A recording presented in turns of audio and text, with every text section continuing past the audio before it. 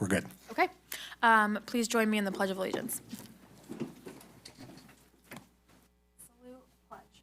I pledge allegiance to the flag of the United States of America and to the republic for which it stands, one nation, under God, indivisible, with liberty and justice for all.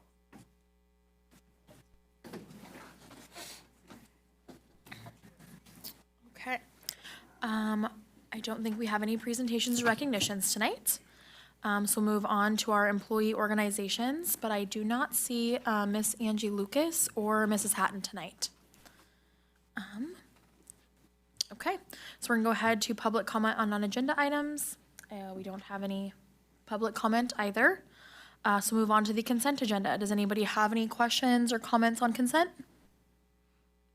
No? Okay, then we would just need a motion.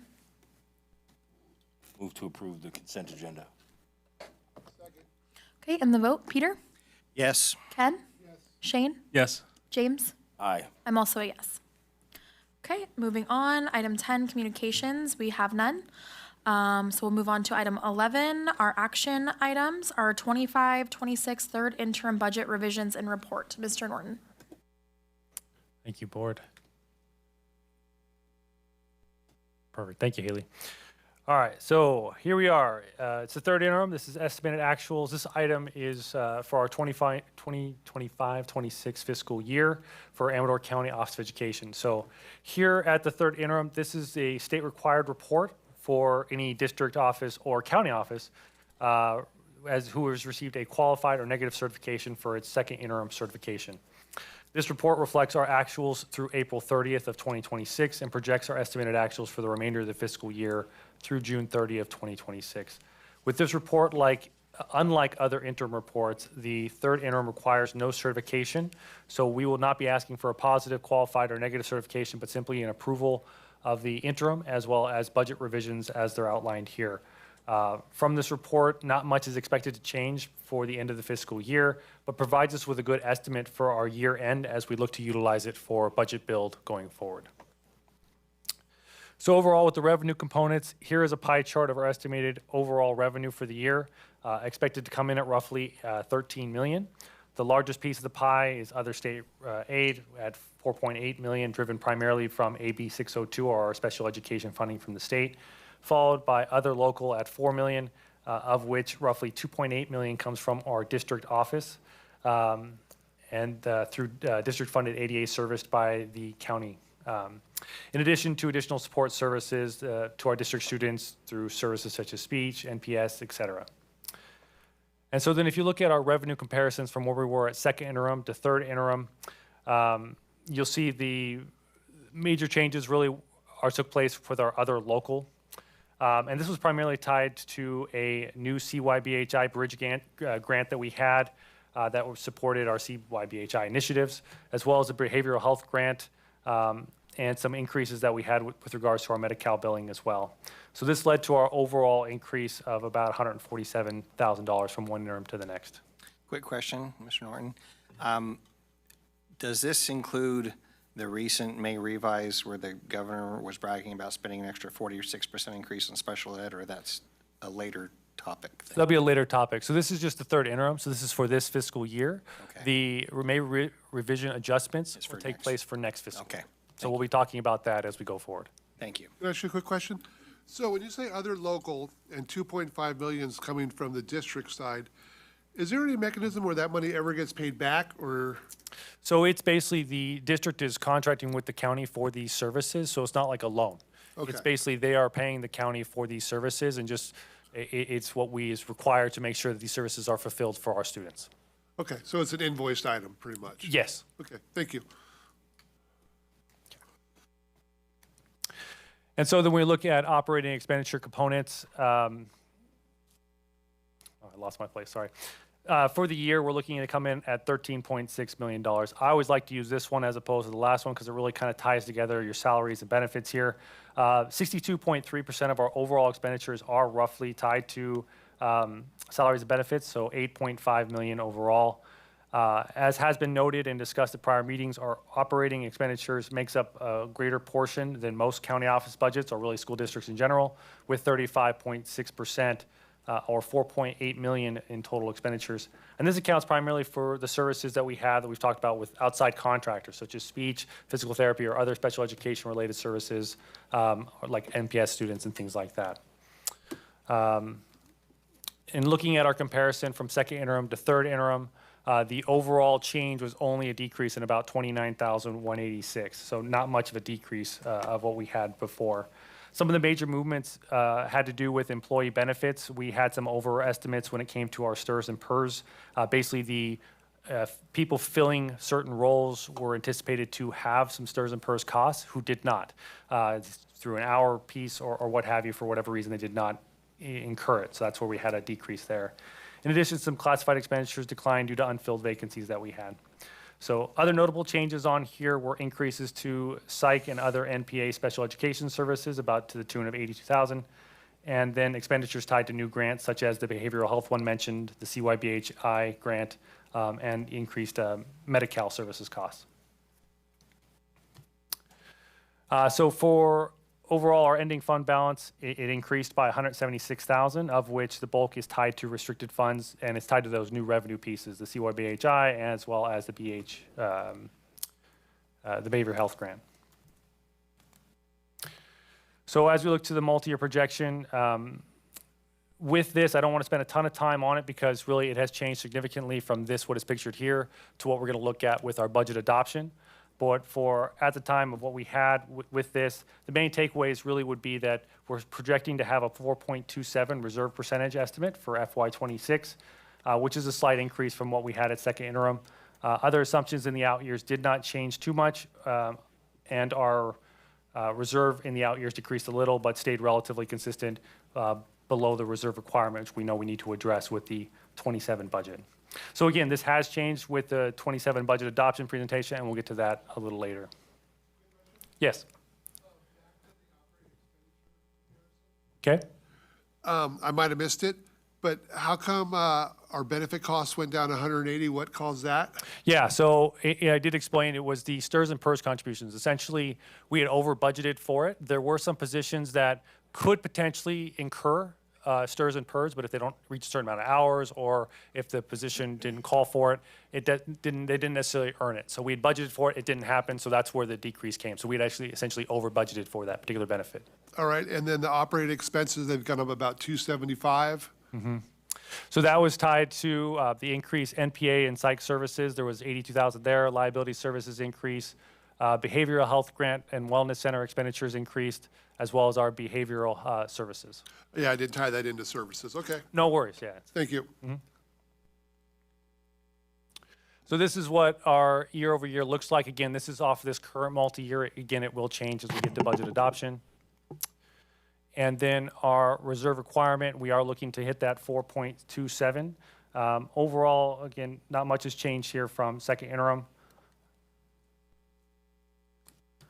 And then moving forward, we will be going over our 26-27 budget presentation a little later tonight, which will be establishing our, and really we'll use this report to more so establish our beginning balances for it. And we will be addressing the deficit as we saw before. Then we'll talk about the governor's May revision. This will have an impact, obviously, on all of our budgets. It will happen in the district meeting, but we will touch on it a little bit more in the county presentation on the things that are relevant to that particular field. We always have special education services continue to rise, and the filling of contractor vacancies as those continue to be some top areas for us, some things we have to look at as we go forward. Obviously, we have the recruitment incentives out there currently to be very aggressive on trying to fulfill a lot of these positions, and so we're optimistic that that will hold some fruit as we go forward. So again, overall, not much has changed from second interim with regards to the end of this fiscal year, ending in a few weeks. The revisions noted in this report and final ending balances are then utilized as our beginning balances for next year's budget. And at this time, we recommend the board approve the third interim budget, and then I'm available for any questions you have. Okay, questions or comments, Peter? No, I just had the one question that's been answered. Okay, Ken? No questions. Shane? No questions. James? In the supporting documents, could you help me understand the forest reserve form? So the county office receives forest reserve funds. Essentially, the county of Amador receives funds for basically not, for what we lost in logging, from basically not doing it anymore, for protective forests. And so for that, we actually get compensated for not logging that anymore. And so what happens is the funds go into this forest reserve that then get doled out to the county office as well as actually the district. So some of these funds make it to fund one of both the county and the district. Mr. Critchfield, is this what Congressman McClintock was talking about? It is. Okay. Yeah, so it went unfunded for a period of a couple of years, right, Robert, was it? They went back to an old calculation, That's what it was. which decreased the amount of funding that was provided for it. And I think if they had continued on that path, it eventually would have ran out of funding. Yeah. So that the law did change in December of last year. So they changed how they did it, and now we're getting a couple pennies from it? We're getting a little bit more, yes. Okay. Do you foresee that going up? Is that totally dependent on the powers that be, whoever they may be? Yeah, Congress would enact that one, and it's, I think it did go on for a few more years, so I expect it to kind of hold to where it has been, maybe slight increases, but I wouldn't expect it to move much. Historically, it has not moved much. Last year, when the law had reverted back to the old calculation, we saw a decent decrease. It was like $60,000, so that added up. And so that had an impact. But obviously, we got those funds back actually with the law changing. So the impact, again, is more felt actually on the district despite the funds actually coming in on the county. Majority of it do go to the district. And so I don't expect it to change next year. And the main basis for the funding, besides the formula for how much they'll allocate, is how much of your county is comprised of federal land. So that's not really going to change, right, in the near future. So that base number of how much federal land sits within the county is part of the factor. And so if there were, obviously if there was more acreage of federal land in the county, we would be getting more money. I can't think of the lady's name, but I believe I was talking Heather Hadwick? Hadwick. Yeah, that's okay. Okay, thank you. I know what it is now. Thank you. No problem. Okay. If there's no further questions or comments, we would just need a motion for the budget revision and report. I move that we adopt or approve whatever the language is, option 11, item 11.1, 25, 26, third interim budget revision and report. Second. Okay, and the vote, Peter? Yes. Ken? Yes. Shane? Yes. James? Aye. I'm also a yes. Okay, we're gonna move on to our discussion items. The first is a public hearing. Mrs. Horn? Should we just open the public hearing? Okay. California statute requires that before a local education agency considers adoption of the LCAP or an annual update to the LCAP, the LEA shall hold at least one public hearing to solicit the recommendations and comments of members of the public regarding the specific actions and expenditures proposed to be included in the LCAP or annual update to the LCAP. So I will go ahead and open the public hearing. Do we have any public comment on the LCAP? No? Okay.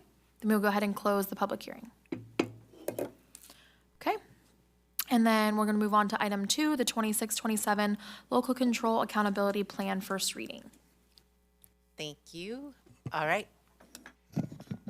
Here we are again in June, and we'll do this is the last time we'll talk about this particular LCAP. It's on its third year. It has a 3-year cycle. So as we talk about what we're doing with this will phase out during the next school year as we will begin right as August hits, going out and getting stakeholder involvement and drafting a brand new LCAP plan. So this time next year, we'll be looking at a brand new 3-year plan. Okay? All right. So just a reminder to everybody, there's our strategic plan. These are the things that are called out in our LCAP. Tonight we have the brief LCAP overview. So there are state priorities for the LCAP. It's important to remember the difference for us is that most districts present an LCAP to their county office, and most county offices present an LCAP to the California Department of Ed. We have one LCAP for both the county office and the district. The difference is the county side has two different priorities that aren't on the district side. One involves services for expelled youth, and the other is for foster youth. And the only structural difference you'll see is the budget overview for parents for the county side and the district side are different because, as you just saw, the funding, we have two different budgets, but the LCAP plan itself, the goals, the actions, and metrics are all the same for both. All right. This is required. It's a 3-year plan. It focuses on equity for neediest students, connects funding to goals, tracks progress over time, and is required by Ed Code to be part of the 2 meetings in June and to be adopted and approved by the board by June 30th.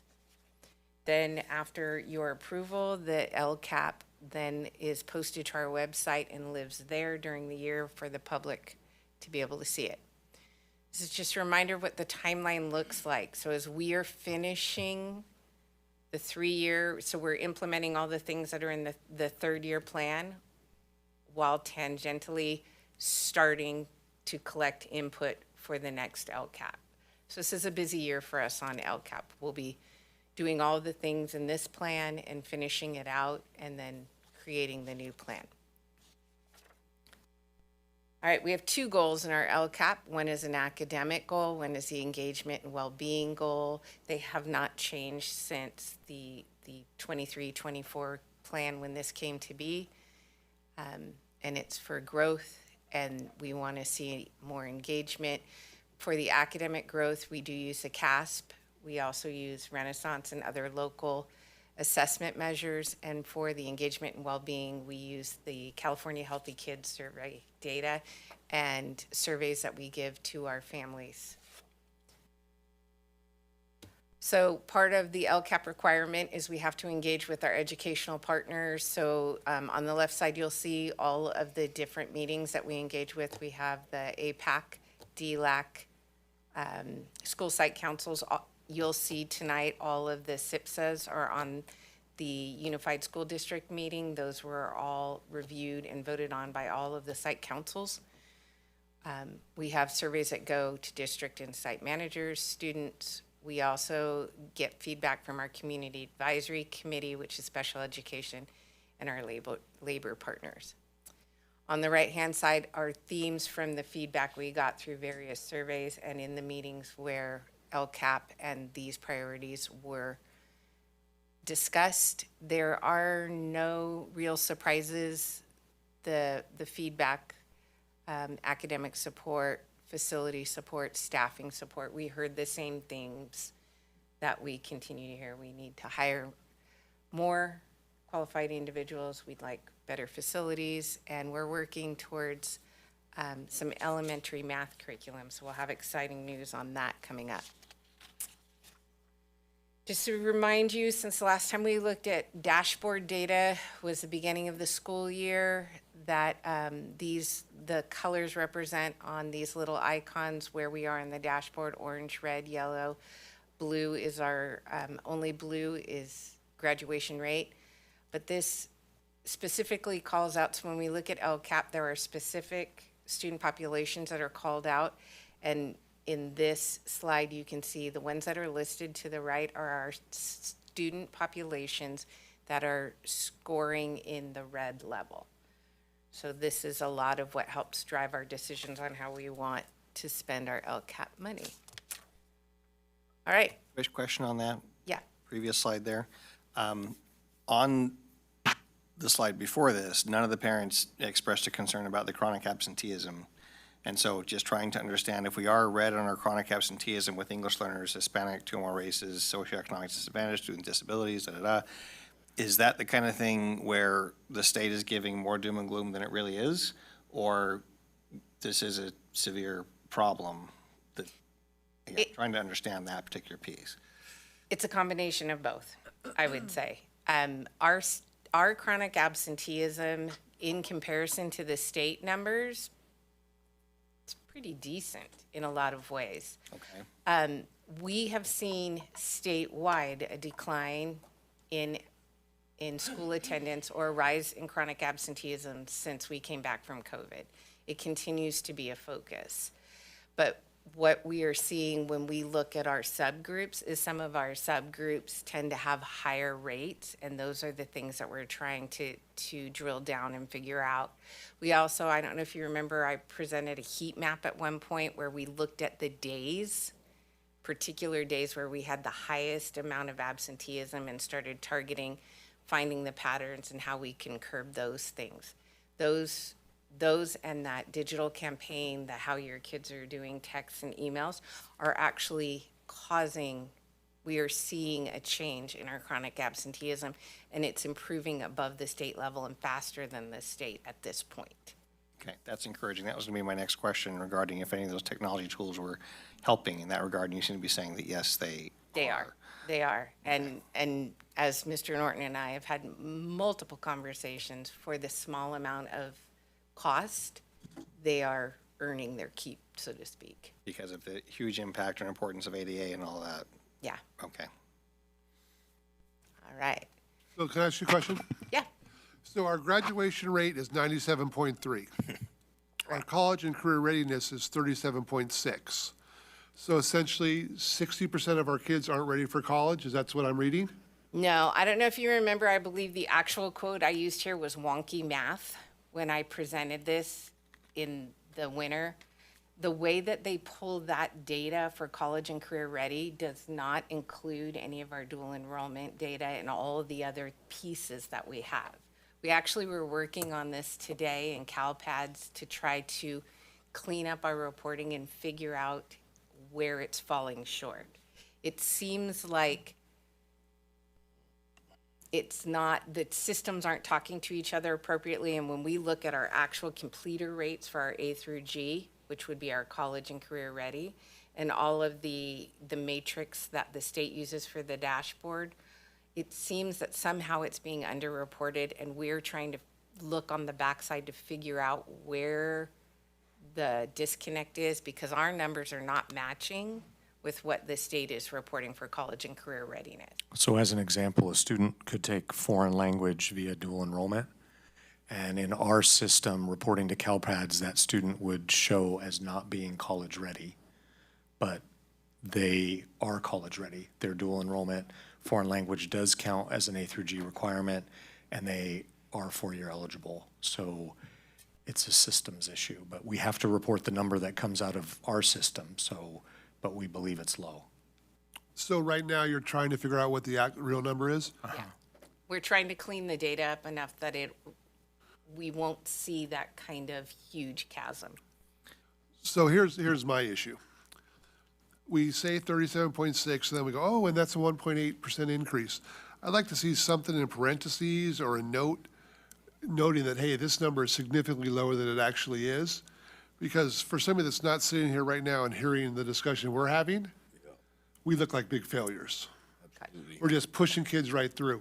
So I appreciate all the data and everything, but if we can just be more forthcoming with, this is not a real number. Because if we're graduating 97.3% of our kids and 60% are like, hey, what do I do now? That's a Well, big issue. Not to oversimplify, and please correct me if I'm wrong on this, but this has been one of the frustrations for, I think, virtually every district. And part of it is because you have the high school graduation requirements, and some of our district requirements are actually slightly higher than that. I was embarrassed to be corrected by Mr. Critchfield that English is only 3 years by the state, but we require 4. Felt really dumb over that one, but anyway, our district has Sorry, slightly. no, not intended to do that. It was well-deserved. I was arguing with you, and I was like, wow, I looked it up and everything. Anyway, our district already has some requirements that are slightly higher than what the state of California requires. And then you have the college career readiness that are really high.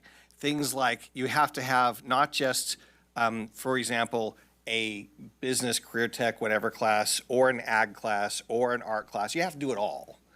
And so it's kind of an oversimplification to say, that this is a huge difference just because there are significant differences. For example, the recommendation for math, I believe, for the UC systems or the Cal State systems is 4 years of math.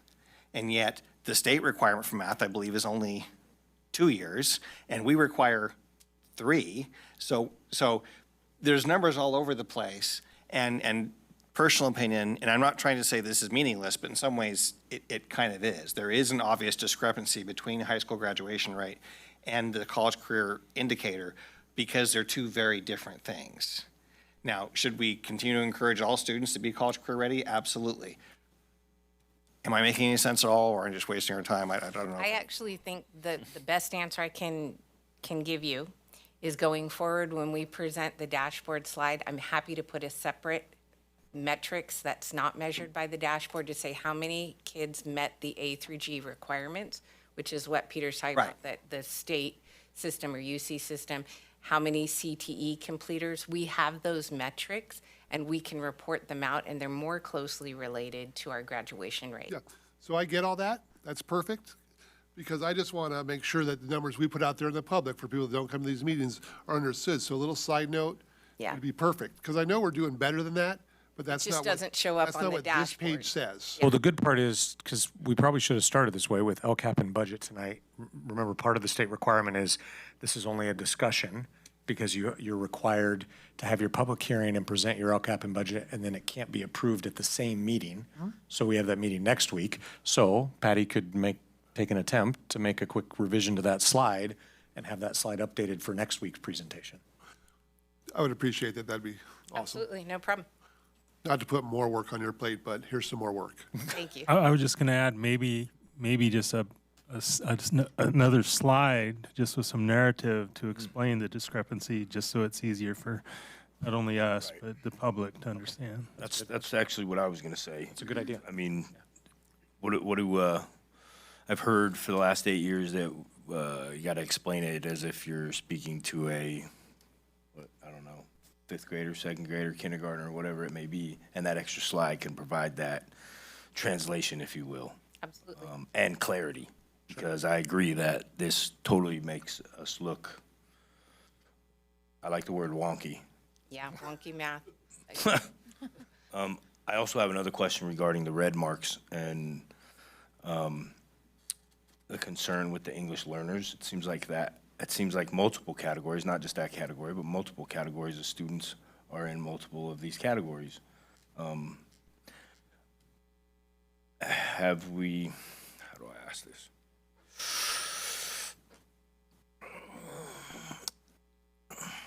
Have we provided equal opportunity to our English learner students in these classes?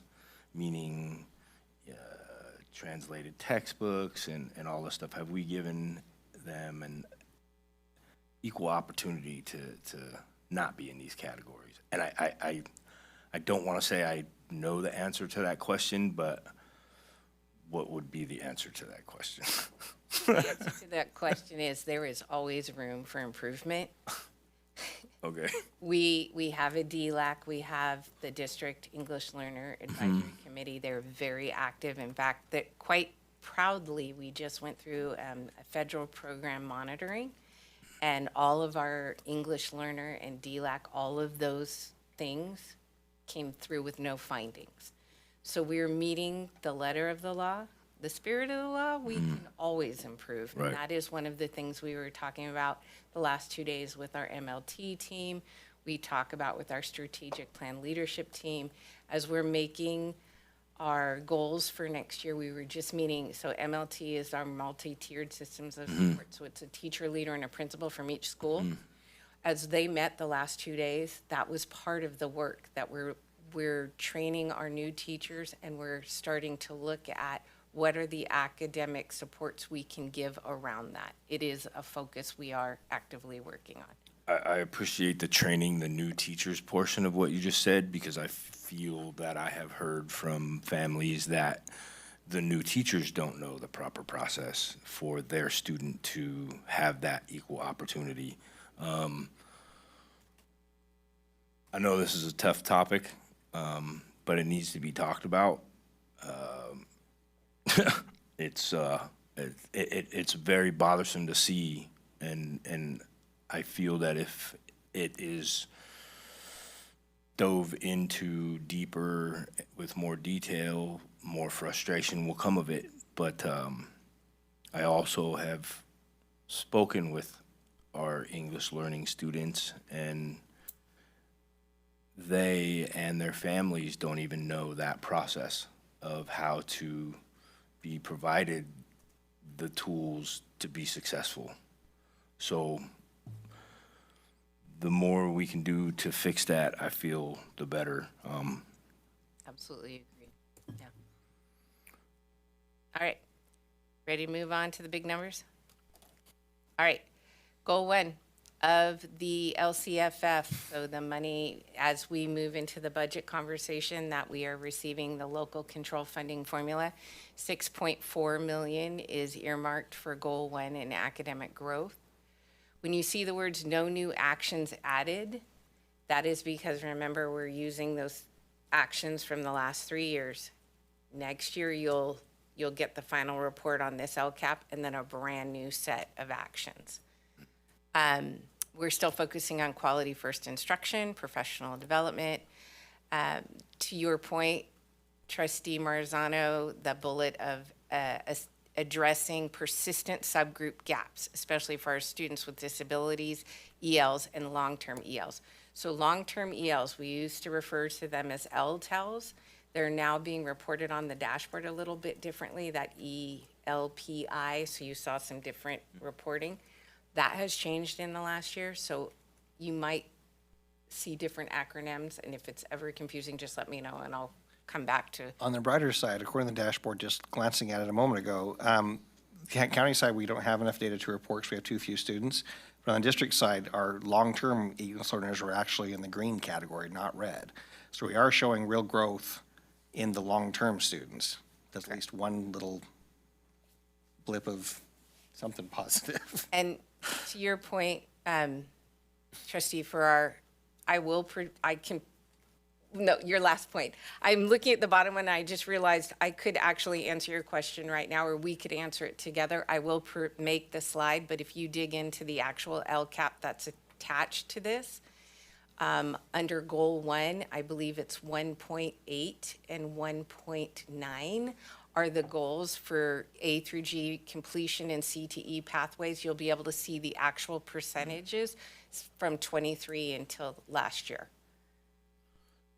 So if you don't want to dig into it, I'll be happy to make the slide for next week, but if in the Well, let's do meantime, both. I'll dig into it, but let's do a slide. I think the slide is still a good idea because I don't know if too many people are going to read the whole LCAP. Patty, I appreciate all your work on the LCAP. I don't want it to sound like that, but let's be honest.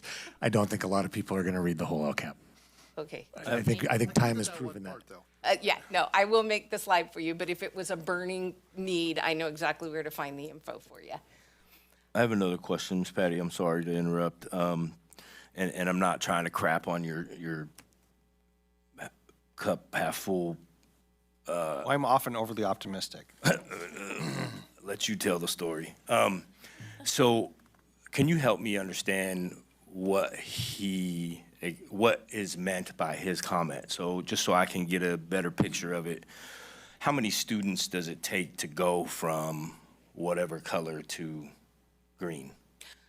It's not a certain, so his first comment is the number of students. In the county side, we don't have anything Right. reported because we have less than 11. Right. So 11 is the magic number to have Okay. reported. When we're talking about moving from one metric I to the remember other. you did a presentation about that before. Right. So we have to look at each metric individually. We have to look at the total number. We have to look at where they were and then how it moves. So if you remember when I do it in the winter, I always have this many more kids. Yep, That was right. something you really Yes. appreciated. So that changes. Oh, I can go back and pull that back up for you. I'd love to tell you I remember Well, it, but just to briefly explain, as a group, all of the ELs, okay, the dashboard itself, the official colorful woo dashboard, says that of the 93 students, only 32% are making progress, and we actually declined by 10.6%. That's bad. Not good. sure. But the long-term English learners, which are 30 of those 93, so about a third of them, 30 of those students, 46.7% are making progress, or almost half, and that we increased by nearly 6%. So it's not a super simple picture. It's just one tiny little data point that says we are at least making some progress for some of these students. Overall, yes, not good. We've got to keep figuring out better ways to meet, English language learner needs, whatever. Sorry, not trying to overstate Good? things. No, It's just it helped me understand a little better. the dashboard just, has different little areas that you can kind of go down the rabbit hole to try to understand the topic better is all. What is a long-term English learner? Over 6 years in an American school. So okay. anybody who has been in our school system for more than 6 years. So they're It's still- categorized within the category. Well, Yeah, subgroup within the subgroup. Yeah. Makes it super easy to. And remember, they're being tested to show their English proficiency, and they have not achieved a high enough score on that test, so they continue to remain an English learner. So then do they get out of that subgroup If into they the pass different the part of the subgroup if they do better? Well, yeah, they can reclassify. Right, Like we had an event, Mr. Horacek ran it earlier in the year, a reclassification celebration of the students who reclassified this year from English learner Okay. because they made enough progress. Okay, okay, thank you, and then sorry. at that point, they're out of the subgroup. I appreciate that, yeah, thank you. Which is the goal. We want everybody to not be an English learner. We want them to. Sure, of course, we want progress, right. All right, moving on, goal 2. Quick question. Oh, yeah, coming back. So on the professional development on that slide, can you tell me what a new employee university onboarding, what that means? That was something that our MLT team last year created and delivered. It's in its second year. It's the most phenomenal thing you've ever seen. It's a group of highly, I would say, some of the best educators you've ever had the privilege to meet, put together some training for our new teachers and new employees on classroom management, effective teaching and learning strategies, and UDL. And I'm looking at Sadie, we just did it for 2 straight days, so we're kind of rummy on all of it. But it was created by our time and talent, our folks here, to be delivered to our new folks. And when they come in August, our most senior, wonderful teachers deliver it to our new teachers and then help get them onboarded. Okay, so it's just something we created, how to onboard new teachers. Correct. We didn't buy it. I'm not worried about buying it. I just didn't know if that was an outside actual Nope. university. It's all us. It was homegrown. It was an idea that Jared brought to us last year, a little bit of a challenge, and the group that took it on hit it out of the park. And it's amazing. We've been able to use their training materials they created over the year to help in coaching conversations with our newer teachers and MTSS support system. All right. 2.3 million is goal 2, the engagement and well-being. We already talked a little bit. Part of that is that chronic absenteeism. So the attendance interventions, curbing that. We are also looking at targeted family engagement. Goes back to, James, what you were saying. More inclusive and site level efforts, not just the DLAC, the district-led group of parents but having more site level and inclusion for everybody, not just our English learners, but our students with disabilities and their families as well. That's kind of where we're heading with that one. All right, so our next steps on this, we'll finalize the LCAP and budget and get board approval. So before next week, this is your information only. I'll add that slide explaining exactly where we are with CTE and A through G, our college and career readiness numbers, and then we will discuss it again next week, and you'll have an opportunity to vote and approve it, or send me back to the drawing board. Okay, great, thank you. We're gonna go ahead and move on to item 3, the ELOP plan update, and we do have a public comment on this item. Ms. Patricia Angija.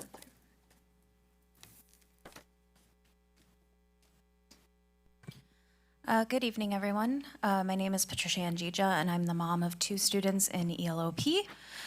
First, I want to say that I'm grateful for ELOP and appreciate all of the staff who help run this program. It's my hope that ELOP can be improved and run more smoothly in the future. Today was the first day of summer ELOP, and I was never contacted regarding transportation, even having requested it during registration. Letting families know these things in advance would be appreciated, and I hope there is better and more timely communication in the future. Additionally, we were very disappointed to learn that the kids would not be going to the pool during this summer's program, as kids were very excited for this. I hope that ELOP coordinators will work harder in the future to build and maintain community relations to better secure these valuable opportunities for our kids. The ELOP plan, current and previous from 2023, totes a structured educational program, but my kids' experiences is anything but, and other parents have voiced that it is just watching movies or free play. I hope the plan will be better implemented this coming year. At the beginning of the 25-26 school year, I was informed that ELOP would be navigating away from the ProCare system, and yet that never happened, even though the payment reminders from ProCare stopped at the start of the school year. It would be helpful if the program could utilize one of the many software programs we have more efficiently and consistently.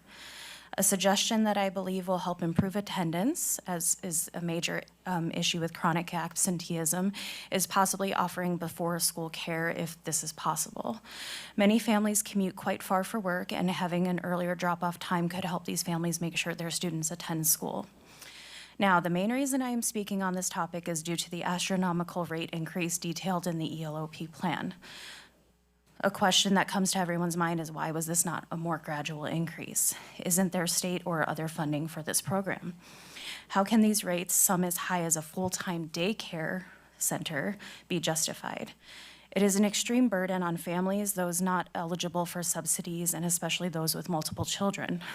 I see these steep increases as something that will cause families to seek care and potentially even schooling altogether from other sources, which will mean less money for our county office and district. Here's an example of the cost families are facing. A family with 2 kids, one in TK and one in preschool, paid $175 a week for full-time school year ELOP in this past school year. This upcoming school year, they're looking at $475 a week. I don't know about you, but I don't just have an extra $300 a week laying around. I hope the admins will reconsider the extreme increase, as it is an incredible hardship that many families cannot possibly afford. Thank you for your time. Okay, thank you. We'll go ahead and move into the item, the ELOP plan update. Mrs. DeWalt.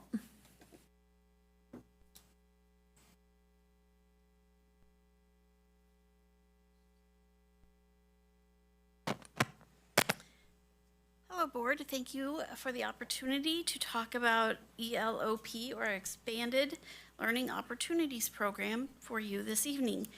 ELOP is something that kind of came out of AB 130 in the 21-22 school year, and it provided funds for certain categories of unduplicated pupils, our families that qualify for free and reduced lunch, foster, and our families in transition to have opportunities for free daycare. Prior to the 21-22 school year, Amador County has a long history of trying to help provide opportunities for after-school care for our families. I'm not exactly sure when ELP, Extended Learning Program, in Amador County began, but I've worked in this district since 2000, and it existed prior to that. Prior to 2021, it was all parent pay. There was no state funding for ELOP in Amador County. There were other after-school programs that the state had funded, such as ACES and 21st Century, but those are never funds that we've utilized in this county. So ELOP requires that every 3 years we update our plan. And there are lots of areas where we have to look at. The first and foremost is always kind of safety and student engagement. And the last couple of years, ELOP has spent a tremendous amount of time working with their school sites to align what happens in ELOP with the rest of the school day to help support students. So I think a good example, or an example might be, every one of our elementary schools has standard school rules that they have posted, and all the kids learn the expectations and what that looks like across the campus. Well, in ELOP, they were having different rules and different expectations, and then it would cause a lot of unnecessary chaos between, what you can do on the playground at 1:30 was different than what you could do at 2:15. And so we have spent a lot of time aligning expectations and rules so that kids know what is expected of them. And then as adults, we have spent a lot of time trying to utilize the SEL strategies, the social emotional learning strategies and supports that happen during the school day, and trying to replicate those after school. So we really look at every student's needs in ELOP to figure out how we can best support them to provide access and success throughout their school day.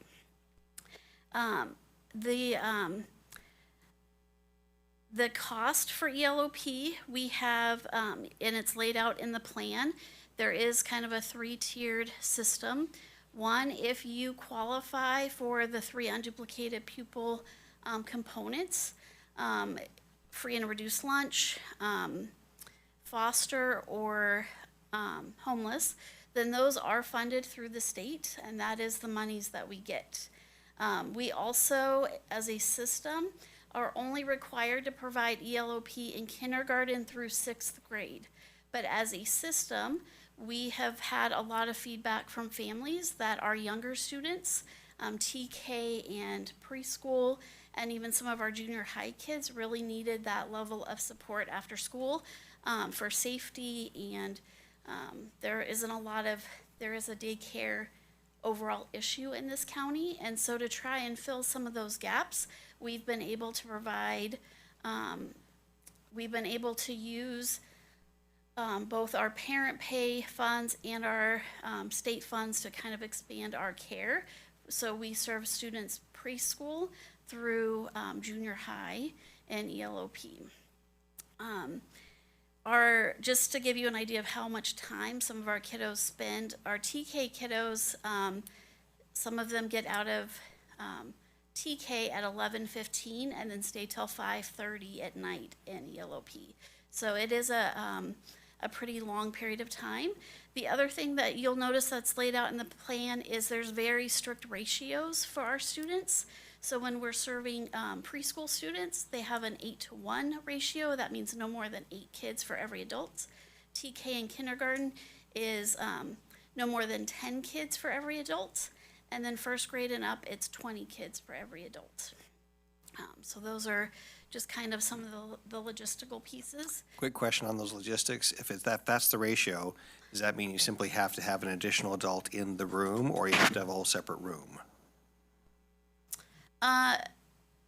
The adults working with those kids, like Jackson Elementary would be an example where sometimes we have multiple groups happening in the cafeteria after school, but the adults assigned to the TKers can't be more than 1 adult for every 10 kids. Okay, so it's not as facilities issue as much as it's a staffing issue. During the school year, yes. During summer ELOP, which I can talk about in just a second, it ends up being a little bit of both. Okay. But, so we have ratios that we meet. When I talked about a tier system, we have some really great community partners. And so for our families that don't qualify as an unduplicated pupil for free ELOP, we work with the Resource Connection, which is our local agency that does subsidized childcare, and their criteria is less restrictive than our free and reduced lunch criteria. And so we have a lot of families in our system that do qualify for subsidized childcare.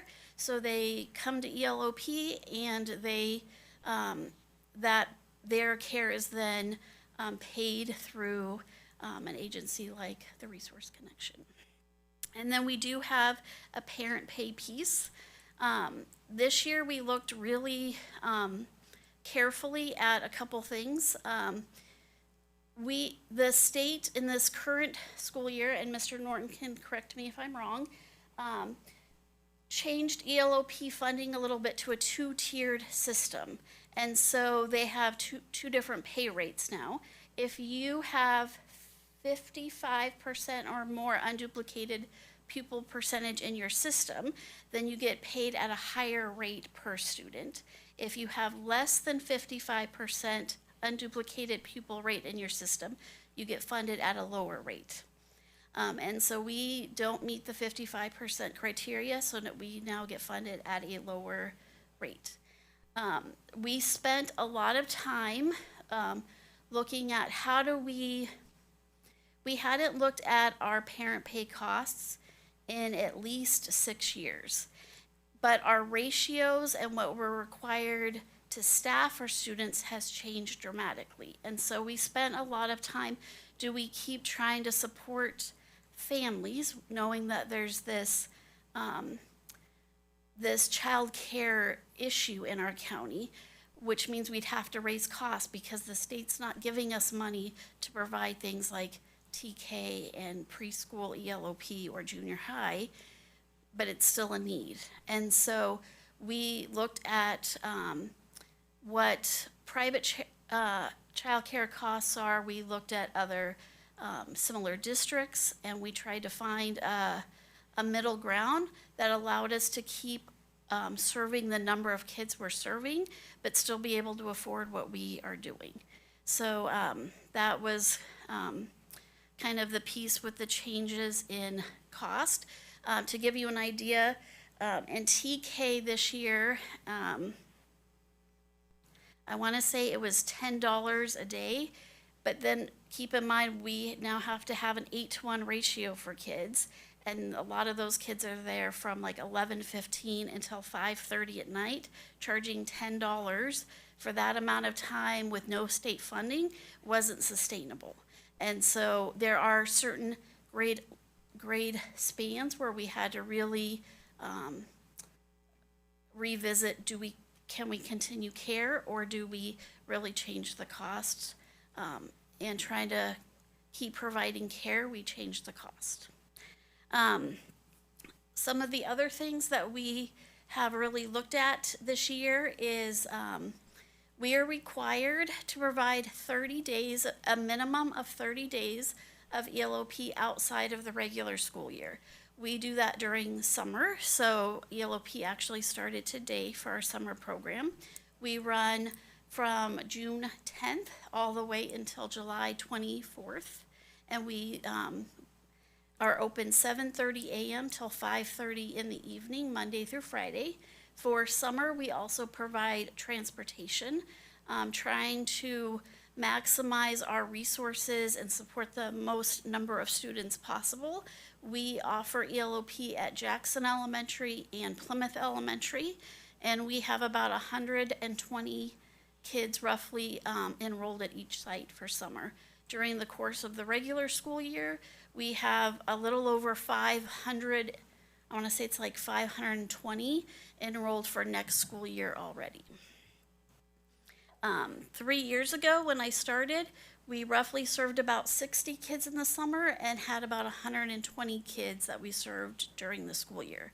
So we've really made some concerted efforts to expand the program and try and maximize our resources. In terms of instruction, we do, I would like to give a huge shout out to our ELOP staff. They're not credentialed teachers. They are classified staff that we task with huge jobs.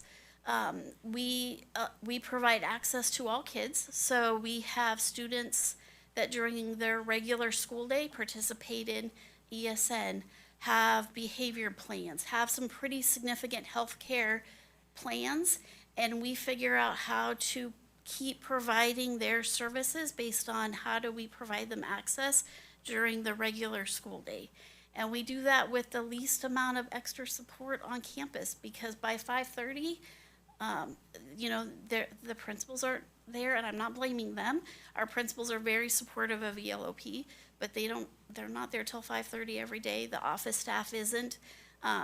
It's usually the custodian and your ELOP staff that are making sure everything runs after hours. And so I think the staff does a great job. They do include a lot of STEAM activities. They bring in science experiments.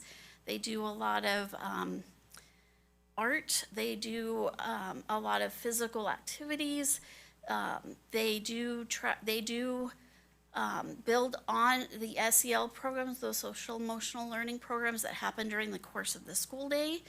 We use the exact same scope and sequence that happens during the regular school year. So if the theme is kindness, they try and use the same language to reinforce the same behaviors for kids. And so for ELOP, those are kind of the things we're working on. I have heard the concerns about the pool. Ratios for taking kids to the pool are even more stringent when you get into JPA requirements. And last year, we kind of hit this point in time where our community pools have been wonderful and they're very supportive. But when you're taking 100 kids to the pool every other day, it became hard for the general community. And so this year we are trying to change things up a little bit. And so we aren't going to the pool, but we have invested in some water game activities that are JPA approved to build in water play every day. Today I happened to get some feedback from one of our sites. One of the water play activities, I don't know how else to explain it, but it's kind of like a human car wash. You walk through these PVC pipe tunnels, and then the water's all around you, and they have buckets that dump on you. And I think Mrs. Gravette said it was kind of like the show from the 90s where you would go and like get dumped on and go through the goop pits and everything. It's kind of what it looks like. The kids were just laughing, and there's nothing that makes my heart happier than a whole group of 5-year-olds just screaming, getting wet, and running around. So I do hear the concern about the pool. We have tried to find some alternatives. The other thing we did this summer was we reached out to a lot of our CTE and high school, our CTE teachers to see if they would be willing to come bring their talents to our kids so we could provide more expanded opportunities. We do have Mrs. Snook from Amador coming to teach art to all of our younger kids. We have Mrs. Varney and Mr. Stevens coming to do some physical activity. They were actually at Jackson today doing sports games with even our youngest TKers. And then we have Mr. Garcia coming to do cooking lessons throughout the summer. So we have some great opportunities for kids that we've tried to incorporate using our own talent in our own community. And this is the first year we've actually kind of tried this. So the other thing that you will see in here is Coach Colton. He is somebody who graduated through our system. He comes during our school year and does physical activities with the kids on a regular basis. So when you look through the plan where you see some vendor contracts, that's the kind of thing that we're utilizing at that point. So, do you guys have any questions about ELOP or the plan? Okay. Go ahead. I just have one question. With the rate increase this year, is this program working at break even? Are we still losing money? Is there any extra money involved? We are actually shifting a little bit this year. Historically, we've tried to pay all of our salaries out of just the state-funded pot of money, and then materials, supplies, Coach Colton's of the world pay out of our parent pay pot of money. But because we've expanded to cover grades that aren't funded by the state, we are paying some of our staff out of the parent pay this year, or next year, if I'm correct. And then all of our materials and supplies come out of parent pay, and then our state money we just use for staff. So that is a shift that's happening. We will be able to pay people, and we will be able to keep buying materials and supplies with the increases and the new plan going forward. And just to add additional context, ELOP is one of the few P&L departments we actually have within the organization. So with that, ELOP does have the parent pay aspect to it. And so with this increase, they should be able to meet their obligations in terms of total cost, with the addition now parent pay also having to cover, unfortunately, some of the salaries as well. Okay, so I just want to, any extra there might be, gets rolled back into the program. It goes right to the fund balance and they use it for the program. It cannot be used for anything else. Just want to thank you. And just to reiterate, we don't have to offer parent pay, but then we can't offer ELOP to people who wouldn't meet our unduplicated pupil criteria. And so we have historically chosen not to do that, to support as many of our families as we possibly can. Okay. Peter, any questions or comments? Shane? James? No. I don't either. I think you guys are doing a good job with what we have. I really like the idea about bringing in some of our own teachers and people that can come in and teach our kids and use kind of like in-house stuff for that. I think it's a great idea.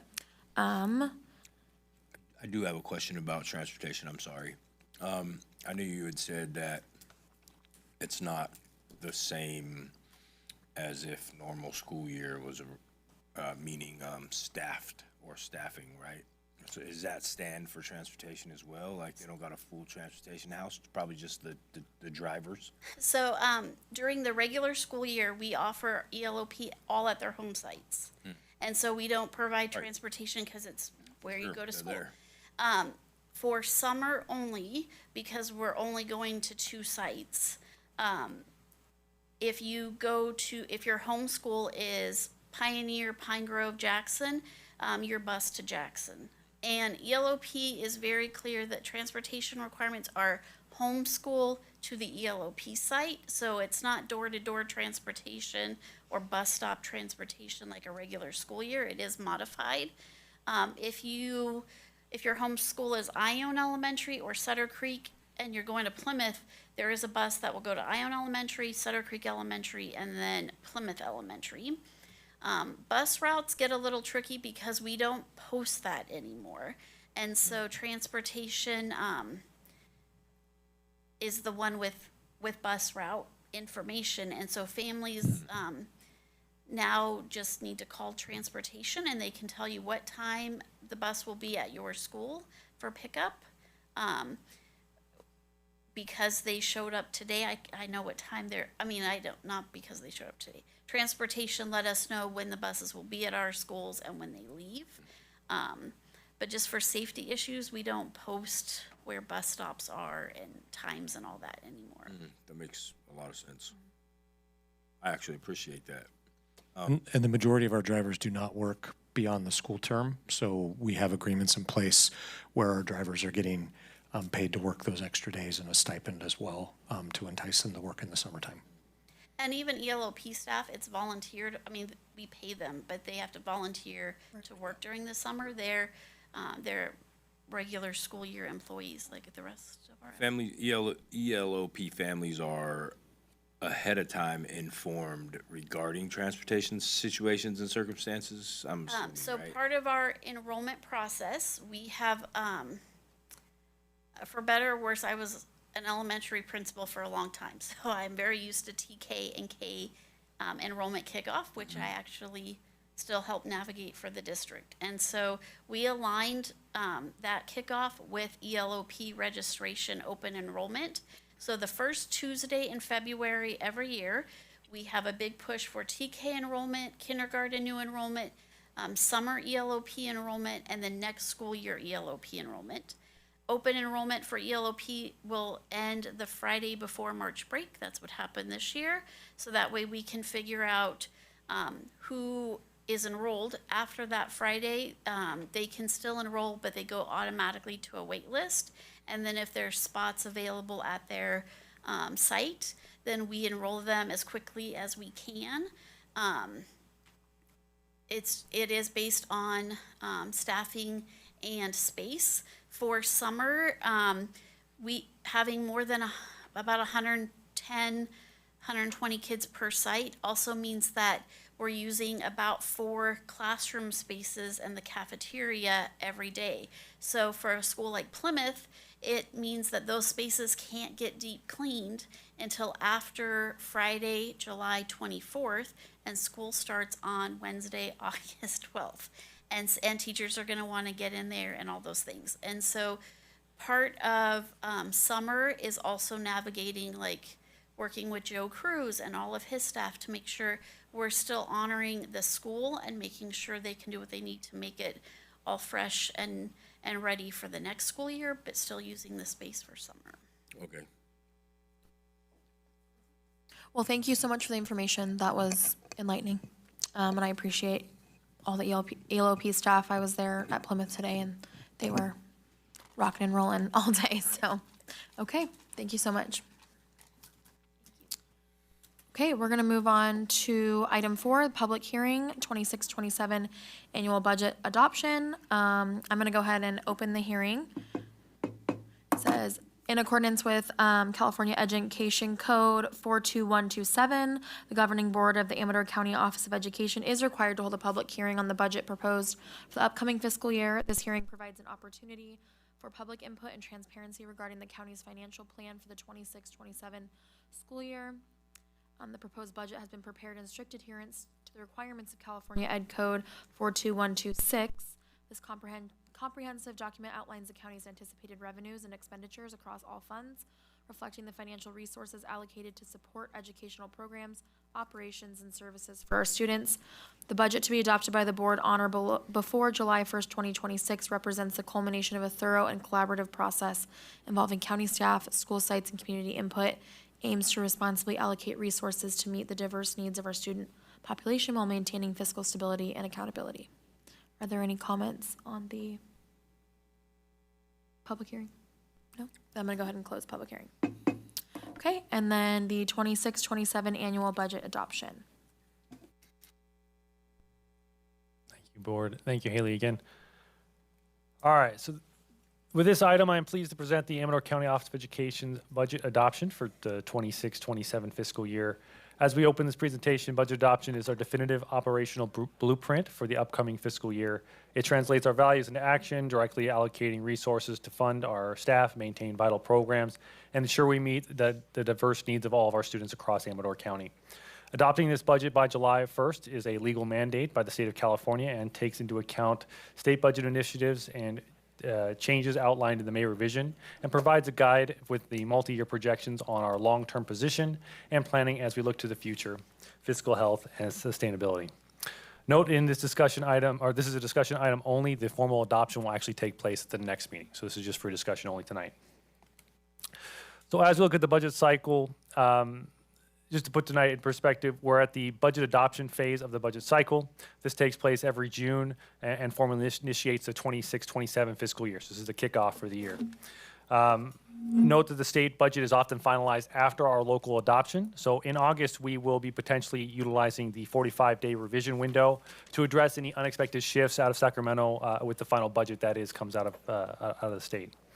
We will then continue on to the budget cycle to officially close our 25-26 books with the unaudited actuals by mid-October, which will also finalize our beginning balance, our beginning budgets that we have for the 26-27 year. This then leads into our first interim report in December, which will be our first official opportunity to formally certify for ongoing financial status for this cycle. So if we were looking at positive, qualified, negative, we won't be able to do so until December. So the May revision, this is a more high-level overview of it, just with key features that are relevant to our conversation tonight with regards to budget. We will go a little bit more in depth in the district meeting when we get to the May revision item. But when we look at the governor's initial proposal in January, the outlook had been conservative with regards to revenue estimates. However, driven by an ongoing AI tech boom, state revenues have continued to rise, providing statutory additional revenue to TK-12 education in our May revision. So as we were looking at the May revision in greater detail, I already went through that part. So as a part of this, the augmented LCFF COLA, so the COLA that we look at every year, it did go up. What we talked about in January was a 2.41% COLA. Now we're looking at 2.87. That's just the statutory. Then the governor also added in augmented or at least additional funding for LCFF. So there was a 1.44% COLA increase above that. So that makes our COLA for the 26-27 fiscal year 4.31%. So we went from 2.41 when we were discussing it prior at the January governor's proposal to 4.31. So a significant increase there. The student support and professional development discretionary block grant was another change. In January, this was listed at $2.8 billion. The governor now proposes to move it to $5 billion. So that's another significant increase that we're looking for. This is a one-time fund only, so this is not ongoing, whereas the COLA increase is. And then special education funding increase. This was a 46% increase in AB 602 base rate. It had been $917 per AD or per funded ADA prior. It is now moving to $1,340 per ADA. So significant increase on that side. And then Learning Recovery Emergency Block Grant. So the governor had proposed a full release of these funds. And so this will look to restore what they had actually swept back in prior years. So we'll see a little bit more there. And then the other key piece that we're looking at as a part of the COLA augmentation, or that 1.44% increase, was the introduction of a paid pregnancy disability leave that includes 14 weeks of full pay for pregnancy disability leave for all school employees. This is really only affecting school employees throughout the state. This might be a really dumb question, and so feel free to make fun of me if you need to, but in this era of who gets affected by these things, is it strictly the woman that is pregnant that's getting that leave, or is this a spousal thing too? My wife is pregnant, I have to be there for her. Great question. Yeah, from my understanding, it is just women, but I will have to do more research to know for sure. Yeah, I mean, it hasn't passed yet, right? This is Trailer this bill is the language is still trailer bill language, so it won't be approved till early July. All signs point toward it will be approved.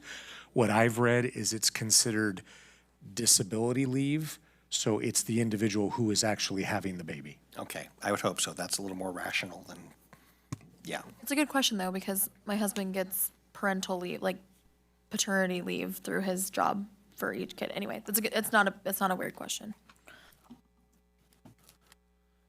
So then moving on to major budget assumptions. So with this slide, I really wanted to look at the major impacts that we're going to see in the 26-27, so some changes.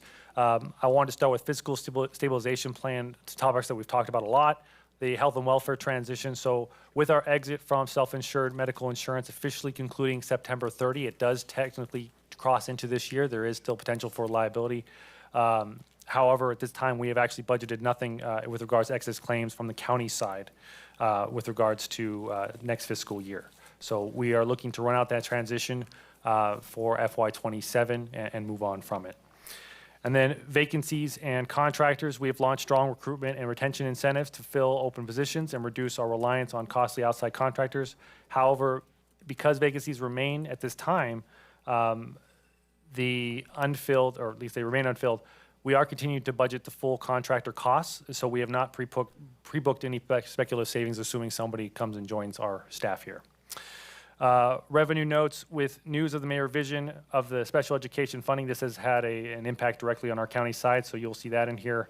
The increase will lead to an additional funding on the county side of $1.6 million ongoing, directly tied to special education programs.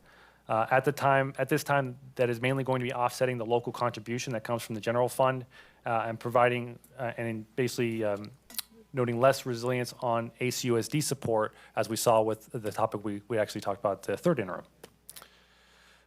Strategic expenditure reductions. In addition, many one-time expenditures were taken off the books coming into this budget, which included a $232,000 expense for Renaissance software. That was a 5-year purchase, so it was basically for one time last year for 5 years, so that was not in the budget again this year.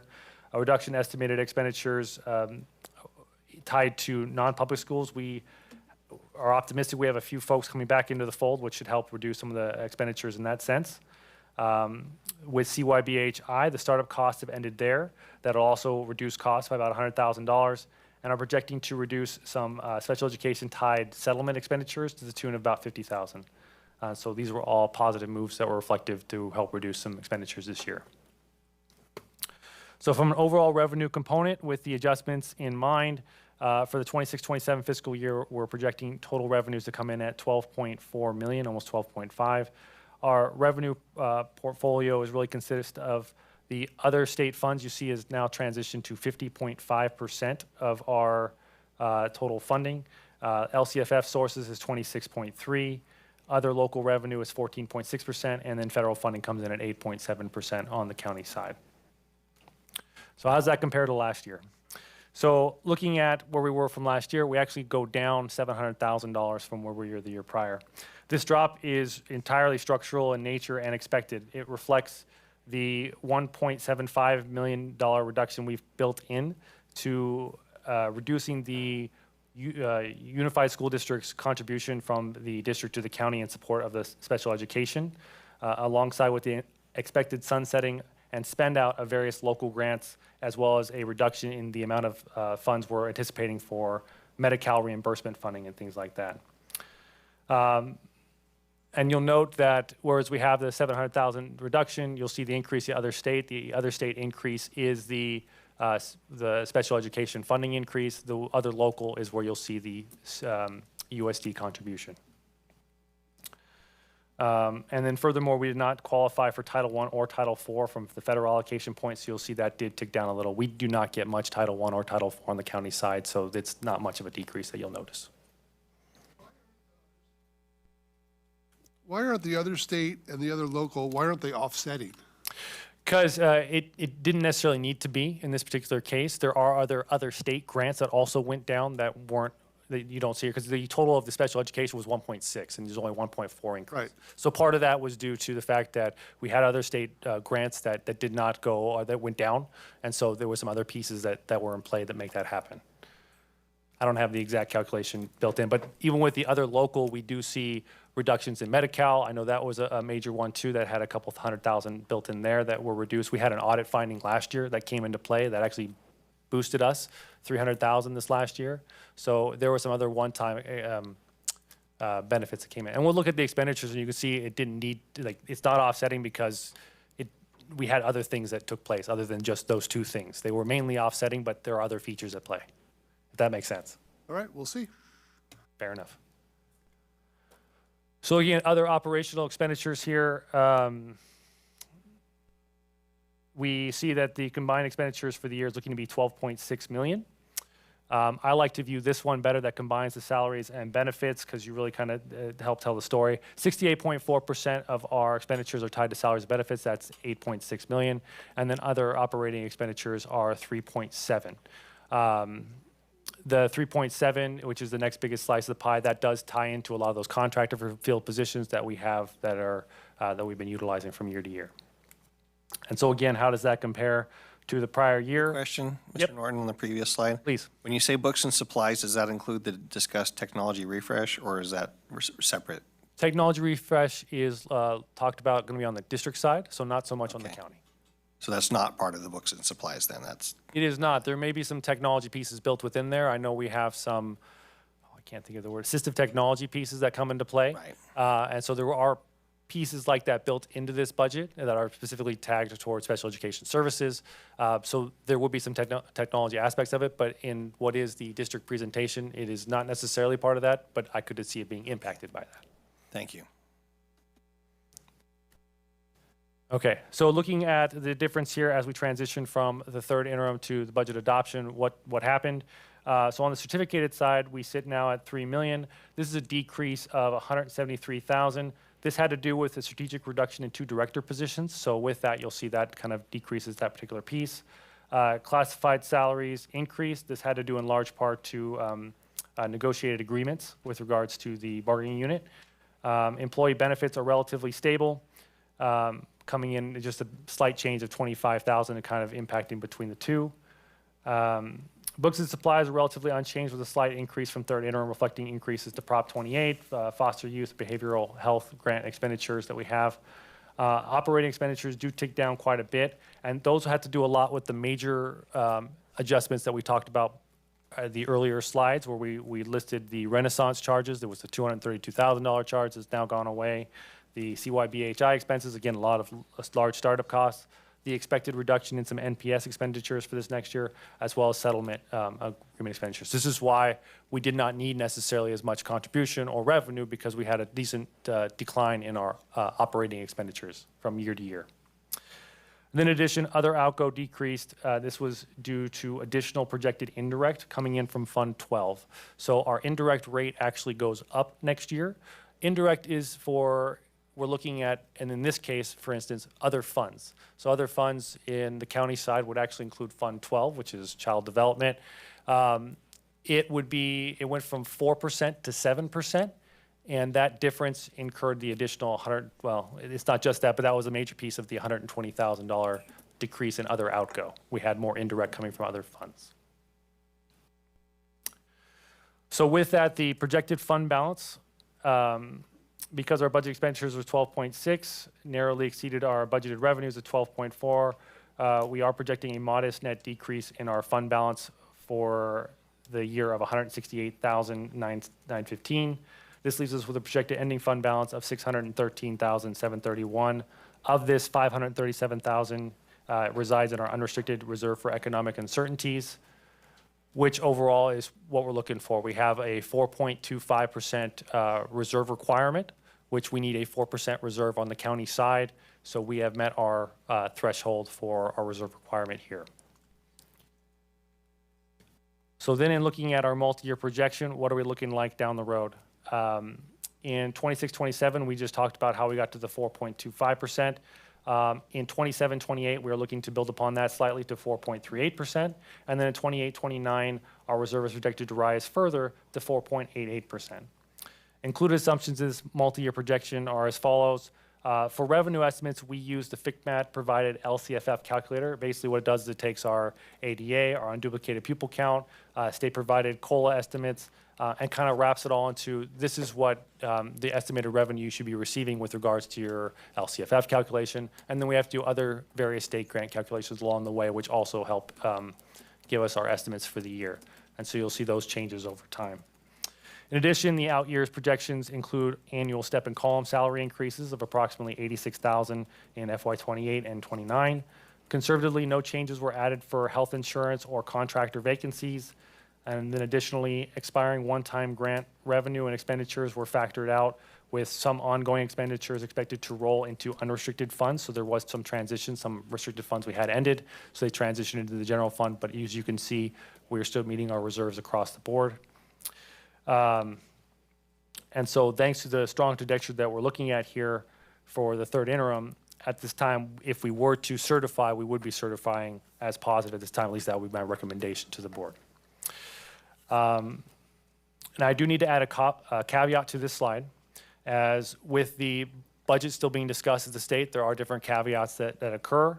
One of the things that happened is I used the FCMAT LCF calculator for our revenues.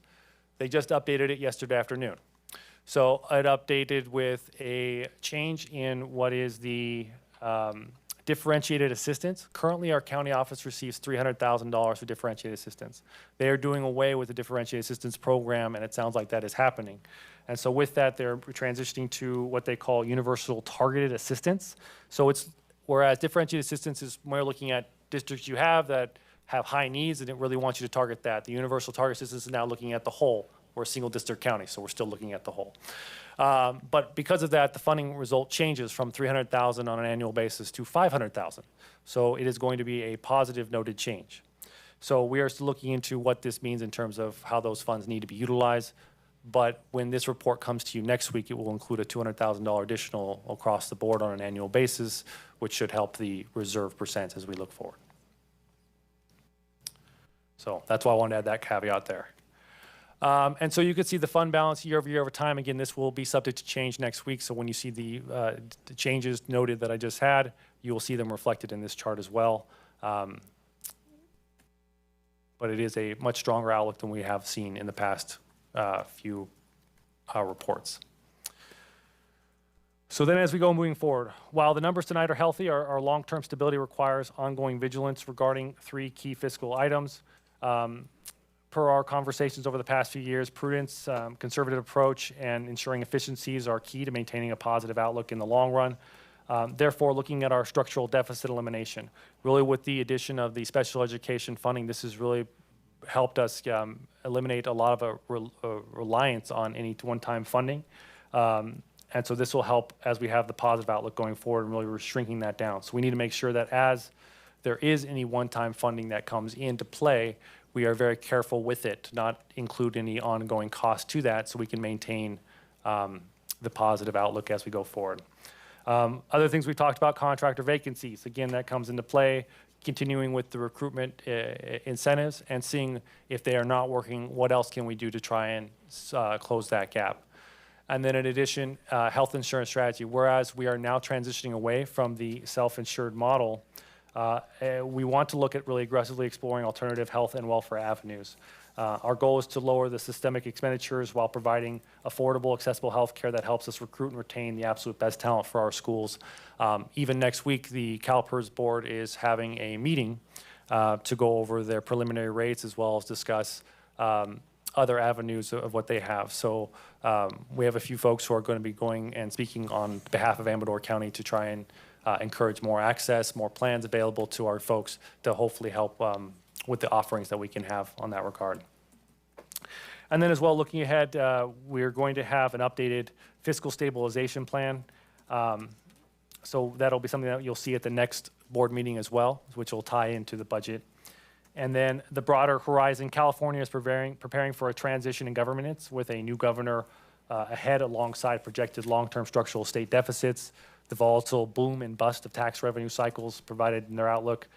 So even beyond California, the Fed and state continue to clash, and even briefly reviewing the news feed today, we continue on with the Iran war, and so that has impact on inflationary pressures and overall costs to the county. So in a landscape filled with macro uncertainty, maintaining conservative expenditure controls and deliberately building up local reserves is our best shield against the unknown. So as noted previously, this is just a discussion item for tonight. I'm available for any questions the board has with regards to our county office budget for next year. Okay, questions or comments, Peter? I once again appreciate the clarity. I appreciate the immense amount of work going into building this, because without your presentation, the other, no offense, but spreadsheets are a little hard for me to really understand. So thank you for your efforts and for being clear. This may not be something that is appropriate to discuss, I don't know, but on slide 10, where it said reduction of 2 director positions, I'm just not sure what those are or what that means. I know the county runs a little different than the school district side, but. There was a previous board communication I can point you back to as to what positions those were. Okay, thank you. Okay, Ken?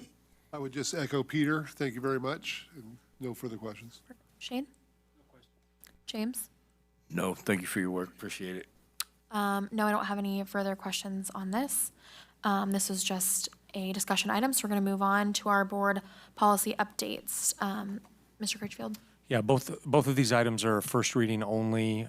As you know, with our cadence, we have the district meetings stay one meeting ahead. So these will be approved tonight on the district side, but tonight it's just a first reading. So no presentation, but if there are any questions, we can answer those now. Questions or comments on our board policy updates? Quick question. Has this 4,000 series, has it been something that is there a history of it being used or not sure how to say it. Reinforce. Has it been a problem where the district has had to go to this historically, or is it more of a kind of a safety net? I can answer that, Board President. Good evening, everyone. The 4,000 series are something that are referred to quite often. And so as you can tell from the numbering, the 4,100s are certificated staff. The 4,200s are classified staff, and the 4,300s are the certificated, are the management staff. And so the 4,000s in general, including these, are something that there are numerous times where I'm referencing them in documentation and work with employees. Thank you. James? I appreciate that we're updating these policies, but I also at the same time feel that it's like a policy has to be created regarding maintaining appropriate adult and student interactions. But I appreciate it. I do have a comment or question. And that was very helpful. I did not understand why we had the 41, 42, 43, so that's helpful to understand, because they seem very, very similar. There might be some minor differences, but they seem very, very similar. And also I deeply appreciate the redlining, so we can kind of see what's changed, and that's according to, as it stated there in that opening note, that this is mandated policy by Ed Code 32100 and SB 848. That's helpful. We're being in compliance with state law. I just wonder, and maybe I'm overthinking this, but on that first page, there's that paragraph kind of sandwiched in there that says, adults shall not intrude on a student's physical or emotional boundaries unless necessary in emergency or to serve a legitimate purpose related to instruction, counseling, student health, student staff safety. I don't know if that needs more elaboration or not. I mean, it's maybe just kind of the common sense overarching guideline. I know that many of my students felt like I was threatening their emotional health when I said, please stop playing and do your work. But obviously that was an instructional, goal, but it just seems kind of super broad. Maybe that's just kind of the vision statement level thing, that be good people, don't harm kids. I mean, I get that, but I just don't know if that needs additional. I mean, obviously we have the bulleted list of thou shalt not. Yeah. But I don't know, I'm just trying to wrap my head around the whole emotional boundary thing. It almost sounds like, you're bothering me, here's my card, leave me alone, or something like that. Yeah, so for trustees, one of the things that this is the big vision statement, this is the policy, but at the ground level, what we have is our mandated trainings, and we actually have a course that's specific to adult-student professional relationships. Okay. And it talks about that, and that's one of the things it goes through. So it's not spelled out here, but there is training that aligns to it. Okay. This is the big, and then the other piece is the how, and then above all else, if they have questions about what could be construed as violating someone's boundaries, talk to an adult before you do it, right? Talk to your manager, talk to your supervisor, call me, whatever it takes, because we want to make sure that staff are in a good spot to be supported. Okay. Okay. Any other questions or comments? Okay. We're going to go ahead and move on. Information only. We have our current personnel recommendation. Question or comments on this item? No? So I have one question. On the new hires, on the ESY paraprofessional to 2026, why are there so many? Are they like on a one-year contract, or that just seems like quite a few people? Well, you know what? We're really pleased to share, trustees, that our extended school year has quite a few students enrolled. And so these are the staff, all of these staff work for us during the school year, and this is just for the 15 days of the extended school year summer that their services are needed. So we advertised for the hours or the time, they stepped up, and then we actually have some of the folks that stepped up in support as well, so. Thank you. Yep. Any other questions or comments? Okay. We're going to move on to board reports. Mr. Critchfield? No, just briefly, Ken already highlighted it, that long list of employees they work the whole school year that are willing to continue to work another 3 weeks into the summer. And it's very important for our students with extensive support needs to be able to have those extra 3 weeks in the summer so there's not a regression in their learning when they return to us in August. But it takes, as you can see by that list, a lot of employees. So I just want to thank them. Those not on the list, enjoy your summer break now. Those on the list, enjoy your summer break in 3 weeks. So that's all I have. Okay. Peter? Okay, well, it is that wonderful time of the year to say thank you, everyone, for getting us through the school year and surviving. We made it, and yay, and all that. I'm very grateful that we did have some county celebrations, or I think at least somewhat county-oriented celebrations, and that we are included in that. It was recommended to me by one of our principals that that perhaps if the gap between our, shall we say, alternative ed and then the adult is too long, that perhaps we use two separate facilities. We can just transition from one to the next. I don't know, perhaps a creative idea, but I just am grateful that we continue to be included in that and that we do try to be reminded,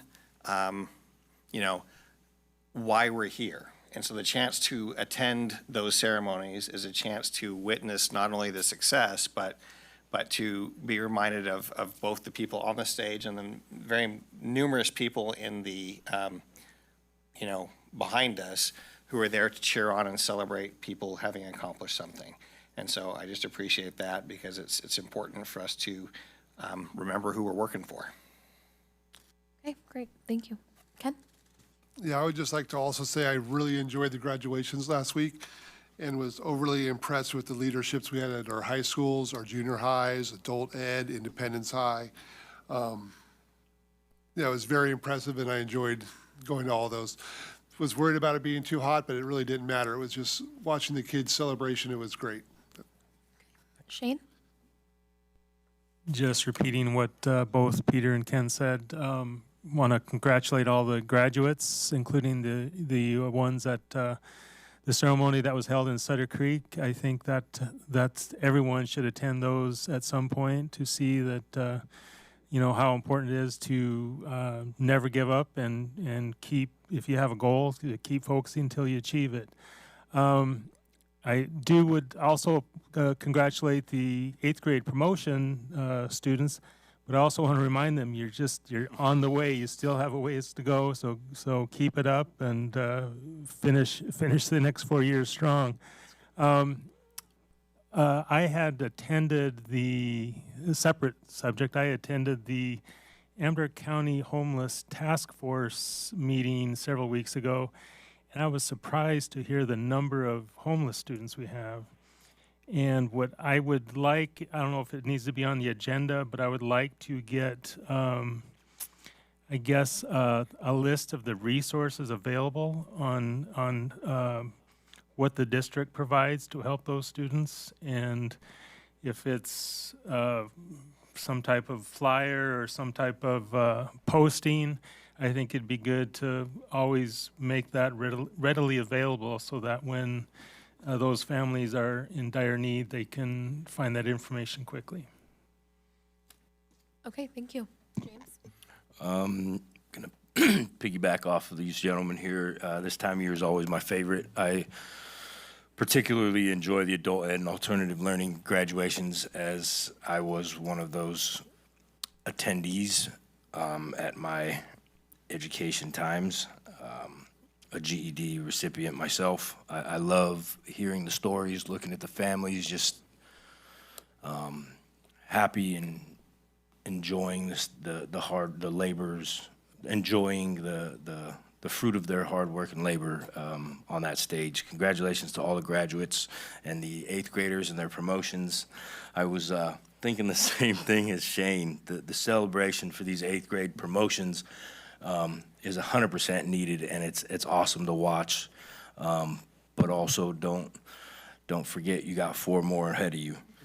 And that celebration is even greater than the junior high one. It's always my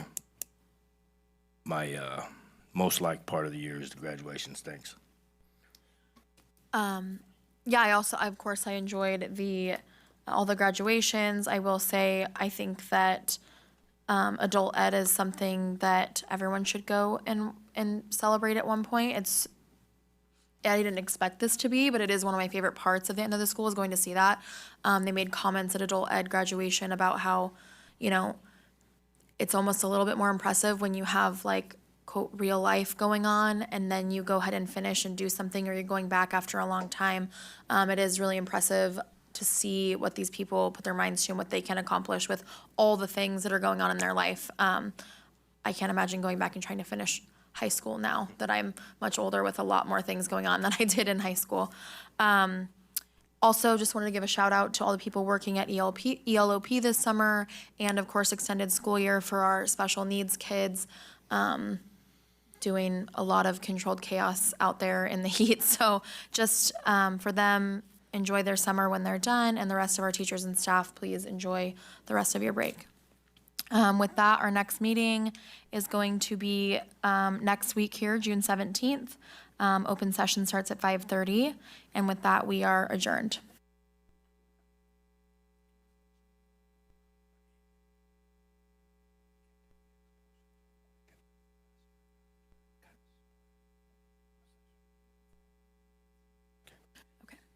Okay, we're gonna go ahead and open up the district meeting. Let me just pull this up really quickly.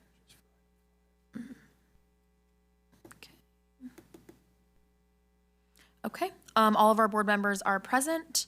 Are there any public comments on closed session? No? Okay, we know that our previous meeting did run late. We are going to go into closed session, but we will only be doing item 5, and then we will go again after so that we don't hold the public for too long here before the meeting starts. So we will go ahead and go into closed session and return, hopefully quickly.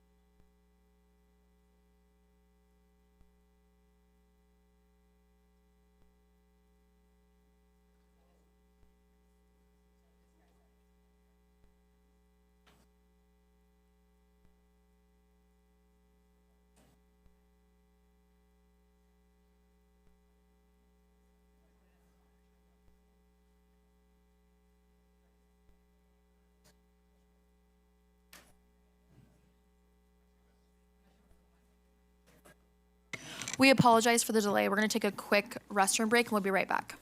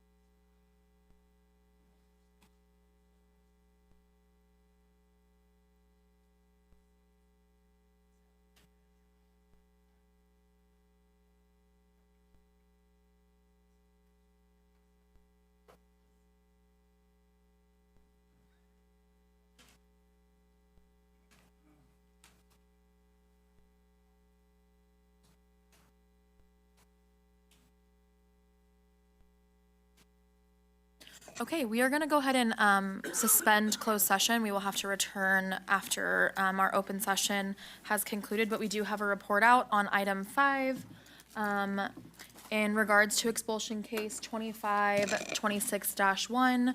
We readmitted with a vote of 3-2. Expulsion case number 2526-2.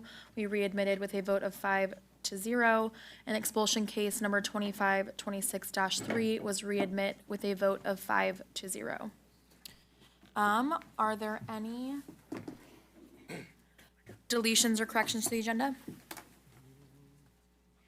No, there are not. Okay. Please join me for the Pledge of Allegiance. Salute, pledge. I pledge allegiance to the flag of the United States of America and to the republic for which it stands, one nation, under God, indivisible, with liberty and justice for all.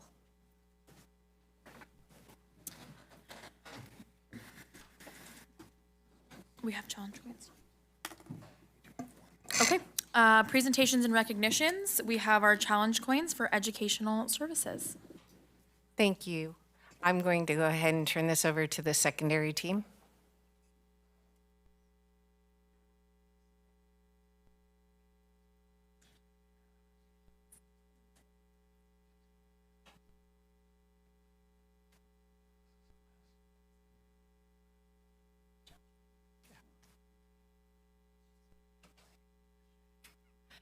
All right, thank you. On behalf of the secondary team, we have a special challenge coin tonight that is going to be presented by all of us. For somebody who has helped all of us, both as our school sites as well as individuals. There is no question too small. There is no problem too big.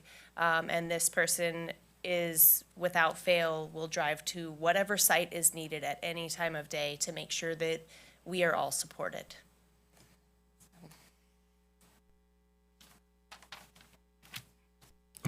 All right, y'all, good evening. Tonight we have the privilege of recognizing someone that has an incredible impact on our district's secondary administrators, is who you see here. And then personally, a little bit on me as well. So anyone who knows Nikki, who's sitting in the back there, probably read and upset that we're doing this. She knows that public recognition ranks somewhere between maybe a root canal or an email that could have been just sent instead of a staff meeting. So before I continue, I'd like to apologize real quickly to you, Nikki. But some people deserve recognition whether or not they want it or not. And Nikki is certainly one of those people. Throughout her time supporting our district's secondary administrators, Nikki has been a constant source of guidance, encouragement, wisdom, and unwavering support. She has inspired all of us, but I can honestly say that her impact on me came exactly at the time I needed it most. When I stepped into the principal's office last October as a brand new high school principal, I wasn't completely sure I was ready. In fact, if I'm being truthful, taking on the principalship may have been one of the few times in my life that I jumped before I knew for certain that I could land successfully. But on my desk, the first day was a simple sticky note from Nikki, and it contained just 3 words. It said, "You got this." That note is still in my office today. In year 2, I still keep it, and I refer back to it each and every day. Those 3 words may seem simple, but they represented something much bigger, and that was belief. Belief from someone that had already walked that path, who understood the challenges ahead and knew the time that it took and knew that I wasn't walking it alone. Now, Nikki's support isn't always delivered in the form of encouraging sticky notes. Many of us up here have also experienced her unique style of mentorship, the loving but persistent older sister approach. You know the one. She tells you exactly what you need to hear, usually before you're ready to hear it, and somehow, as much as I'd hate to admit it, she's almost always right. You may not appreciate it in the moment, but you find yourself grateful for it later. That combination of encouragement, honesty, accountability, and genuine care is what makes Nikki so special. And on behalf of myself, and then I'll let these people also share their words. Thank you, Nikki, for all the support you give us.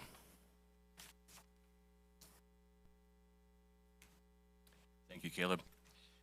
Being a first-year principal at Argonaut High School is a huge job, but I've had a wonderful first year because I had Nikki Gravett in my corner. Nikki is incredibly knowledgeable and understanding. No matter how busy she is, she always answers my calls or gets back to me every single time. She is a master at filtering the right information to her team at the perfect time, while quietly handling so much behind the scenes. She does not ask or expect credit for all this extra work. I could not imagine a better level of support than what Nikki provides, and I do not know how I would have made it through this year without her. Thank you, Nikki.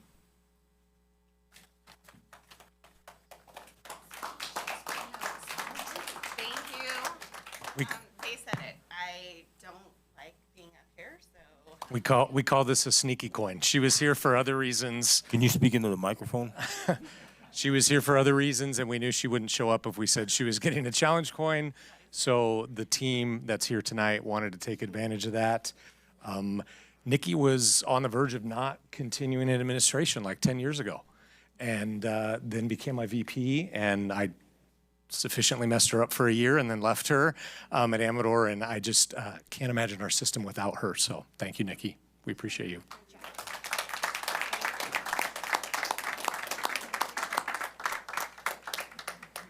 Okay, thank you, guys. We're gonna go ahead and move on to our employee organizations, ACTA. I don't see Ms. Jensen. Okay, all right. And then anybody from CSEA, Mr. Baird? No? Okay. We're gonna go ahead and move on to public comment on non-agenda items, and we do have some.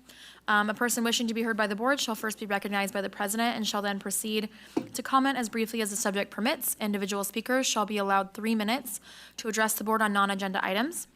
The board shall limit the total time for public input on each item to 20 minutes. With board consent, the board president may increase or decrease the time allowed for public presentation depending on the topic and the number of persons wishing to be heard. The president may take a poll of speakers for or against a particular issue and may ask that additional persons speak only if they have something new to add. Our first speaker will be Sylvia Sorensen. She has 2 cards, but should go one for the other.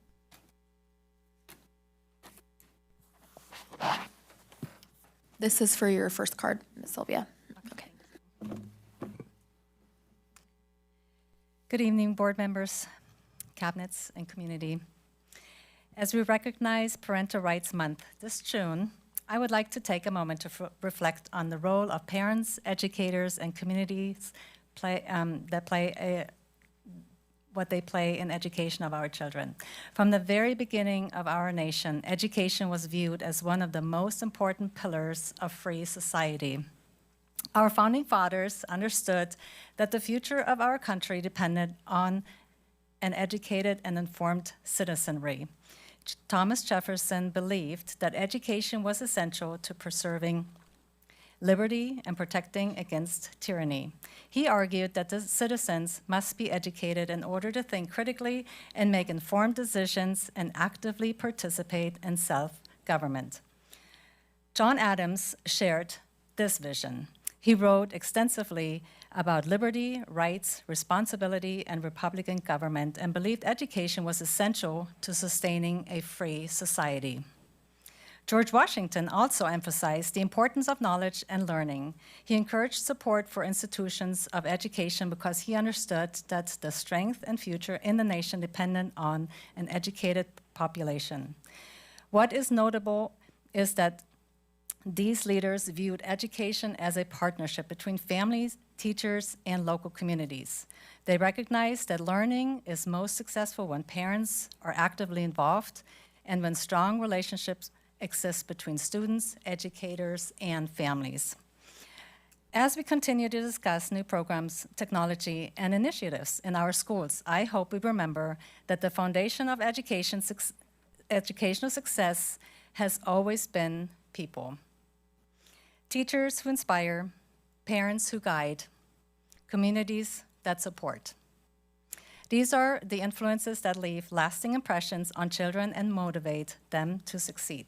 In the spirit of Parental Rights Month, let's continue to strengthen the partnerships between schools and families and ensure that parents remain informed, engaged, respected stakeholders in their children's education. Thank you. Would you like to do your second topic? Sure. Okay.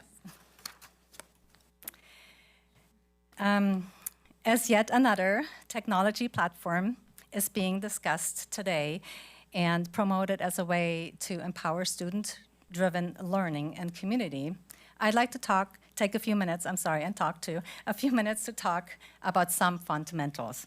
Students are already facing significant academic challenges. If our goal is to increase our achievement, engagement, and motivation, then our investment should be directed towards the people who have the greatest impact on students' success, teachers, families, and their relationship. Rather than spending additional resources on systems that monitor students' movements, behavior, daily activities, we should invest in more classroom support.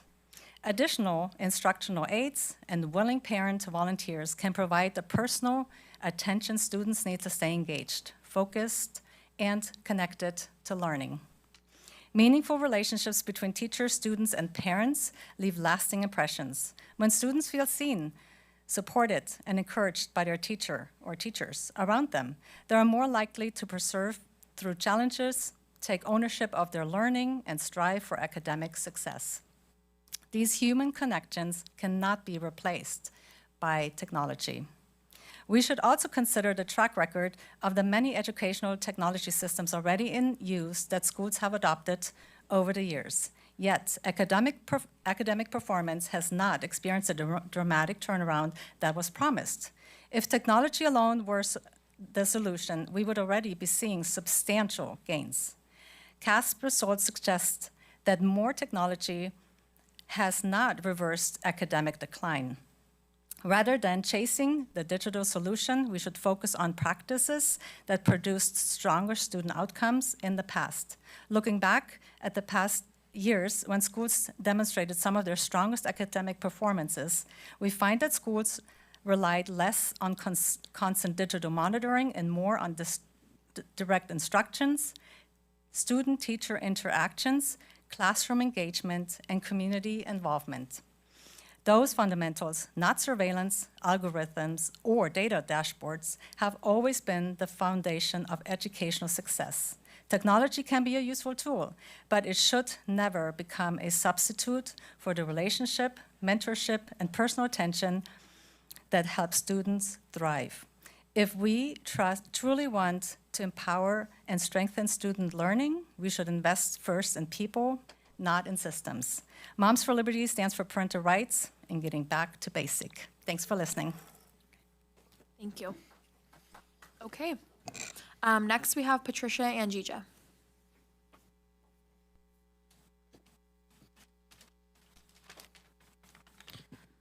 Good evening, everyone. My name is Patricia Angija, and I am a mom of 2 Ione Elementary School students.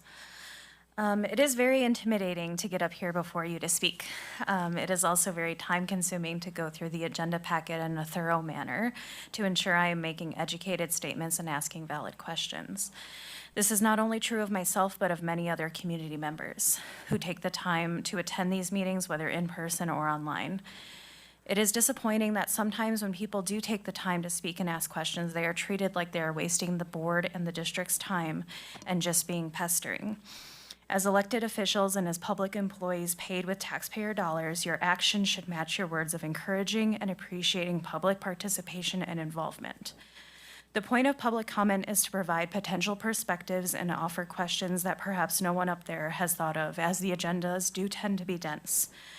By having community members voluntarily take time to read, research, and analyze this information, this gives our schools the opportunity to make more informed decisions. Getting the experiences of people who see the issues daily or live these circumstances is invaluable and should be nothing but appreciated and encouraged.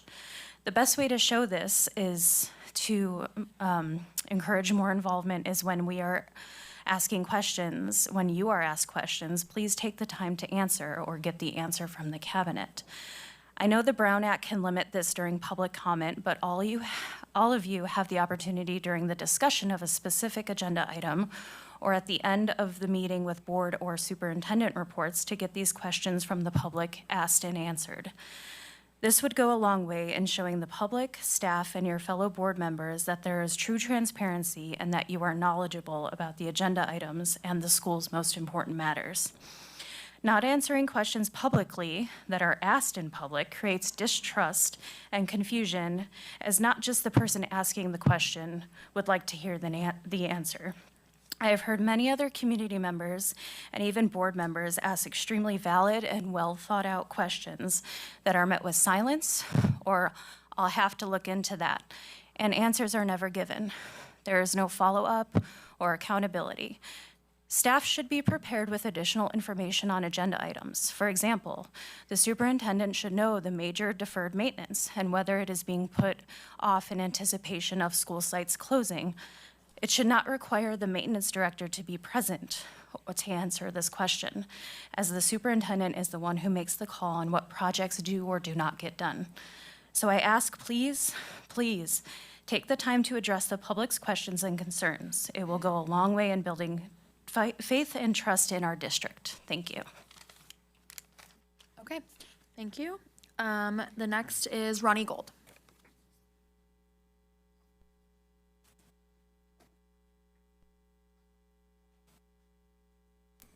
Hello. Oh, sorry, my voice is going out. I wanted to start off with some good things. I wanted to thank Board Member Marzano for coming down to Ione Elementary and doing our costume contest in the sea of kids. I wanted to thank Mr. Critchfield for keeping open communications with the city of Ione and our city officials and being open to all their discussions. I also wanted to give a shout out to my youngest sister for receiving her doctor in veterinary medicine. She is a product of the Amador County School Systems K through 12. So big win for her. I hope I can bribe her to head back to the county as soon as possible. I know last board meeting consolidation was brought up and that we are waiting on the final reports to be in before it's brought to the board to be voted upon. If that happens, in the meantime, I would hope that before this is brought to the board to vote for, that I know this is a time-consuming project and it could take a lot of numbers, a lot of spreadsheets, but to see comparisons, what we're going to save numbers, what we're going to save in bills if we are going to end up closing campuses down the road. I foresee it as either, you know, I've said this before, if you're taking two businesses that are failing, what is it going to look like when you combine them? If I decided to move into a new house, a bigger house, what are those bills going to look like? How is all of this going to add up? I would hope I could see what classes are going to be offered, what teachers are going to be teaching what classes. I know there was a big sports presentation and it was mainly focused on the high school sports. Junior high sports kind of got glossed over. Who are we going to play? What's that going to look like? All those questions. I know that it's a lot of information that would need to be gathered, and it's kind of one of those things like, oh, once we jump in, we'll know. But with a decision this big and the impact that it's going to hold on the community and the kids and the teachers and the staff, I would hope that all of those ducks are in a row before it's brought to a vote so you can make the best informed decision. Thank you. Thank you. Okay, next we have Amanda Naranjo.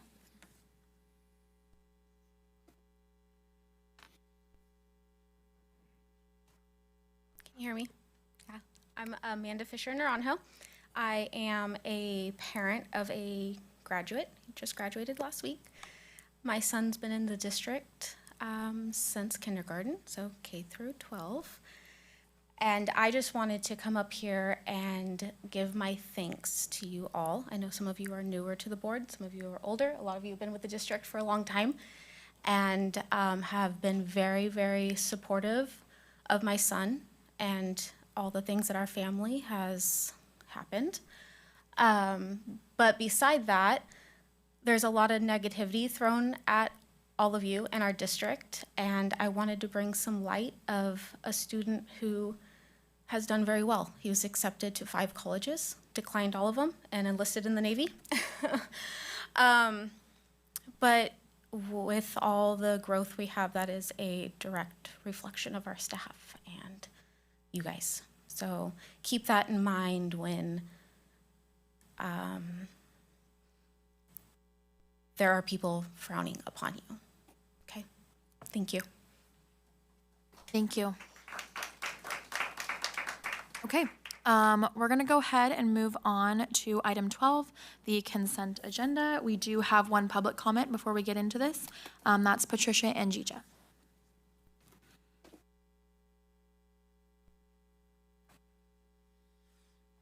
Good evening, everyone. Patricia Andija, parent of Ione Elementary students who will eventually go to Ione Junior High School.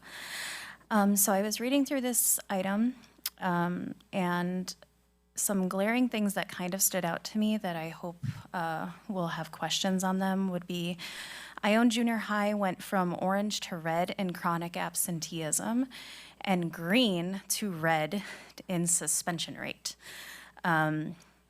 As I was comparing the 2025 SPSA to this current one. And I'm just curious as to what the school district is planning to do about this. I know we've talked about it a bit in the county meeting and then prior meetings where Ms. Horn said they were targeting certain days that there was more absences and, you know, of course, the cinnamon rolls. And I think that's a good first step. I did think maybe offering before school care might help with students getting to school. I know that with the early release Wednesdays, I've had parents tell me, I'm just going to keep my kids home that day. So not only are we counting toward absenteeism, also we're missing out on the ADA funding for that because of the early release Wednesdays. So just things to consider. I would have liked to compare Argonaut's current report to last year's, but last year's wasn't in the board reports from the previous year. Going more on Ione Junior, as far as the suspensions go, I know that Ione Junior shares a counselor half-time, part-time with the elementary school. And I just feel like with especially the high suspension rate, and also that is a very fragile age, middle school. You're going through puberty, all these changes, you're going to be going into high school, a bunch more changes, figuring out where your life will be, sports, friends, things of that nature. I really think there should be at least one full-time, if not two full-time, dedicated counselors, psychologists, social worker, whatever, to the junior high school sites, not just Ione, but also Jackson. It's a very fragile age. And I think that would help with not just absenteeism, but also suspension. Thank you. Thank you. Okay, we're gonna go ahead and move into the item, the consent agenda. Do we have any questions or comments on this item? Peter? I do. I appreciate under item 3, the educational services section, the school plans for student achievement. I just wanted to understand under Argonaut's plan, if it's all right, Ms. Horn, on page 8 of that plan where it talks about student enrollment, I was a little bit confused by what appears to me to be a discrepancy between the table and the footnotes underneath it. Amador, for comparison first, it said that there is declining enrollment and the numbers are very obviously going down. But here on page 8 of Argonaut, footnote 1 says Argonaut High School continues to increase enrollment. Currently, the school is 26 students larger than 2 school years ago and 58 students larger than last year. Yet the 25-26 school year claims total enrollment of 576, which is not quite 20 students fewer than 24-25. So I'm just trying to wrap my head around what's really happening. Are the numbers going down or are they going up at Argonaut?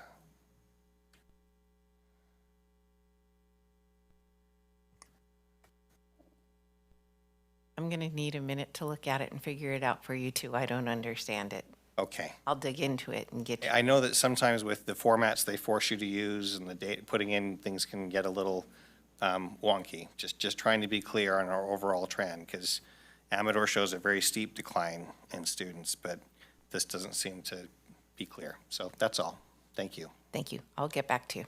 Okay, Ken? So I did a couple of questions on the warrants.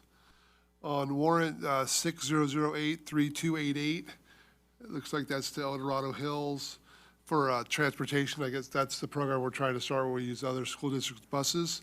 Do you know how much that would have cost typically under MGM? Any idea what that they would have charged us?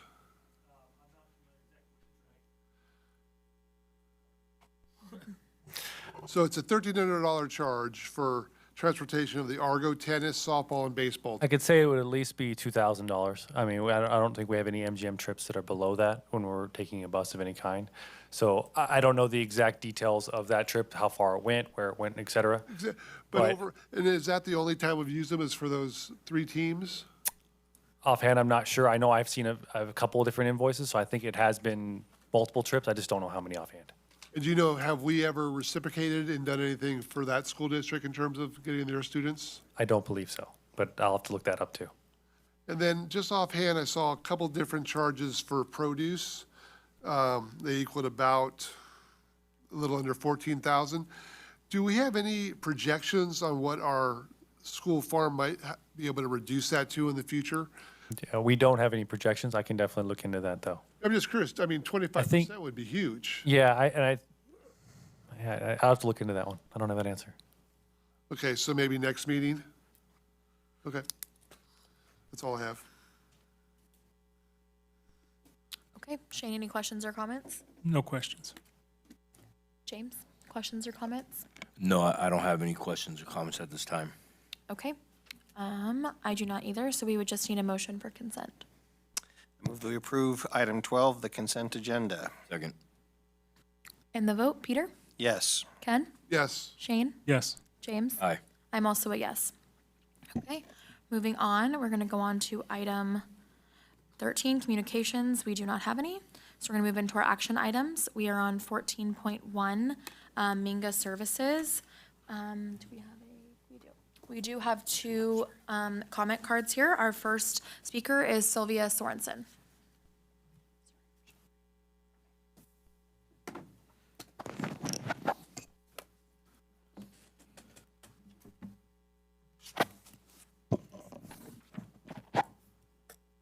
Hello again.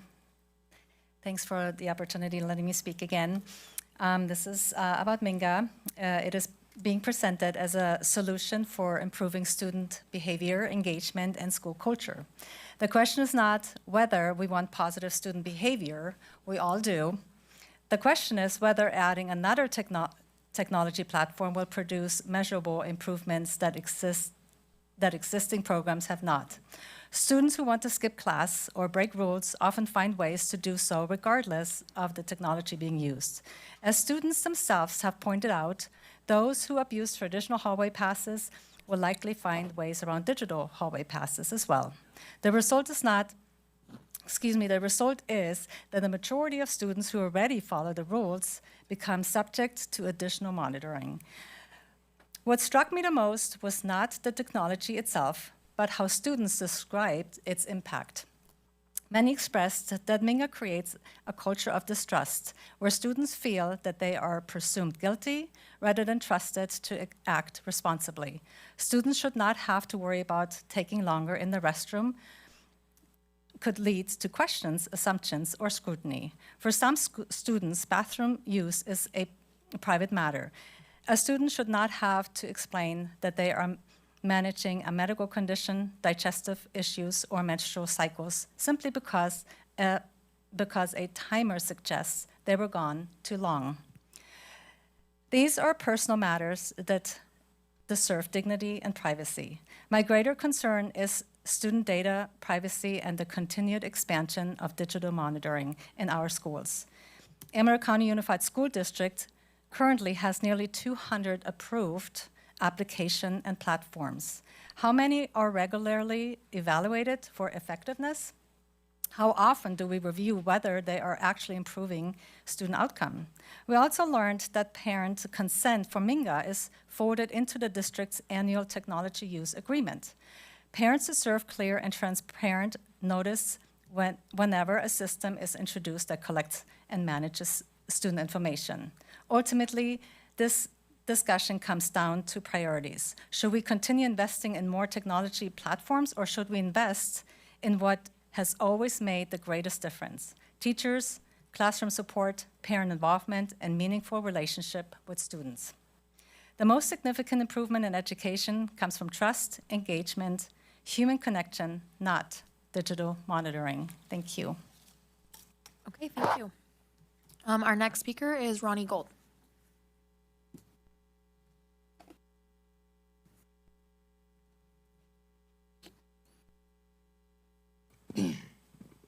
Hello.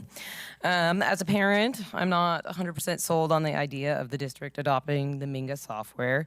At its core, I can see some of the benefits and what it could provide, but at the same time, it seems like a system that could be abused. If we are using our system that uses the ID cards, I think teenagers could easily find a way of allowing a friend to quickly use their card to sign them into a class. If we're using a system where you clock in with a Chromebook, I can see how that could easily be missed. As someone who used to forget to clock in and out of work very often, it made extra work for my boss to go into that system and fix my mistakes. I think doing a good old-fashioned roll call and hear and making eye contact with each student at the beginning of a class is a great way to start it off. I don't like the idea of behaviors being tracked. Maybe a teacher and student didn't necessarily click 1 year, and then the next year a teacher can access this system and already have a bad taste or preconceived notions about a student before the year even starts. I understand kids abuse bathroom breaks, but on the flip side, I could also see that monitoring that and questioning students about those breaks becoming an issue and possible another means for litigation down the road if parents get too into it. Another thing I discovered when looking into this system after talking to one of my friends that does a lot of stuff in tech, the first thing he asked me was if this system is SOC 2 compliant. And he basically described to me that SOC stands for System and Organization Controls. This is basically a gold standard for AI systems to ensure that a company like Minga has safeguards in place to mitigate risks like data theft and to make sure there is not any unauthorized access into the system. I also worry that if it is kids getting checked in through this system, not necessarily the loud kids or the class clowns, but more so the quiet kids that could easily be missed upon this system if you're relying on students to check themselves into these classes. I would hope that this could be something down the road. I don't know if this is a possibility. I know this is part of the student handbook and the technology that you sign off on, but if this down the road would be an opt-out for parents, and I only say that because I just saw that at the end of May, the Catholic Pope has just come out basically denouncing AI and the use of AI, and if that would qualify for being an opt-out for religious exemption. And that's all I had on this one. Thank you. Okay, thank you. Okay, so we'll go ahead and get into the item, Minga Services, Mrs. Horn and Mrs. Gravett. Thank you, Board. We had a Thank you. discussion last time, and the Board had some questions about the use, how it was going to intended to be used. So our secondary team has come together, and they have a presentation to answer the questions that you had last time about what it is, how they intend to use it, and they will be available after the presentation for any additional questions. All right, good evening again. Okay, so some of the highlights for Minga. Hall and Tardies, digital Mustang tracking to maximize instructional time. That, of course, could be for any school. Incentives include digital rewards and CTC points for school pride. Student growth, empowering student-driven learning and community. It has real-time data that's aggregated insights for counselors and staff. And overall, it is fewer disruptions and easier management for teachers, and we'll hear from a teacher in a little bit who's used it. Admin gives us data-driven safety and green and gold pride. Students clear incentives and a connected campus hub. Can I ask a question about that before you move on? Yep. Sorry. We do not in Manteca use this platform. We use something else called 5-Star. In that platform, the positive stuff is there, but we personally, in my view, haven't leveraged it quite as strongly. Students can do things like, yes, I dressed up in spirit wear today, or whatever, that kind of thing, or I attended the rally, this kind of stuff. But we haven't yet got to the point where real, as you say, they're clear incentives, where there's real benefit that a student is feeling like, yes, I'm more connected to my campus, I got something out of this, I don't know, maybe free Dippin' Dots or whatever dumb little reward. Whether that's really something there, a dangled carrot for students to want to participate in this, to want to feel like I'm good all the time and I never get recognized for it, ta-da, because that's the only real concern I have. Are we giving another piece that teachers have to do more data entry and have to say things like, Ken, I noticed you're a good guy, and have to fill out another form to give something to another student, because I don't think teachers need another burden on their plate for the positive part. So I understand the whole hall pass thing, and I certainly as a teacher never have access. There is no preconceived notion about kids, whatever, because I don't get to see any of the data. Only admin on our platform gets to see the data. So that's not a worry for me. Just on the positive side, is this really going to be a positive game changer, or no, that's what we use to try to convince the board that we should spend the money on this thing? Yeah, each site will have to figure out exactly what their positive incentive side will be.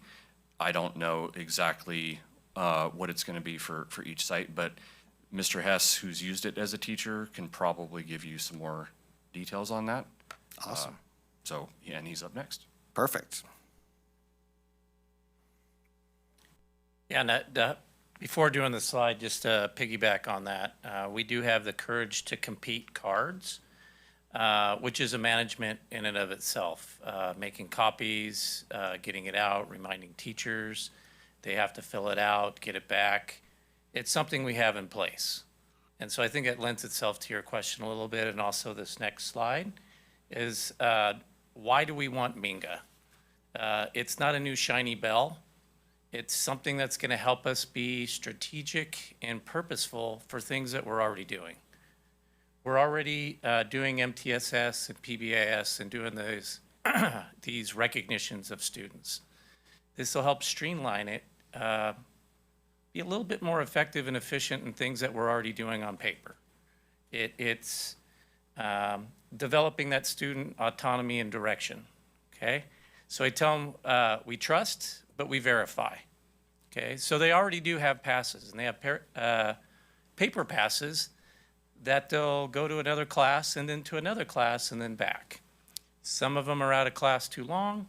Some of them aren't where they need to be when we need them there or when we need to find them. And so this will help us speed that up. It's not about adding another layer for teachers. It's about giving them a tool to do what they're already doing just a little bit more efficiently and hopefully more effectively. And there's other benefits to that, but that's part of why we want to do that. And we're trying to eliminate any kind of initiative fatigue and have a cohesive system that sort of ties things together that we're already doing. And we're not trying to reinvent the wheel, just be a little bit more effective using technology with this tool. I have a question, Mr. Real Hess. Or so does Ken. Yeah. Go ahead, James. I want to talk about how much of a good guy you are. I'm just kidding. I see all the buzzwords up there, and can you explain to me what initiative fatigue means?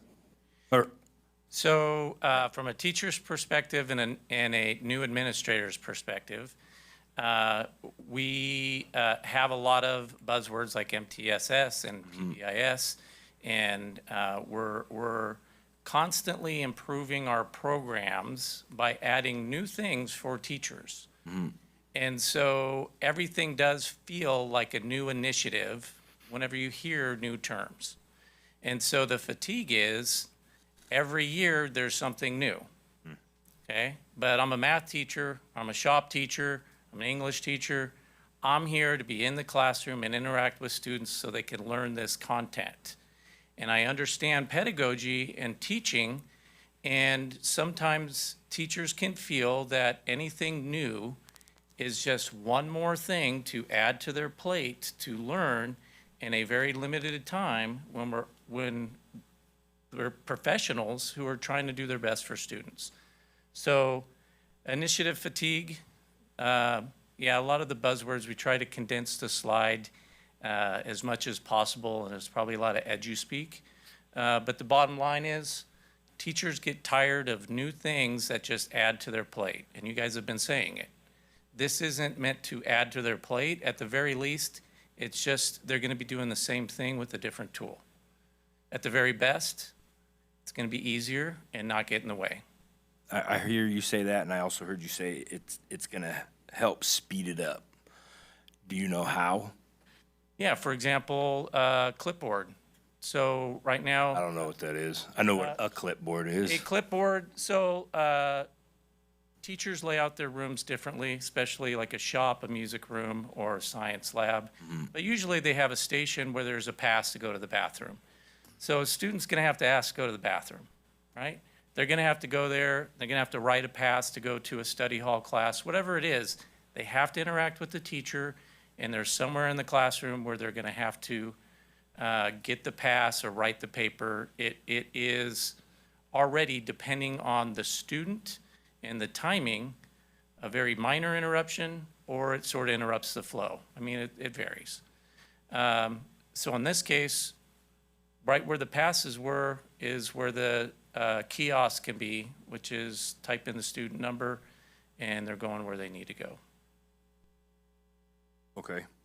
And I'm sure that process also will be monitored based on what student is keying in the kiosk as well. Yeah, because their picture comes up from their. Well, no, school I ID mean, or- based on the relationships and the trust of the student, the public speaker also said that the bad relationship between that one student that, oh, Timmy goes to the bathroom 6 times a day, 5.5 of them, he's actually only going to the restroom. So we're not gonna allow him to be at the kiosk today because, you know what I mean, that time, There'll that still situation. be the normal interactions that teachers have on an individual basis with their students and Yeah. passes. I don't see how year to year or looking up like, that would be new to me, and I helped bring this system into place, implemented at a different high school as a teacher. Okay, So that is a surprise. I wouldn't know how you'd be able to do that. okay, all right. Okay, a couple questions. Have you talked to your teacher base about this? Are they receptive to trying this? Absolutely. One of the things, Ms. Winska was hoping we could do it for some of the PBS and the recognition and the tags from the student government side. She heard about it, she saw different programs, she explored it and researched it at one of their CASA or CASEL, the leaders, CASEL, thank you, and brought it back and proposed it. And so different, not the staff as a whole in a general meeting, but key staff members who were looking for something that could help with this from different sides. Now, safety and supervision, it's been from, an admin perspective. But the cost or the SEL and the student autonomy and school climate, that's mostly like ASB and a few teachers, but not the entire staff. But I can only speak to Argonaut in this current year. Okay. So when I first saw this program rolled out at our last meeting, the students were going to have a lanyard and there was going to be a scanner on the teacher's desk when they came in. Doesn't sound like we're doing that. Now, on this slide presentation, a couple slides down, it looks like each student on their Chromebook will be logging in. And now I hear that there's going to be one main kiosk. So we're going to have kids getting up in the middle of class, going over there, trying to remember their ID or blah, blah, blah. I don't understand how this system is going to work and save you guys any grief. I'm not seeing that at all. I mean, right now, when I saw this one slide, it looks like anybody that wants to go out on a break, they just plug in their information and out they go. Doesn't seem like there's a lot of checks and balances on that, whereas if a student has to ask their teacher, hey, can I go on break? The teacher might say, well, this is your, 5th day in a row at exactly the same time you're taking a break. It seems like it takes some of that human interaction out of it, which leads to, everybody, 4 or 5 students in different classes all say, hey, let's meet up at 10:45. Well, bloop, and out they go. I appreciate that. To answer that question, so Minga's pitched it that any classroom teacher will have the opportunity to do this and operate it the way that they feel most appropriate. Like if I was a classroom teacher, for example, that loves my sign-out process, I can have the kids still raise their hand, ask me to use the restroom, and I plop it in for them and say, yes, you have a pass, go ahead and go. And so it doesn't change that teacher's process in any way. So they ask you, you say yes, you plug in the information, so still the campus supervisor would know that they've have the okay to be out on campus. And I appreciate, because all of you guys have been on our campuses, you know how kind of wide open they are. So the thought for our campus supervisor, we've been pushed down to 1 due to the size of our schools and population. We have 1 campus supervisor. So now as she walks around, she will see everybody out. With this platform, we have an iPad ready to go. She'll know the 7 students that have been checked out and know why and where they're supposed to be going. And so that's helpful to speed up that process we're talking about. Now she doesn't have to stop and question every kid. She knows where that student's supposed to be heading. If they happen to be heading that way, our campus supervisor knows that they're probably on the right path. And so they'll be able to see, there should be 7 kids out right now. Well, why do I see 25? And then that helps that. To answer the question about your other one, if we say, for example, Mr. Wagner and I like to get in trouble together, right? We go to the bathroom, we get in trouble together, we get sent to the principal's office, we have a conversation with that principal. The principal and admin staff can red flag the two of us so that if he's out on a bathroom pass, when I ask for one to go out at the same time he does, it stops me from doing so. And so what it does is it allows teachers to not have to worry about that extra part of letting their student go out and worrying about what's going on when they're gone for 25, 30 minutes, as opposed to checking on what's going on from the rest of it. And then to add to kind of Peter's concern of how do we also had 5-star a while back. And so like, I'm not a proponent of one necessarily more than the other, although there were some things about 5-star that I wasn't very excited about when we took it on or had it. And so as the team brought this one about, to me, there's a lot of positives to both of them. The idea of using it for positive interaction and engagement is huge for us. Like there's a way to do it. But our teachers don't also know what positive things have happened with that student in those other classes. So it's always nice when the 8th period teacher also knows that, hey, that same kid has had another teacher in 2nd period say that they did a great job today or something like that. And so it does share some of that information that we're allowed to kind of keep moving in a positive direction. That kid's having a good day, let's keep him having a good day. Or vice versa. If a kid's been out for the 1st, 2nd, and 3rd period and has been questioned for each of them, right now, we don't have a process to let the 7th period teacher know without going over there and calling him, hey, we need you to keep Jimmy in class today because he's having trouble staying there. And so it eliminates some of those concerns of having to chase down and being behind the problem and allows us to kind of get out in front of it, if that makes any sense. I'm kind of hitting the topics that you guys brought up as far as concerns go. To me, it allows us to use less people to be more efficient in the process that we're already trying to use. Like it takes me, I know this is no joke, on my campus, it takes me 4 individuals to keep students at lunch from trying to exit parking lots. And so with those 4 individuals, I can now buckle it down to a couple more if I have something that shows us, yes, I'm supposed to be off lunch for this off period. And so it does give us a little bit of those opportunities for usage in those type of ways, but it will be a little bit of trial and effort. I don't know how many of the parts of the program we'll be able to install, year one, especially if we don't get it until fall. And so it'll be something we're looking in for as far as what we're looking at. And we're using different terms, so there's not a kiosk. There's not a kiosk. So when we're saying, he used the word kiosk, but it can be a Chromebook that they are scanning in. When Dan gets to his slide, he can talk about the different ways that students can be signed in. So like Caleb said, a teacher can check them in when they're taking roll.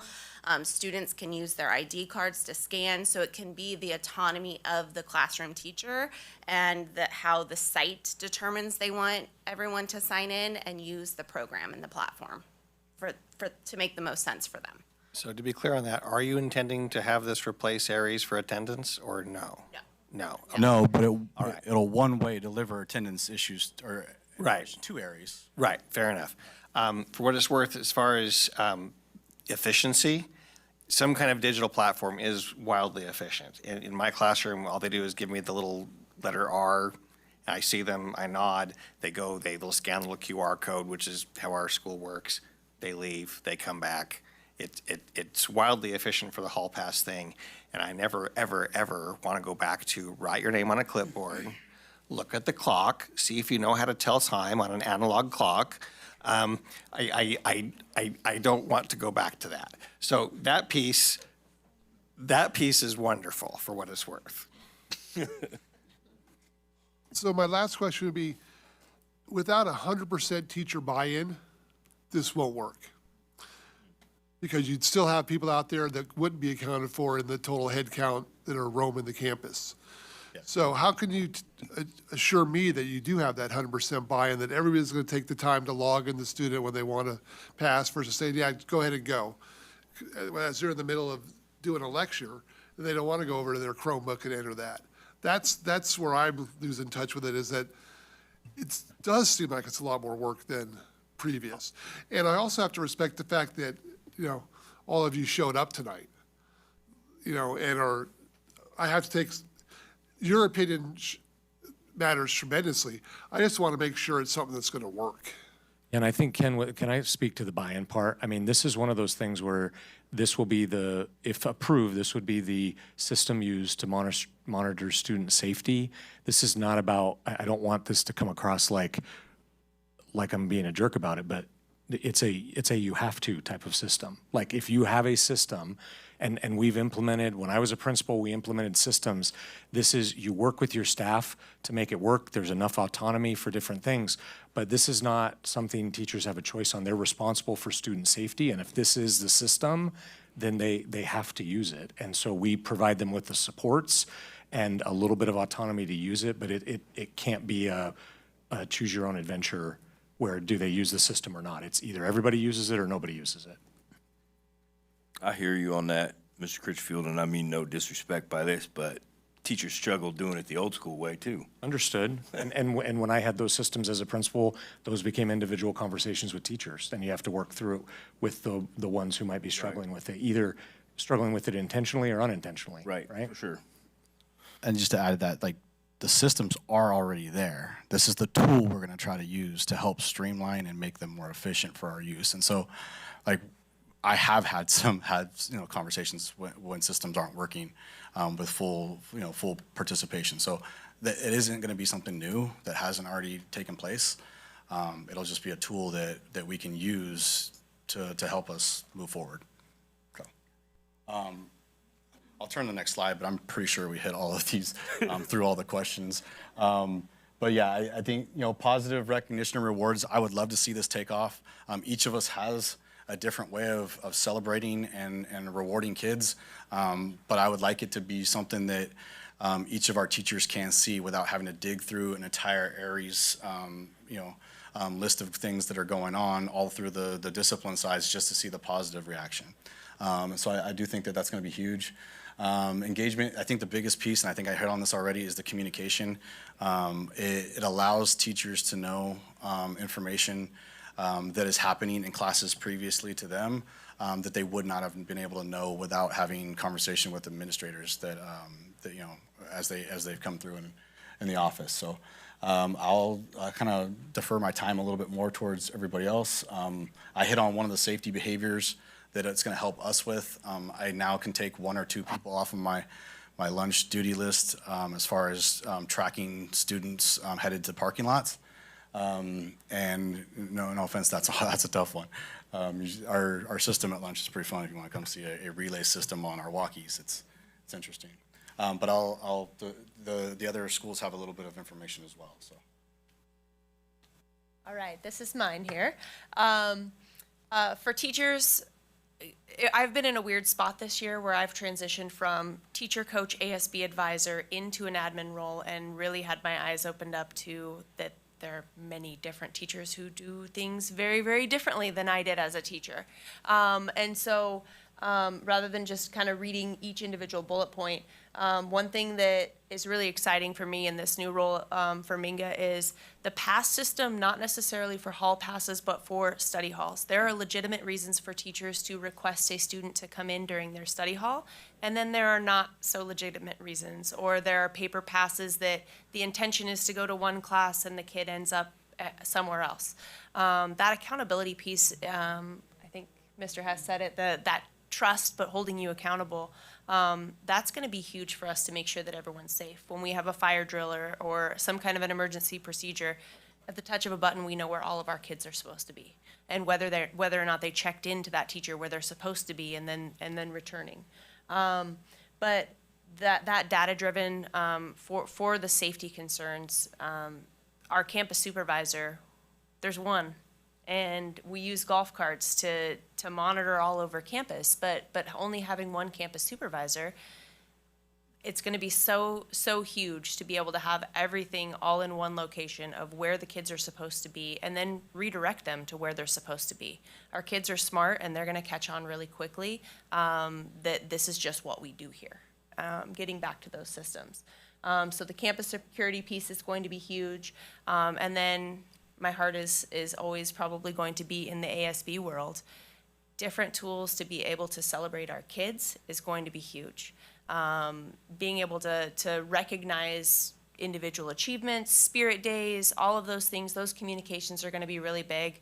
And then some of our staff and the front lines at the front windows are taking on so many jobs. And so athletic releases is a really, really timely job for multiple people in the office. Being able to load those rosters and know when those athletics releases are going to happen based on whatever roster that student is on is going to be one more way to utilize that tool that the student is actually supposed to be leaving class at this time. It'll be more streamlined for the teachers that don't have to dig through and find out if this kid is actually on the soccer team. It's going to be right there in front of them that they're actually supposed to be leaving class.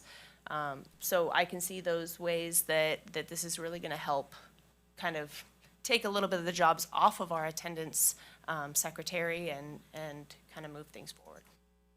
So.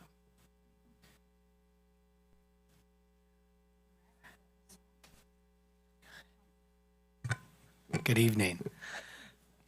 Well, this is even short for me. That's. I guess I should have taken that No, one. so we will see. Well, we don't have much, well, maybe I'll stand here. With not much to add to the high school, but I want to give you a couple just real clear examples of where this technology could actually help our schools be a bit more safe. So both Butch and I, our junior highs, we have common tutorials for our 7th grade and 8th graders. And we really do use those as flex periods. So that is a time where students often are pulled for goal work with their resource teacher. It's a time where kids are pulled for intervention. They're pulled for social groups with the counselor. They are pulled for, speech and language or OT. And sometimes students are getting lots of different services within that period of time. And so they get a pass and they sort of sometimes bounce from one room to another. And the child isn't doing anything wrong, but we in the office lose track of where the kid is supposed to be at a specific minute. So I will hear a lot of conversations, a parent calls to I'm going to be there to pick them up for an appointment. And my office clerk calls the teacher saying, hey, can you send so-and-so up? Oh, they went to the library. So she calls the librarian. Oh, they were just pulled for speech. And sometimes she'll call 4 rooms before we locate the child. It would be amazing if our office clerk could just literally look and see where the child is at a given time, especially during those sort of flex periods of time. That's one area I think it will be invaluable almost immediately. Another area is just having good data. I spend a lot of time in IEPs and SSTs and 504s, and we have accommodations. One of them that's pretty common on our campus is student breaks. And we absolutely have no idea, are students using this accommodation? How long are they using this accommodation? Are they overusing this accommodation? Are they missing a lot of class time? It would give us better data in those conversations so that we're not just kind of sharing our perceptions of how long a student is out of class. We would actually be able to know. And that, is also true. I can't tell you the number of middle school kids who come up to me trying to get me to reverse detentions that their teachers assign for excessive time out of class because they don't agree on how long they were actually out of class. And I was like, well, didn't you write it down? Well, I didn't know. They didn't know how to tell the time, so they just skipped that part on the clipboard. And so the kid comes back, the teacher's like, you've been gone 15 minutes. They're like, no, I was gone for 30 seconds. And, with a tool like this, we will have some objective data for how long they were actually out of class. So those are the things that just stick out to me as being really useful. Yeah, and looking at data, this year alone, we put in 1,100 referrals. There's 1,100 documentation in our areas under low-level discipline. So with something like this, it's going to help track that. What is it under? What does it fall under? The extensive out-of-class time. And we put this up because we want to show you how we want to implement it at the junior highs. Yes, we want the Pride, the Colts. We want to do that thing, the Jag Bucks. We have these things that we already do, but we also know that it's a new system.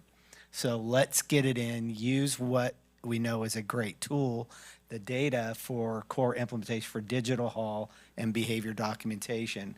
But honestly, it's that flex. Teachers can go in and pull students. They can make the list. The English teacher can say, oh, I need this kid, and this kid during tutorial time. And it will allow the flex of those students. So the other teacher will know where they're going and why they're there. Yep. Any questions? That piece alone is pretty invaluable. Thank you for that perspective. Okay, so on your slide, it says, start small, implement consistency, and expand only after staff routines and expectations are established.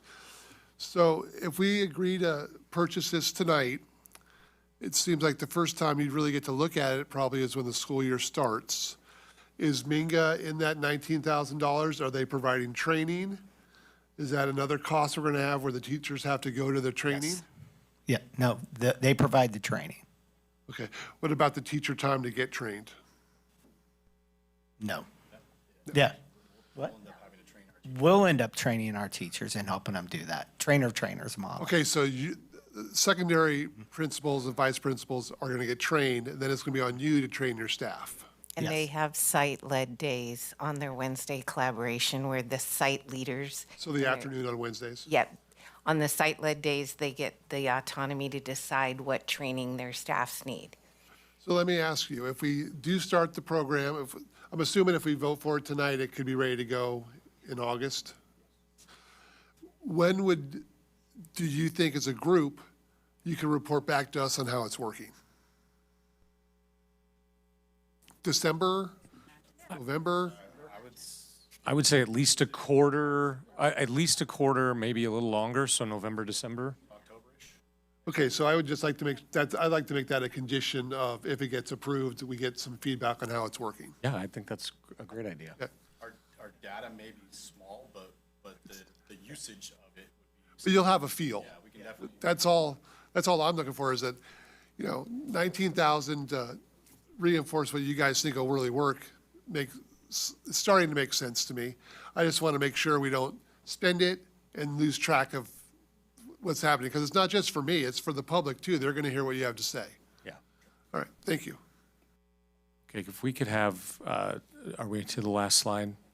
If we could have Dan Hebert, our technology director, come on up. I know there have been questions as well just regarding the technology aspect and the safety. And so I failed miserably last meeting trying to pretend to be Dan. So brought Dan, and he's going to help explain this and answer questions in that regard. Good evening, board and everyone. I spent some time with Minga Rep and their IT director, and looking into different aspects of data privacy and security. For one, I know data use transparency was very important to some community members that spoke last week. So to be transparent, the data collected will be their first and last name and email address only, and their check-in and check-out locations. They did say that their data is not used to train AI models, it's not processed by AI. There's no behavior profiling of students.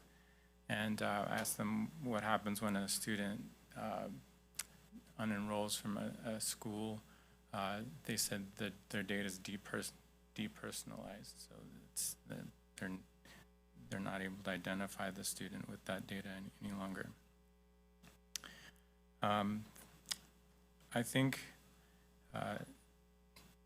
any app can have several certifications, and those are valuable, but without a legal framework protecting that, it has no teeth. So the Student Data Privacy Consortium, which has 39 participating states, has created this Student Data Privacy Agreement. Under California, it's the California National Data Privacy Agreement, and they have signed this agreement. What that entails is it dictates or directs who owns the data, and in our case, it would be the LEA, Local Educational Agency. Where it's stored, it is stored in Detroit, Michigan, and on Google Cloud servers, so it's not stored outside of the United States. Parent access, it requires under FERPA that a parent can access the student's data, review it, and make changes to it, edit it, correct it. Retention and auditing rights, if the agreement ends, which it does in 3 years automatically before it's renewed, the data must be destroyed.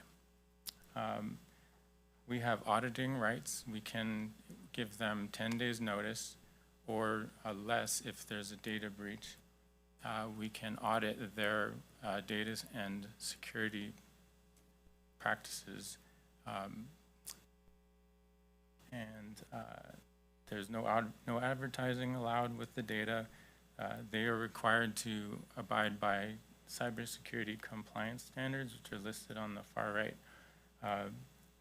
The NIST, National Institute for Standards and Technology, Cybersecurity Framework 1.1, and the other frameworks listed. Essentially what those do is they give any organization not only actions to take to become compliant, but a policy or a framework of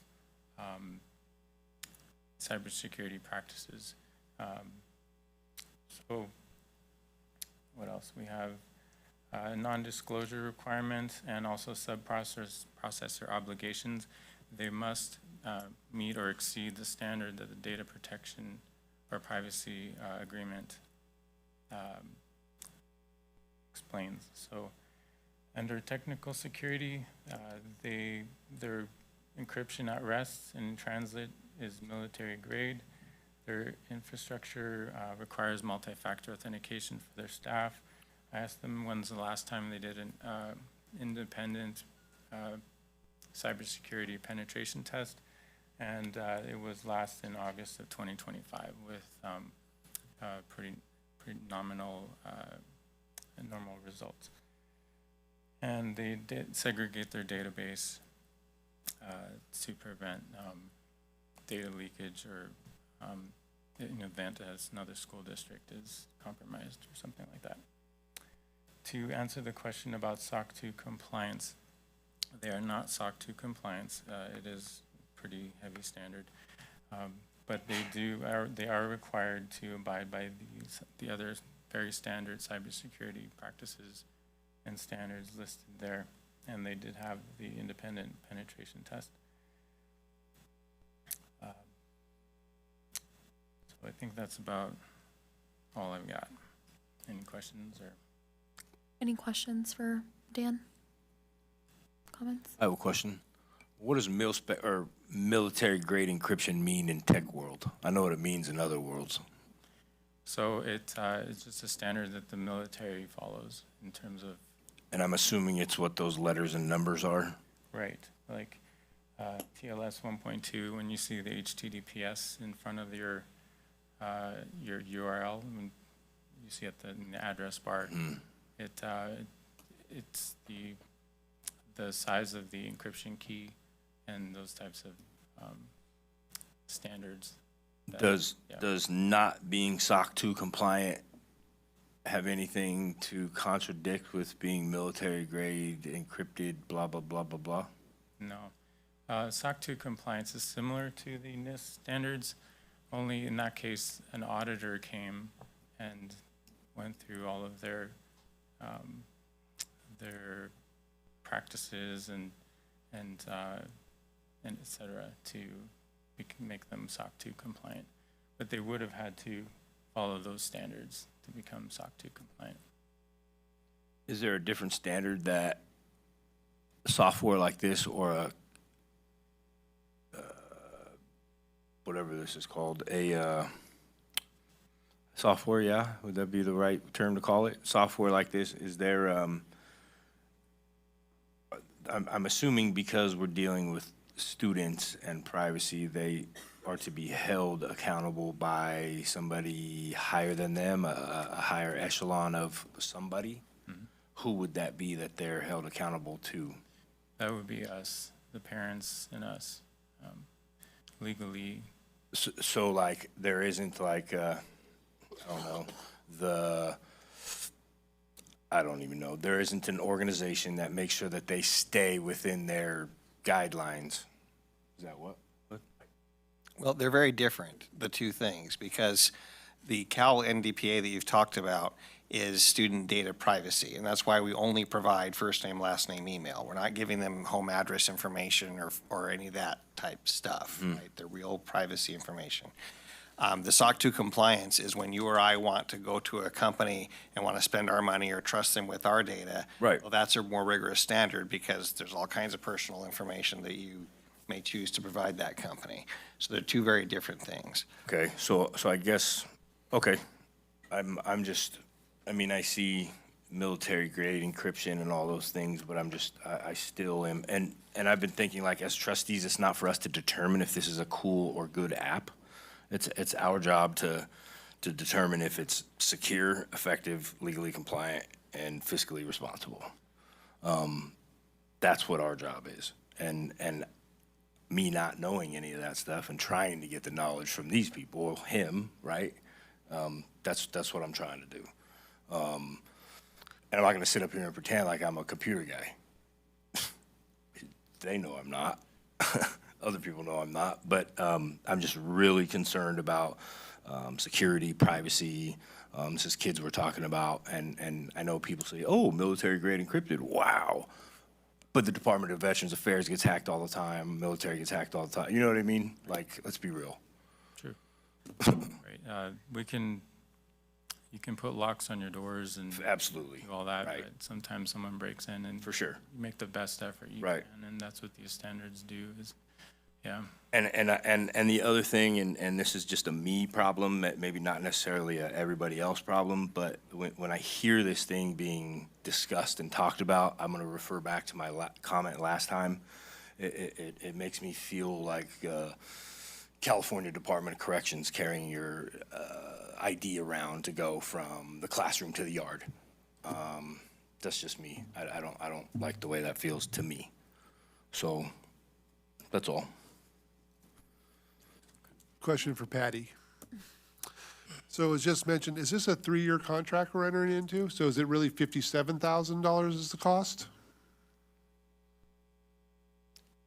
Hold please while I pull it up and look at it.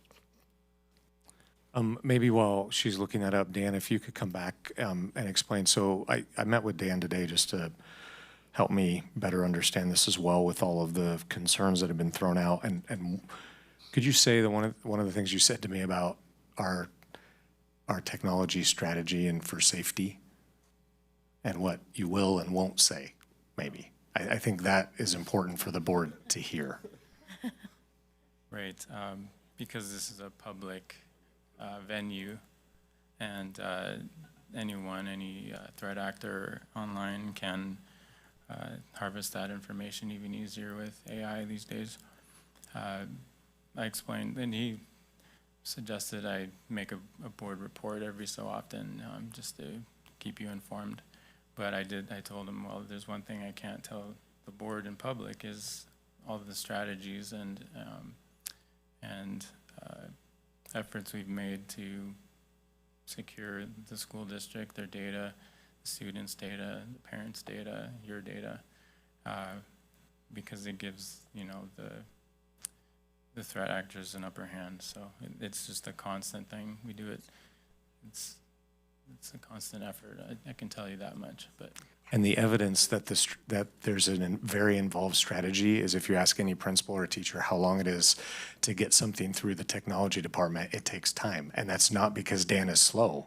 That's because Dan and his team are very thorough.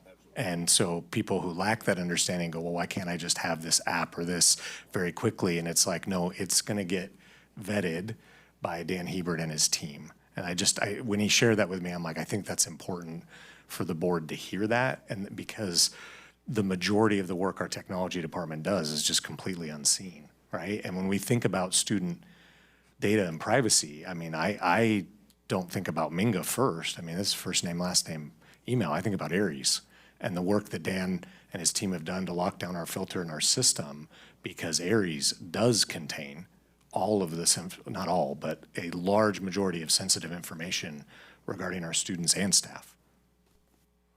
Okay, I got your answer. I had to go to the last meeting to find it. It's a one-year subscription, so $18,943 is the total for July 1 to June 30th.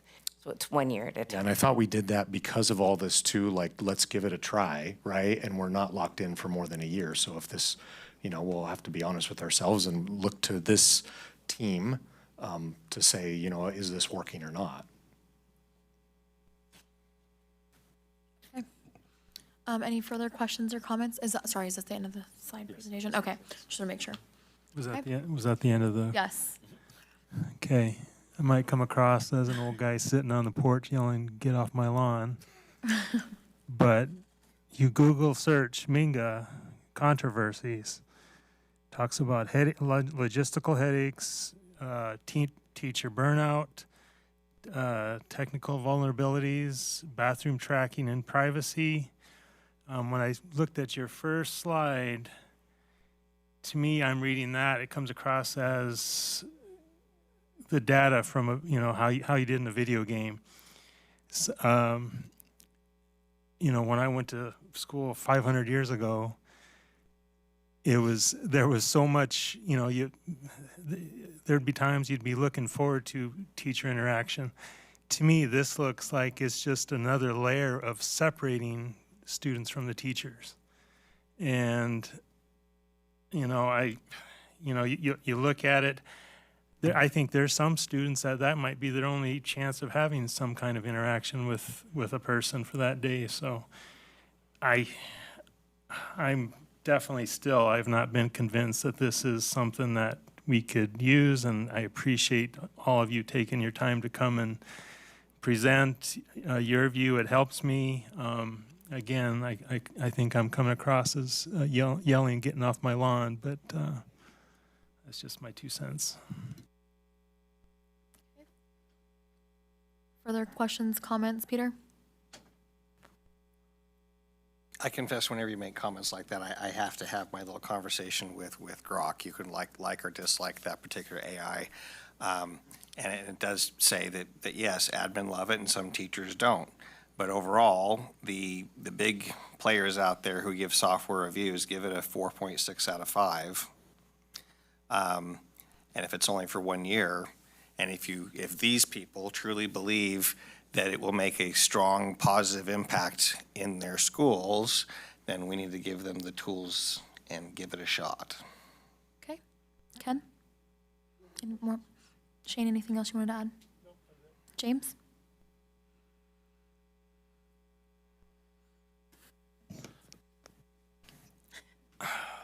If my boss asked me to come up here and he just looked at me like, "Don't say it." If my boss asked me to come up and try to present something, I mean, of course I'm going to be like, whether I approve of it or not, of course my boss told me to come up here and make a presentation about it. Not that that's what's happening.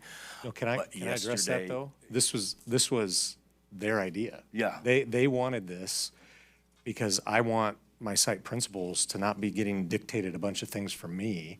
They, as a team, identified a need. We spend a lot of time in principals meetings, and this year we've increased the amount of time for elementary principals and secondary principals to spend time together because those needs are so different.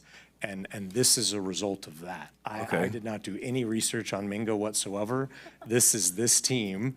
And honestly, like, if you want to like laugh about it, what I told them was, if you guys really want this, you got to come to the board meeting and tell the board, because this isn't like I become someone who hasn't been a site principal for 9 years, and talking about it like old man on the lawn, like Shane's talking about, right? Like I can't go back and talk about what I used to do and pretend that that's relevant For sure. to what they're dealing with. So Okay. I just want. No, you're good. Well, there it is there. I'll turn my mic off. No, that wasn't my point, James. Okay. Okay. I don't know. I'm very, this is a great conversation, but I'm very torn on this item because I can see the value in the system after spending, especially after spending a lot of time on junior high and high school campuses. Kids are kidding still. And I trust all of you guys up here to make good decisions for your campus and what you guys need.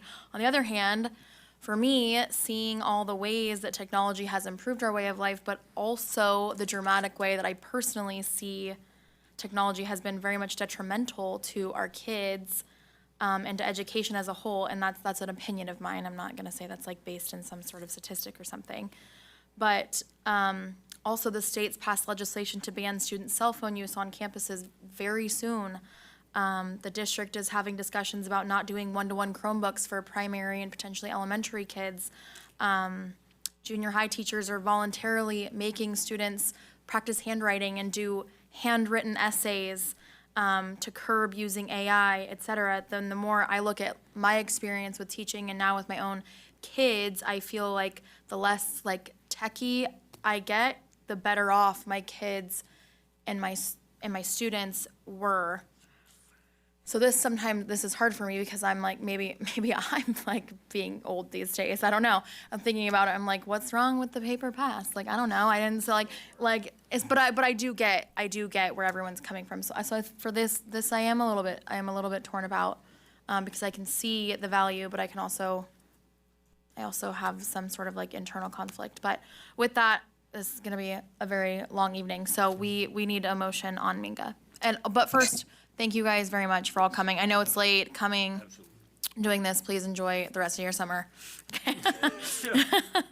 I did give all of them permission to not stay for the entirety of the meeting. That's, yes, totally appropriate. Okay, so with that, I we would need. move that we enthusiastically agree with our site administrators and their judgment, and we approve item 14.1, Minga Services 2627, just for a year.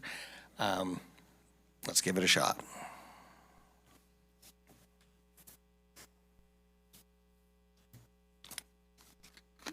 Second. Okay, the vote, Peter? Yes. Ken? Real quick statement. I came here ready to vote no. I had a discussion with my son who went through our school system. He said, Dad, this will never work. I get 10 administrators up here telling me that this is going to be good for our school district. I'm here to support our teachers and administrators, so I'm voting yes, and we'll see how it works out, but I do want to get regular reports. Okay. Shane? No. James? I'm going to vote no. Okay. As I said before, I was really torn on this item.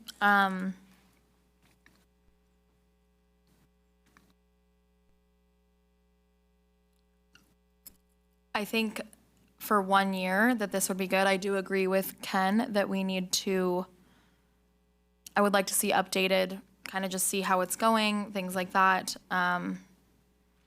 So I will give you guys a chance, so yes.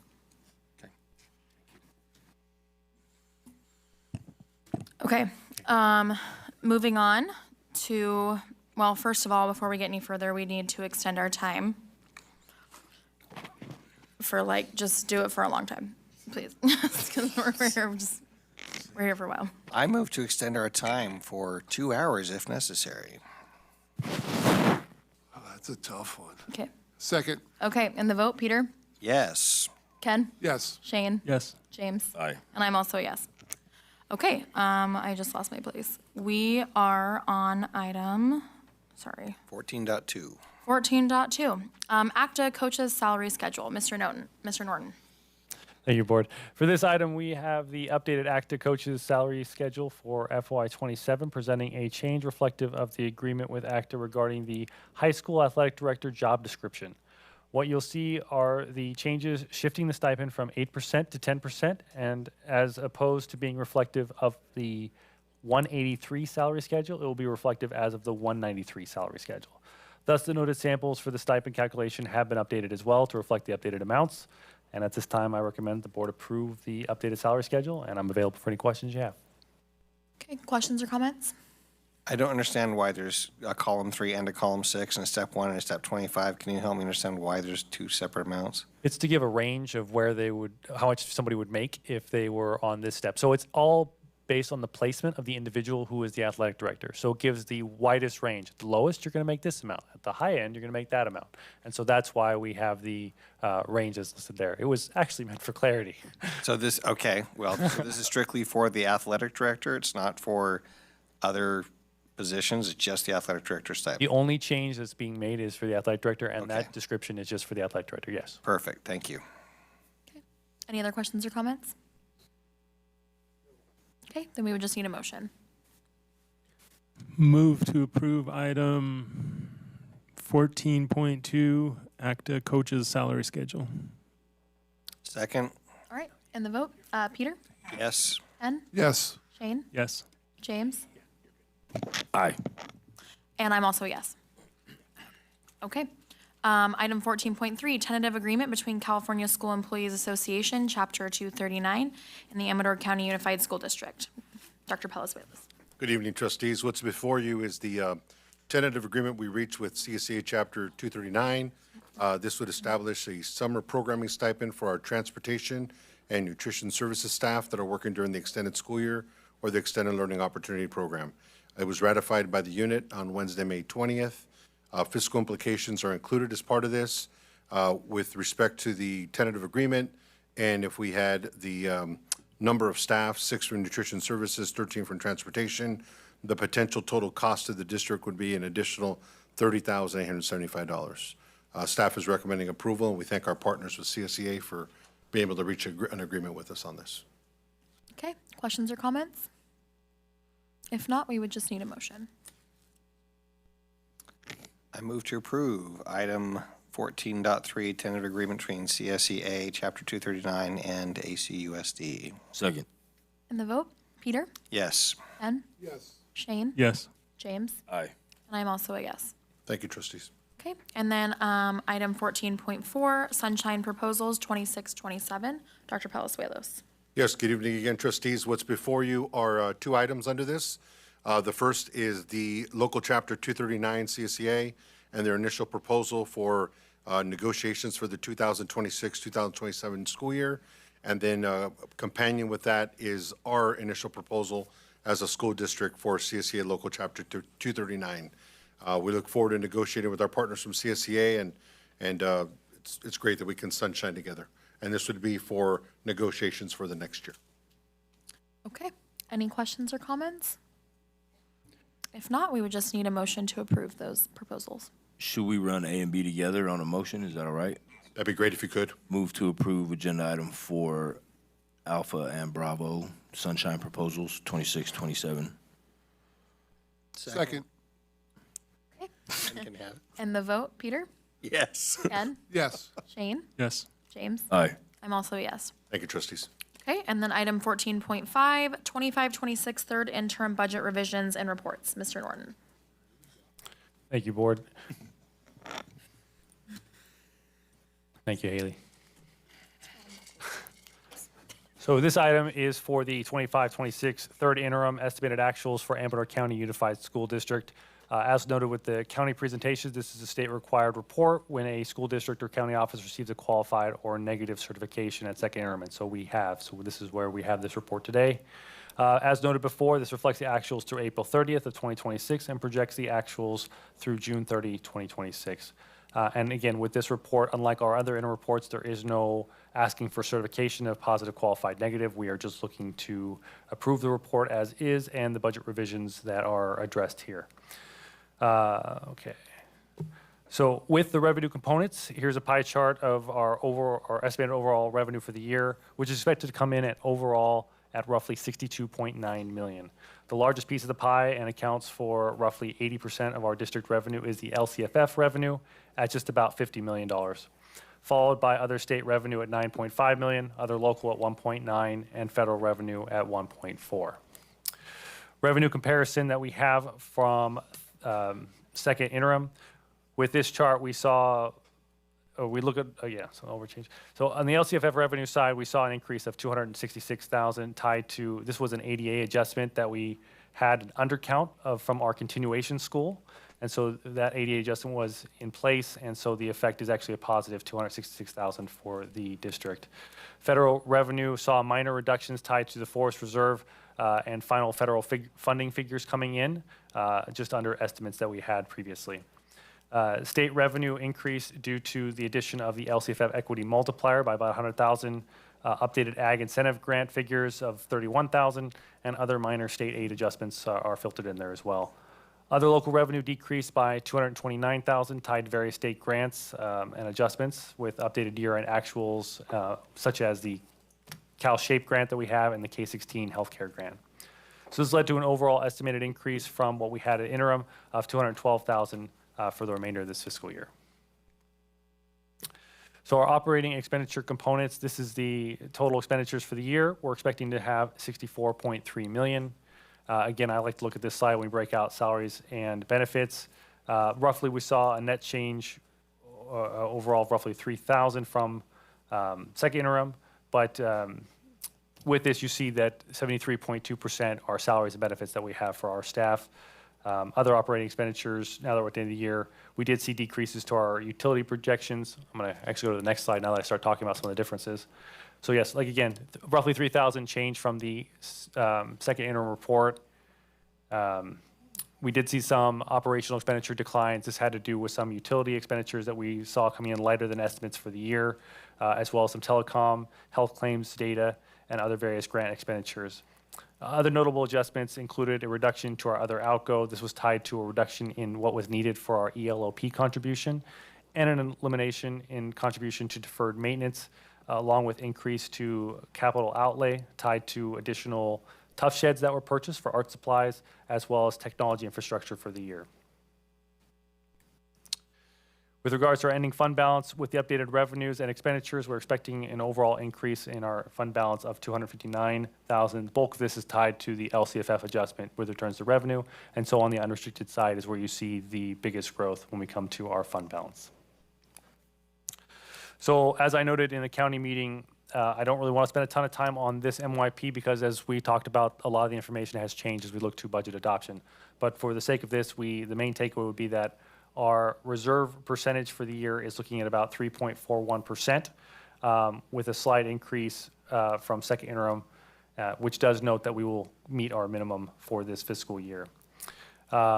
Assumptions built in here, just real quick, were the updated COLA figures from the May revision, adjustments and removal of one-time FY26 block grants. It does not take into account the May revised block grants or any of the other state aid that we discussed in the other meeting. That'll be laid out in the next presentation. Has some step and column adjustments, debt obligation adjustments, one-time funded positions, the shift from restricted to unrestricted funds. It's about 1.3 million in there.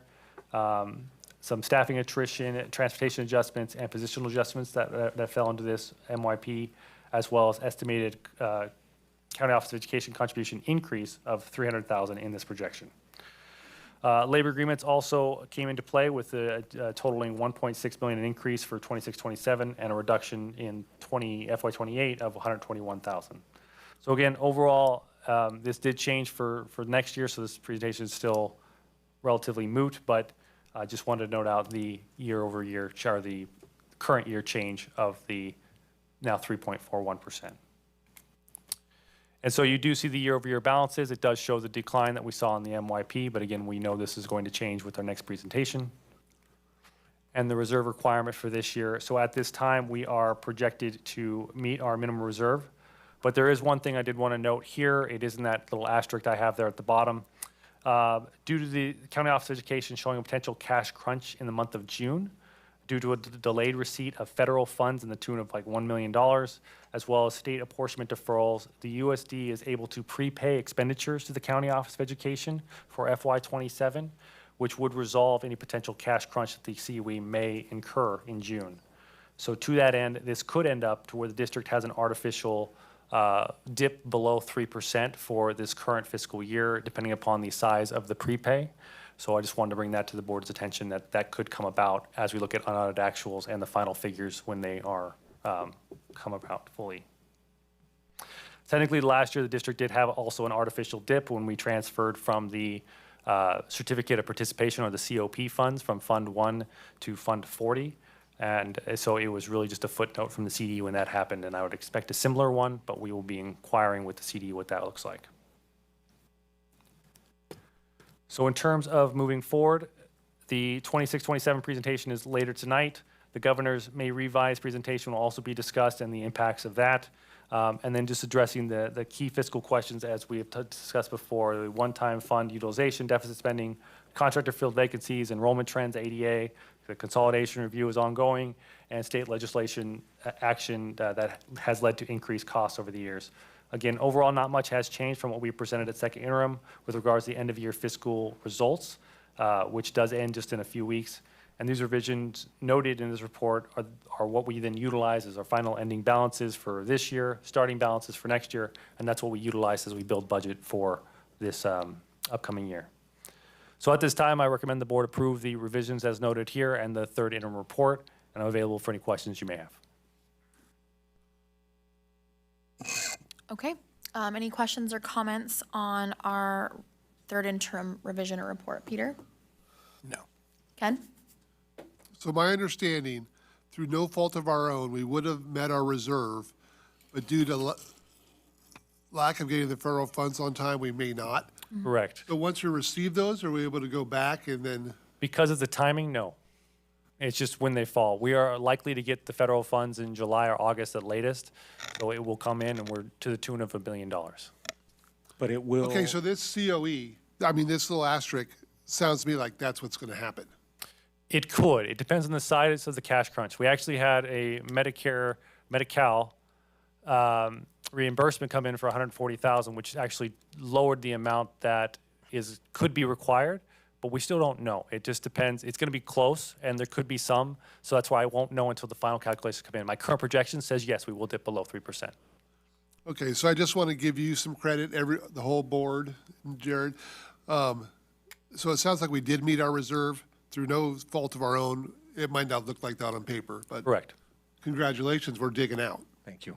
So this is another example of when, we're digging out. I like that you use that term, Ken, of having healthier reserves, because when your reserves are this close, then situations that are out of our hands can have us dip below our reserve totals. If we were projecting to be at 5%, 5.5% reserves, we could potentially take this hit with the Fed money not coming in on time and still meet the 3%. And so that's why, it's important that we're digging out, but need to continue to improve, because this has happened to us before with federal dollars, where I remember several years ago, $900,000 not coming in until July. That was intended for instructional age salaries for special education. We had paid them all year long, but the actual money, so the budget looked fine, but the actual cash to pay them wasn't given to us till after the fiscal year had ended. So it's a continued issue with federal money.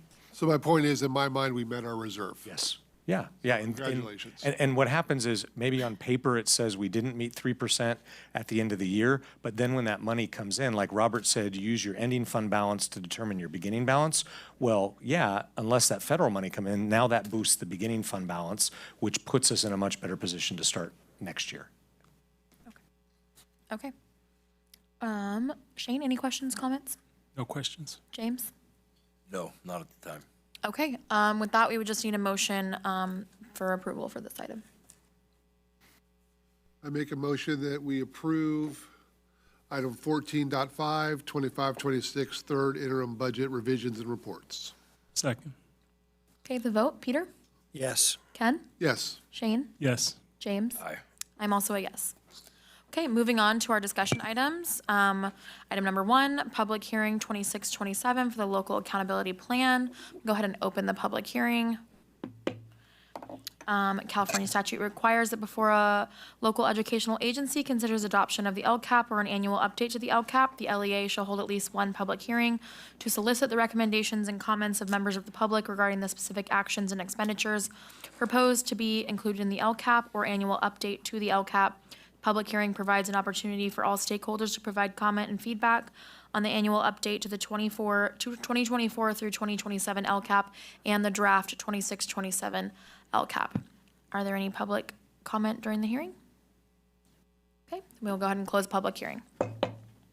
Okay, moving on to item 15.2, the 2026-27 Local Control Accountability Plan, first reading with Mrs. Horn. So this is an absolute ditto from the county meeting. Remember, we do one LCAP for both the Unified School District and the county. It's completely the same. Does anyone have any questions? Nobody do appreciate our former conversation. Thank you for that. Ken, any further question or comment? Exactly the same. Shane? No questions. James? Nothing. I don't have any further questions, but thank you again for all the LCAP's a big project, so thank you. Okay, item 15.3, we have a public hearing. Okay. The 2026-27 annual budget adoption. I will go ahead and open the public hearing. I'll go ahead and read the background information really quickly. In accordance with the Education Code, we do a public hearing to provide for public input and transparency regarding the county's financial plan for the 26-27 school year. We do have one public comment during our hearing.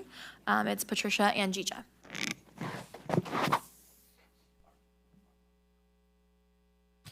Good evening, Board, Cabinet, Mr. Critchfield. Patricia Angija, Ione Elementary parent. I just wanted the board to ask this question, hopefully, of the Cabinet. I noticed on page 6 of Mr. Norton's presentation, he shows that we have one-time funding coming in of an additional $850,000 for to be directed toward deferred maintenance, which added to the 150 would bring us up to $1 million to spend on deferred maintenance. And I would like to know what projects will be prioritized and what school sites will benefit from getting some of this deferred maintenance chipped away at. Thank you. Okay, any further public comment? Okay, I will go ahead and close the hearing. Oh, I just my phone. Okay. We're going to go ahead and move on to item 15.4, the annual budget adoption. Mr. Norton. Thank you, Board. Unfortunately, this is not an exact ditto, so we will continue on here. Thank you. With this item, I'm pleased to present the Amador County Unified School District's budget adoption for the 26-27 fiscal year. As with the county, the budget adoption is our definitive operational blueprint for the upcoming fiscal year, translates our values into action, directly allocating resources and fund our staff, maintain vital programs, and ensure we meet the diverse needs of our students across Amador County.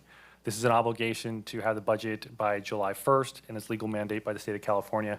I do want to take a quick second and thank my staff. They've done an excellent job in helping to put this together, really across all departments as well, all department staff, and being very informative, helping us put all this together. So I did want to take that quick second to address that here.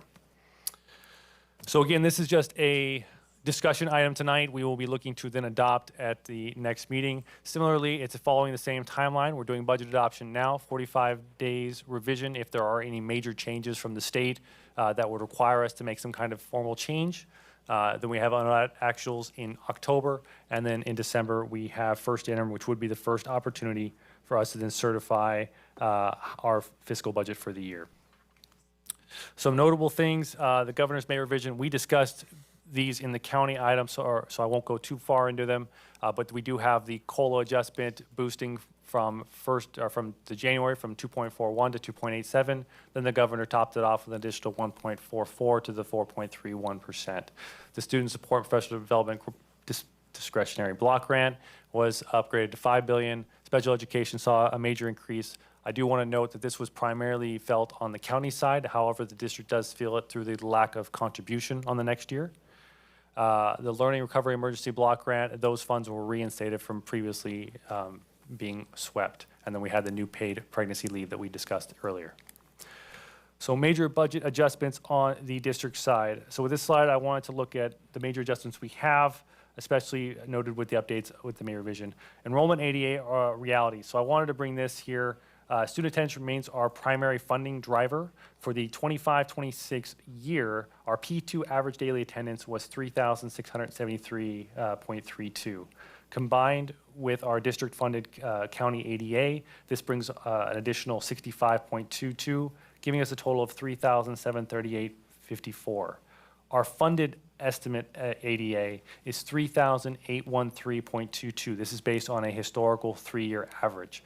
So you could see that this last year, we ended up with lower than our average. So we're going to continue to use our average until our average either meets it or exceeds it, which is even better, or our current year exceeds it. FY 26's funded ADA was 3,854. So we have gone down from last year's ADA to what we're going to be funded for in the future ADA. The reason I'm bringing this up is while our current year funded ADA benefits from the 3-year rolling averages, we don't feel as dramatic of an impact as if it were just a straight 4.31% funded increase. What we're going to experience is closer to about a 3.31% increase this next year. Still higher than the 2.87 we were statutorily supposed to have, but not the full effect of the 4.31. In looking at straight dollars, this equates to if we had stayed flat with our ADA, we would have received $2.16 million, but instead we're going to receive $1.66 million. So basically it's a $500,000 difference with the decrease in ADA that we had from one year to the next. And Robert, if you could explain too, this is not a attendance percentage issue per se. Correct. This is an enrollment.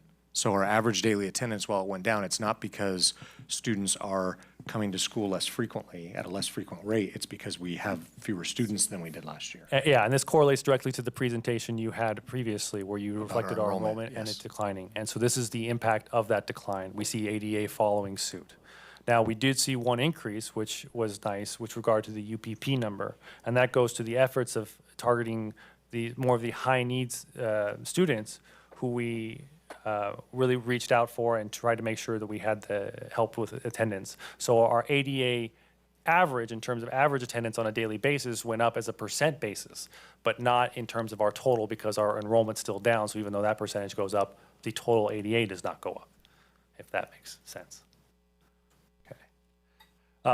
Additionally, things to note, fiscal stabilization plan, I have to keep health and welfare on here. We are transitioning away fully as of September 30, 2026. However, we have budgeted $168,000 in excess claims liability for this upcoming year, but after this year, that will come off the books completely. Transportation services review, a concerted effort through adjusting FY27 routing and proposed additional support vehicles to eliminate contractors should allow for an estimated $100,000 savings for the next fiscal year. Our deficit spending reduction due to one-time funding from the Unified School Districts, what we've done before with our deficit spending, including all, hang on, I read this wrong here. So essentially, because of all this one-time funding, we're going to continue to deficit spend this next year, but it's because this one-time funding is here. We have increased expenditures, so we could be looking at a deficit spend overall, although I don't think that's accurate. So now I'm reading this thing. I'm going to come back to this later. We'll address this later. Anyways, we have a reduction in COE contributions, other cost savings measures. The USD structural deficit is looking like it's going to go away. That's the long and short of what I have written up there. I have to retype that here, so when we talk about this next meeting, I'll have this clear. But the structural deficit will go away with our unrestricted dollars specifically is what we're targeting here. And so we've been able to shift a lot of our positions that we've discussed before that were funded by one-time funds to the unrestricted side and do so and still be able to cover our ongoing expenditures. So with that, this should help, if not fully eliminate our budget. Right now, that's what we are showing. We will eliminate that.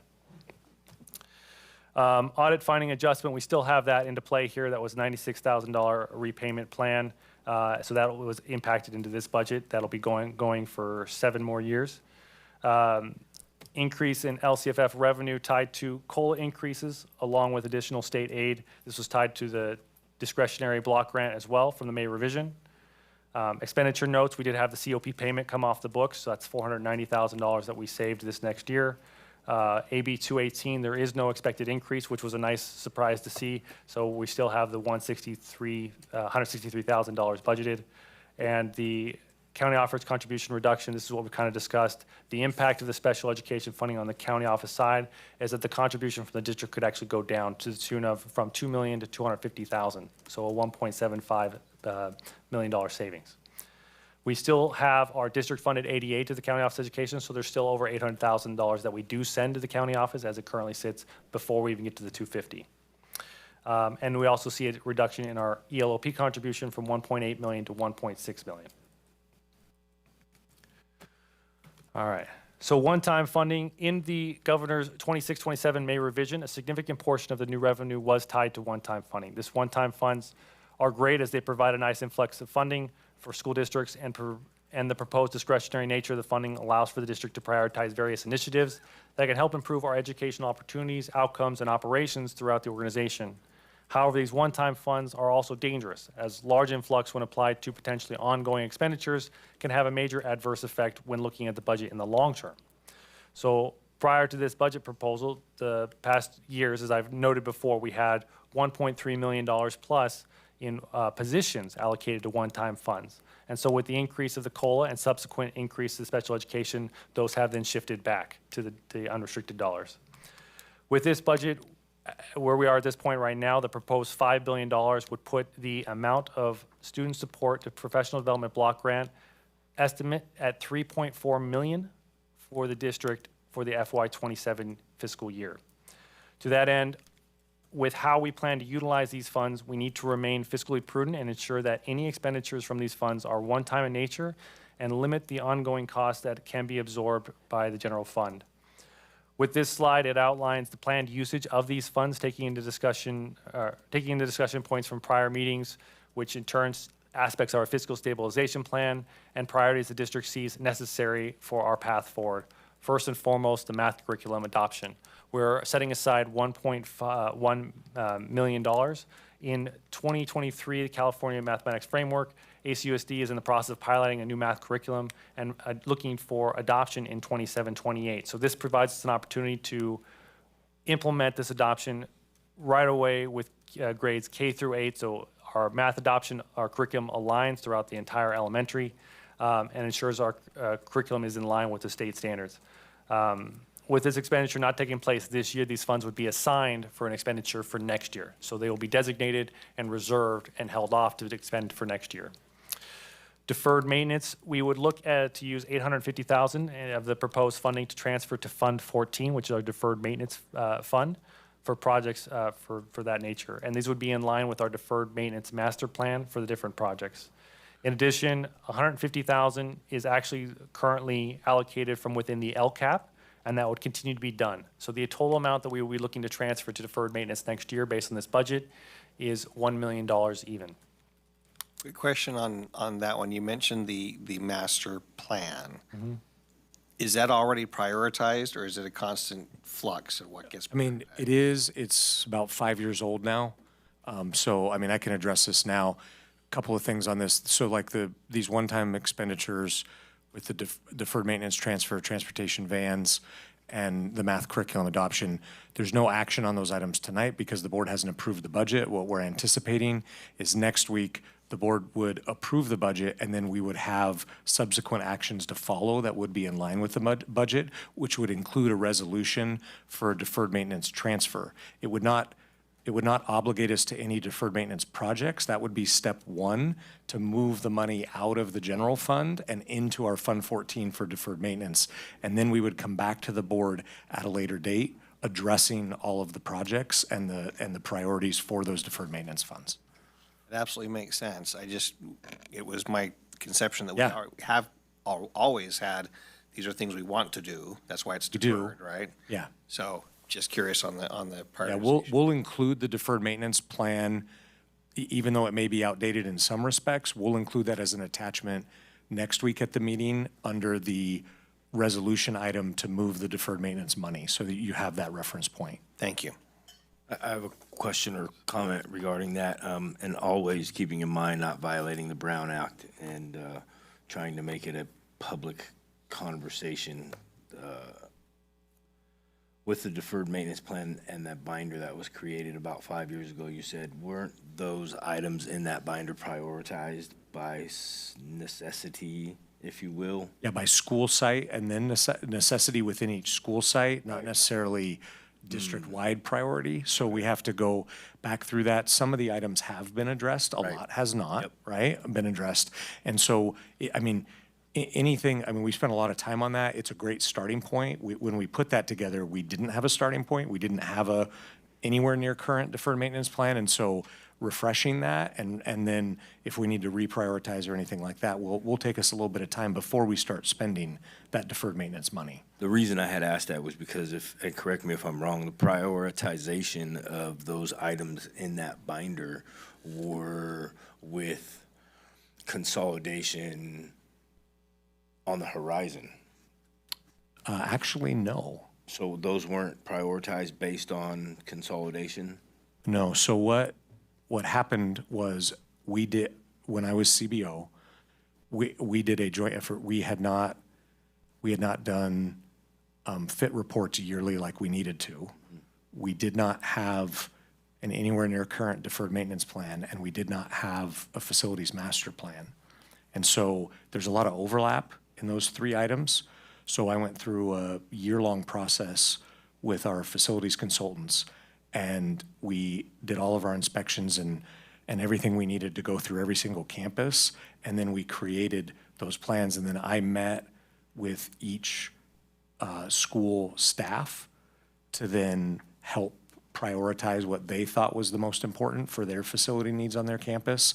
And so there's some overlap between the facility master plan and the deferred maintenance plan. Okay. So that was all completed, I believe it was, the facilities master plan was February of 21. Mm-hmm. And so then remember, consolidation the first time wasn't voted on until 22. Okay. So that was actually under a non-consolidation model that we did that work. Would it be fair to say potential consolidation? No. Okay. When we were building those, no. So then would any of the items in that binder be prioritized based on current potential consolidation possibilities? Well, they should be, right? I mean, if we're talking about potential, the board voting on consolidation this fall, right? Looking at district priorities for deferred maintenance, we would have to factor that in. Okay. Okay, just for a little bit of clarity, we're voting on this tonight, but we're going to vote on the real budget next week. Correct, yeah, no vote tonight. Yeah, no Discussion only. So the deferred maintenance of $1 million for the next year, we can dive a little bit deeper and assign projects to that at some point. Yeah. So it's not open-ended. Yeah. Okay, and then the transportation vans for $600,000, projected we spend $600,000, we would save $100,000. That's your projection over what we're paying now for outside services. Will that come to us as a vote, or Yes. if we approve the budget, do we just get to buy 10 new vans? No, it would still be, it would be a separate agenda item. Our transportation director, Sarah Lemke's been working on that, and we hope to have the quotes ready in time to have that as an action item next week as well after budget approval. So is this for transportation only, or will this be coming back to us for like this food services trucks? Yeah, those are separate items. Those would definitely come separately. So this is just for transportation vans? This is just for transportation vans. White fleet. Yeah, it's the white fleet. And so obviously we outline in here the usage would be for home to school transportation, athletics as a supplement to it, to encourage ideally the savings within MGM contractors that we've been using currently. So that's the main purpose behind this. And it also helps replenish some of the vans that we'd lost. We had the one earlier this year, we had the one last year. So this will help get our fleet. Oh, don't get me wrong, I'm not against it. Sure. Just want to know the process. So turf infill, $223,000. When are we going to get this money? Because we have to have this done by fall, right?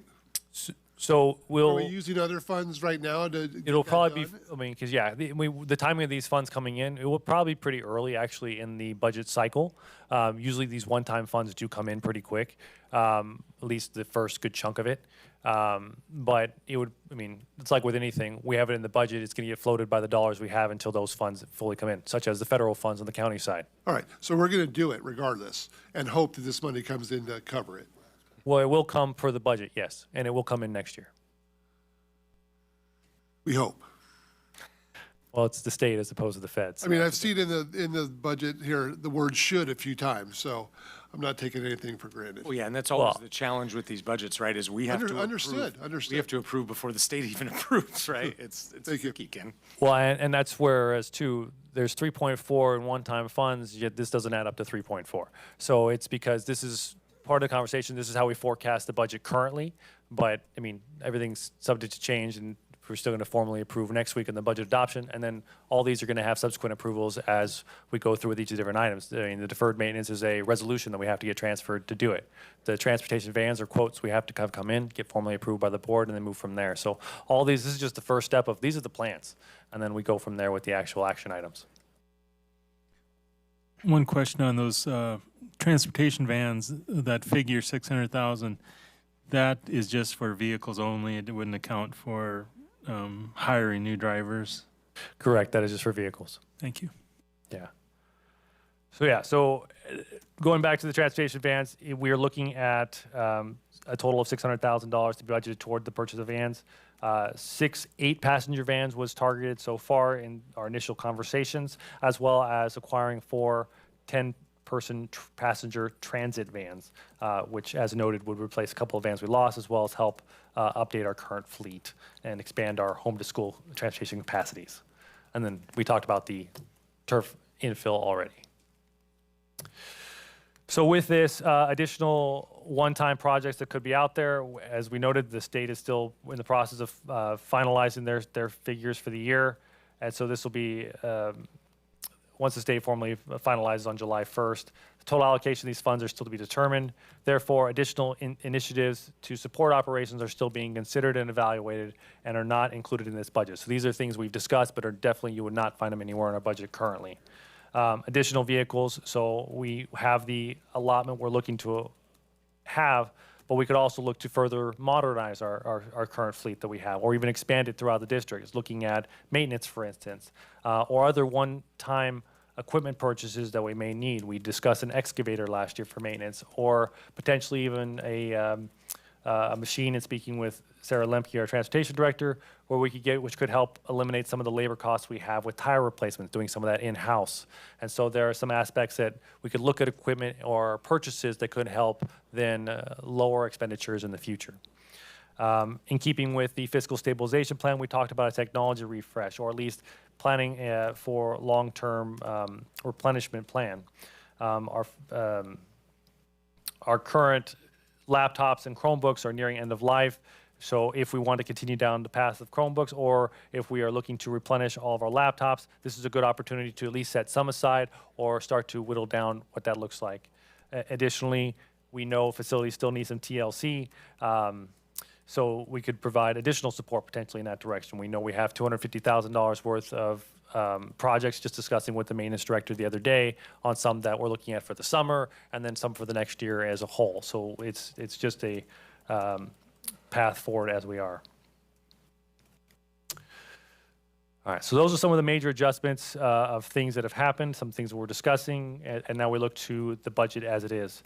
So for FY27, in terms of total revenues, we're expecting $65,960,503. Breaking down the revenue streams on the LCFF side, we're looking at $51.7 million. The federal is 1.4, other state 11.5, and other local 1.2. So in comparison to where we ended up at third interim. So overall, we see our revenue increase by $3 million.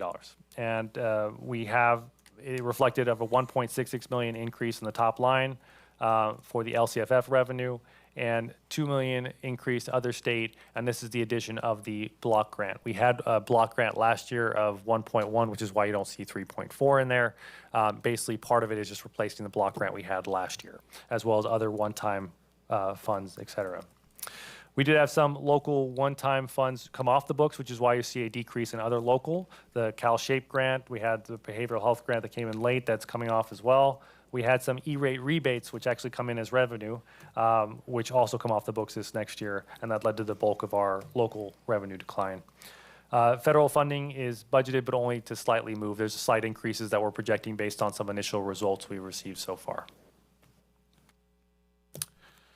From the Expenditure side of things, we're looking at 63.3, almost 63.4 million for next year. Please note that this expenditure does exclude the $1 million transfer. It's considered nothing on this item. It's considered an other transfer out. So you would see it in a different area of the Fund 01 sheet. But for this purpose, we see 63.3 in the footnote. The salaries and benefits are coming in at 76.5% of our budget. That's 48.5 million. And then we have corresponding expenditures down the line here for the different categories. Looking at third interim to this current budget, we saw increases across the board to certificated, classified, and benefits. This all has to do primarily with agreements that we had this past year for the different units. They all are seeing an increase as of July 1, so that is reflected here. Books and supplies, there was a reduction of about 460,000, primarily tied to Prop 28 spending that we did quite a bit of in books and supplies. It's kind of transitioning to other areas for next year. E-rate hardware, we're purchasing less of that this next year. Custodial supplies have gone down a little bit. Specialty grants that had specific tied funding, when those grants now go away, that funding is also gone, or that spending has also gone away, so that's been kind of wiped out. Operating expenditures saw a relatively minor decrease of about 68,000. Part of this had to do with the amount we had put aside for health insurance excess reductions. K-12 grant was spent out, so that had led to a little bit of a decrease in our spending here. Curriculum software reduction that we had. Educator effectiveness was spent out, so some of those expenditures also came off the books. We did have some additional costs that fell into our other expenditures. I know there's the decrease, but I wanted to mention some of these as well. We did see an increase to our property and liability insurance and fully expect that to happen every single year. And then we had some other one-time expenditures that we're anticipating for this year, the new LCFF equity multiplier, so that's a new one that we have. Capital outlay, what's built into that is with the 600,000 across the board is the bands. It would offset any of the other ones that we had this year. Primarily, a lot of those were tough sheds, greenhouses, and other unique capital expenditures this last year. Other outgo decreased significantly from year to year. Mainly this is tied to a reduction in our contribution to the County Office of Education of the 1.75 million, as well as a $200,000 reduction in our ELP contribution, and eliminating the COP payment, which also fell into that category. So all those combined led to the 2.3 decline. So overall, we're expecting our expenditures to go down by just shy of $1 million next year, the 991,000. So where does that put us for our projected fund balance? With the budget expenditures coming at 63.3, but our revenues coming at 66 million, we are projecting to increase our fund balance by just about 1.6 million this next year. Note that this is after factoring in our $1 million transfer to the Fund 14 deferred maintenance. You see that in that transfers outline, which is why it wasn't recorded as an expense.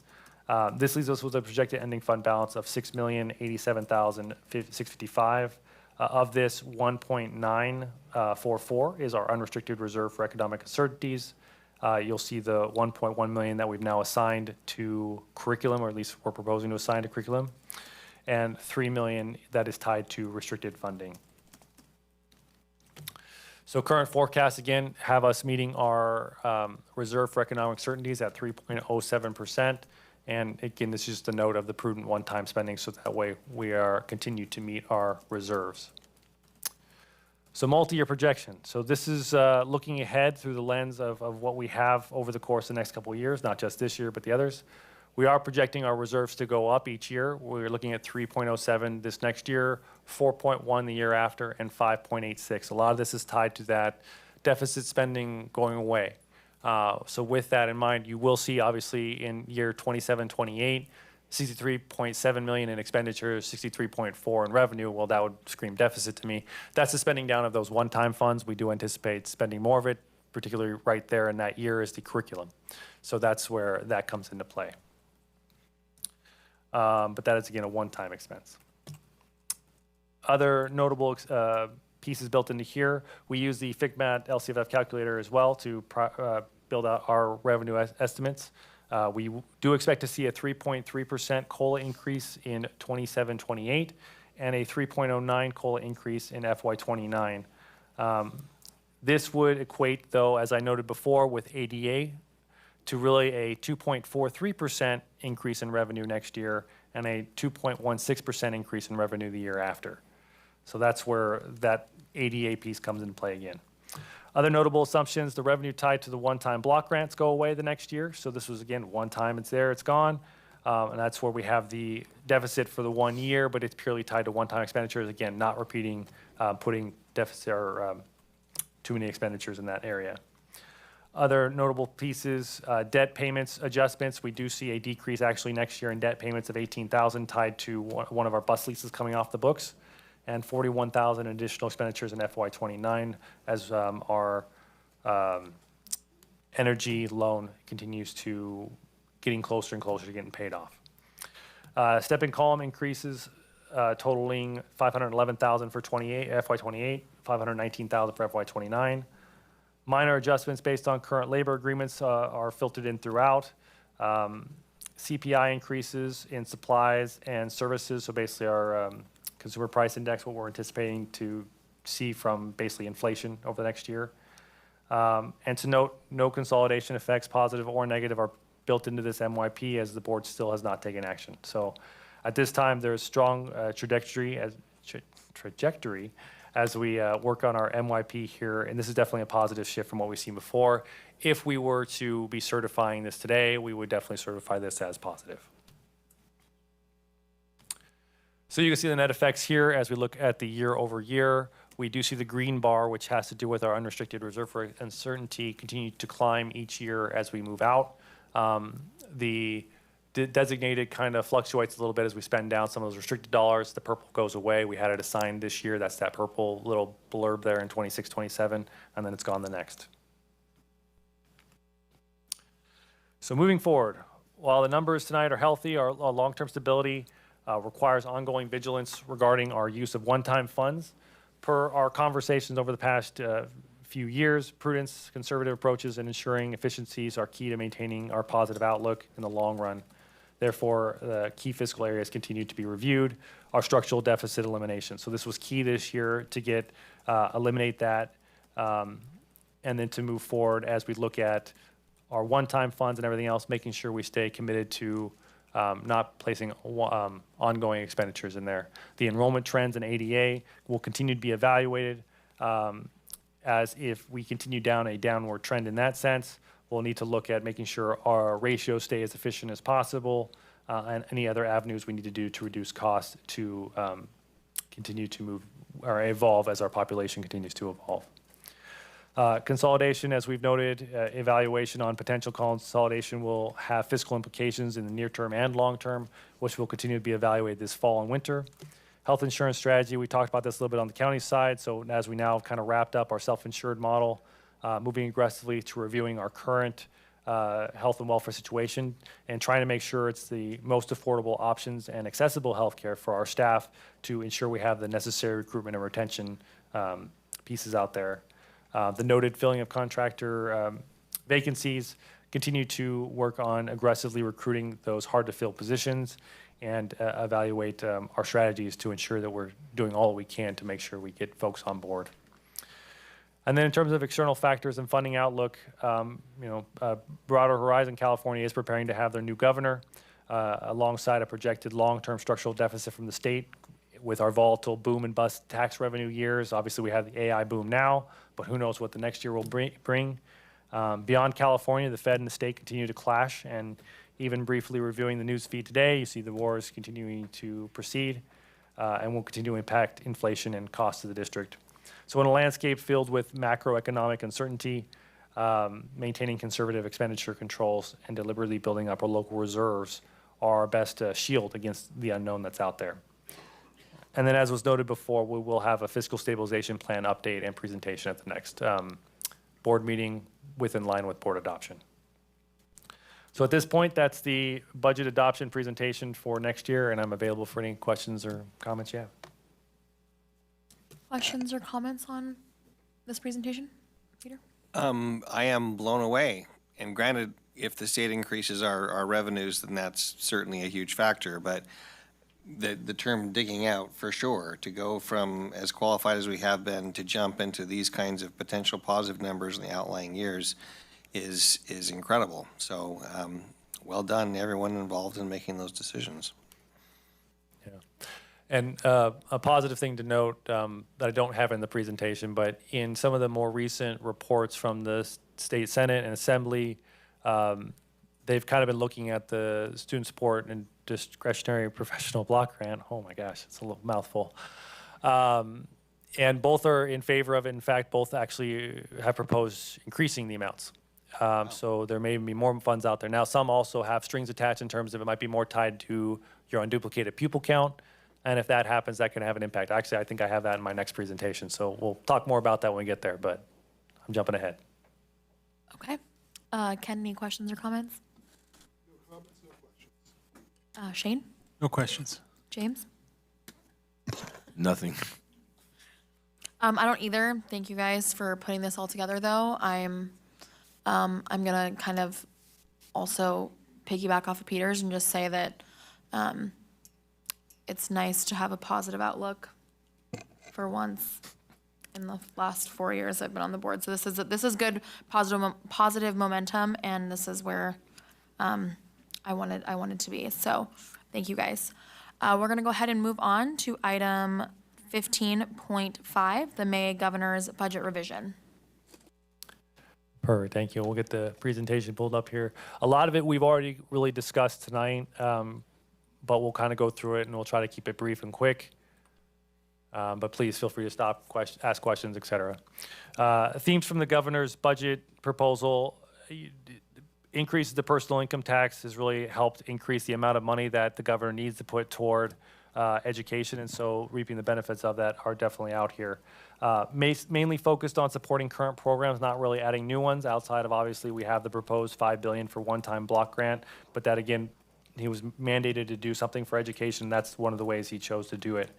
In addition, there was the augmented COLA increase, and obviously that was designed to help support declining enrollment, inflationary cost pressures, as well as the expansion of the paid pregnancy leave, as we've discussed before. This also provided a major increase in special education funding. We touched on that tonight, and continues to plan to underappropriate Prop 98. So we'll get more into that here in a second. State of the economy, a lot of uncertainty out there. We've kind of really talked about it. The skyrocketing stock market fueled by AI is a concerned bubble.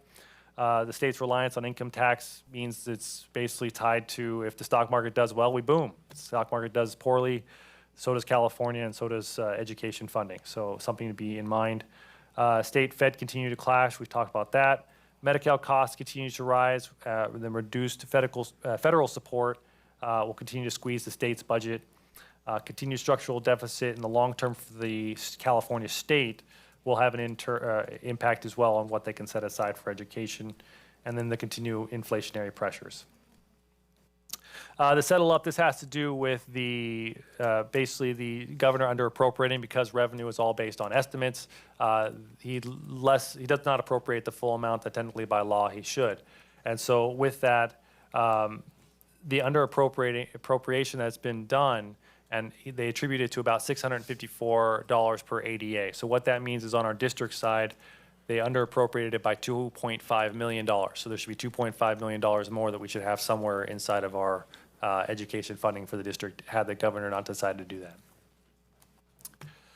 that. Statutory COLA, we have seen it go from where it was at enacted budget last year of 3.02 to a decline of 2.41, and now here we are at 2.87. This has to do with the implicit price deflator for state and local government purchases. It's basically a way of measuring inflation. It's kind of an interesting thing to use. This is based on a federal overall metric, and we use it for state funding to determine that, yet it only is a small portion of what it actually is reflective with in the state. So even though the California state may be having worse inflation problems, it's not in the implicit price deflator. The additional LCFF investment, we talked about that already with the 4.31% COLA now. There's the LCFF funding factors. This all basically takes into account that COLA percent. The one thing there that doesn't, you'll notice, is kind of highlighted in gray. The TK add-on did not have the additional amount, just had the statutory COLA of the 2.87. So some of the grants that are COLA promoted each time, really only saw the 2.87, so this was not like universal across all COLA increases. It was purely tied really to these grade span adjustments. We already discussed how this kind of impacts Amador County Unified. We are looking at $51.8 million in LCFF revenue next year. This is our financial projection dartboard. We use this a lot for financial planning with regards to what revenue estimates look like for California Lottery, our mandated block grant, what some costs look like for CalSTRS estimates, CalPERS estimates, which it's still nice to see CalPERS estimates going the other direction for once, which will be nice over the long run. Minimum wage, because we do have some staff who are impacted by that, so that's definitely a piece to keep in mind. This multi-year cost forecast kind of shows the difference from one year to the next. In 25, 26, you see the big special education contribution that's come out of general funds. And so what this chart really shows is on the left side of each section is the amount of increase that you should see for like LCFF revenue increases, so your base growth. And then there's the S&C, which is the supplemental and concentration grants and how much that grows. And so it shows really by this chart is the metric is all these costs are increasing by more than what the COLA goes up by each year or what all these extra ongoing costs are or ongoing revenues are. So we do see a increase in those costs for next year. And that's a lot, again, determined by or done by that special education contribution, because you see next year it shrinks to this small little bar in there. But in the out years, it's expected to go, because those costs are not just going to stay where they are, it's expected to keep increasing. So this chart really just shows that over the long run, we are still going to have cost pressures that continue to weigh on our general funds over the life of our finances with the way the current system is built.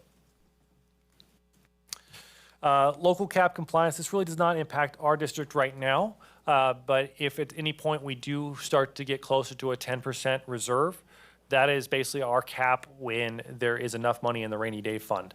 And so as we continue to grow our reserves, this could come a factor in play. We basically can't keep beyond this amount, so we'd have to utilize it in different ways, shape, and form.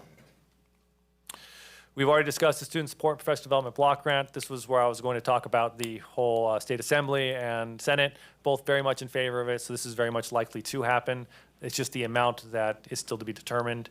Both are positive in the fact that it's probably going to go up, but by how much, just not sure. And what the methodology is for calculating it, which is why they have that in the caution section, has to do with UPP calculation. We are at about 43% with our UPP. So if they factor in UPP, it does not help us.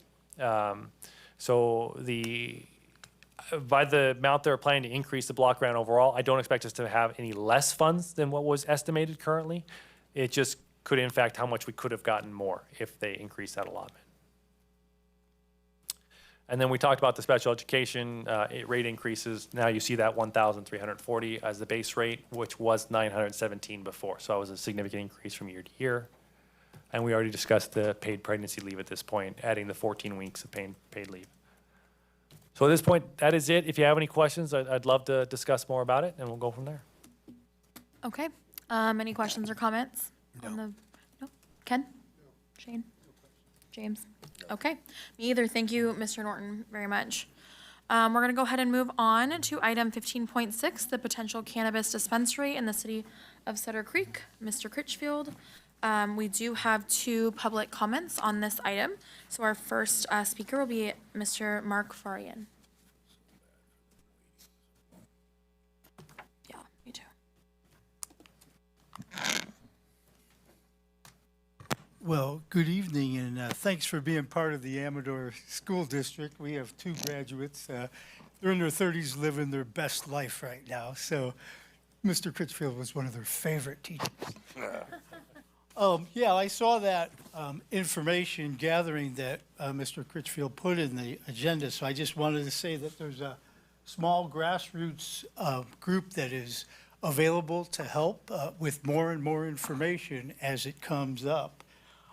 We've been attending the meetings at the Sutter Creek City Council. Some of them have been attending there since January and trying to educate at least one of the members to sway their vote so that they can put this to an end. 3 of the 5 want it and 2 of them don't. So We hope that they can reverse their course. We don't know if we can be an asset to you. We don't know if you could be an asset to us, because one of the members who's not here tonight heard of a story where a school district, I believe it was in Fresno, helped a grassroots organization stop the dispensary because of the legitimate concerns of marijuana for our youth. Anyway, we've brought all this stuff up to them. We've brought scientific journals. I left one with the secretary, and really good studies. And this corporation counters with these out-of-date, really poorly written letters to the editor, not scientific journals at all. And they should have the resources to back up. They say it's not going to be a problem, don't worry about it. But all of the studies, and this is the California Healthy Kids Survey study, which is 34 pages long, 42 references. It says it's going to increase the use in our community once this dispensary comes in. And this city manager over there says, no, it's no problem. He's studied 7 cities. Oh, it's just, they're trying to run it through, and I don't understand it at all. Anyway, I'm a retired physician, and one of the members asked me to talk about the health effects, and you're all educators, so you probably know. But I'll just point out a couple of things. You know, if a kid smokes pot from age 16 to 26, it's estimated that he or she will have 6 to 8 point diminution of their IQ.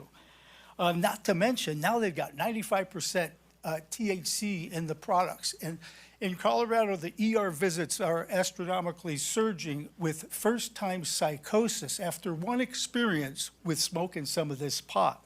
It's unbelievable.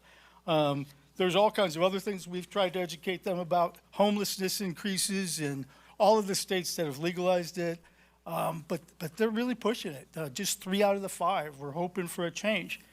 Anyway, the Ledger even got involved because the city manager, I don't know if you saw it, was about May 22, said, oh, this is going to be no problem, and we're going to have them pay for educational resources so that our students don't get on this stuff. I looked up their website. They have nothing about educational resources to keep the kids off of pot. All they say is that we're going to have bud tenders that will maximize your marijuana journey. The name of the place is Embark. It's a $700 million corporation, gross receipts per year. They've got 17 dispensaries throughout the state of California. And at a time when the market is diminishing. So anyway, Make a motion, we want to give be them asset. 2 more minutes. Second. Okay, we can vote on it. Peter? Yes. Ben? Yes. Shane? Yes. James? Aye. I'm also a yes. You can finish up. Oh, well, thank you Give you more time. very much. The market is contracting right now, and I don't understand how a corporation could be expanding, especially into our county, because, there's a curious thing about it. The co-founder of the corporation is the deputy chair of the campaign to legalize marijuana in 2016. His wife is the CEO of this corporation. So I don't know if there's any association with connections or whatever, but I just don't trust them the way that they've pushed the city council with inferior data. They even put, they sent them some studies with a computer link, and they summarized the link, and they summarized it in a biased fashion, and it was actually inaccurate. If you clicked on the link, it refuted what they actually were saying. So basically, the integrity of the corporation is under scrutiny at this point. What else do I have? I appreciate you all. With all the stuff you had to deal with tonight, I mean, I'm sorry to even be here extending the time. You guys are amazing. I mean, I knew Critchfield and all the other teachers were amazing, but I didn't know all this administrative work went behind the scenes. Thanks so much.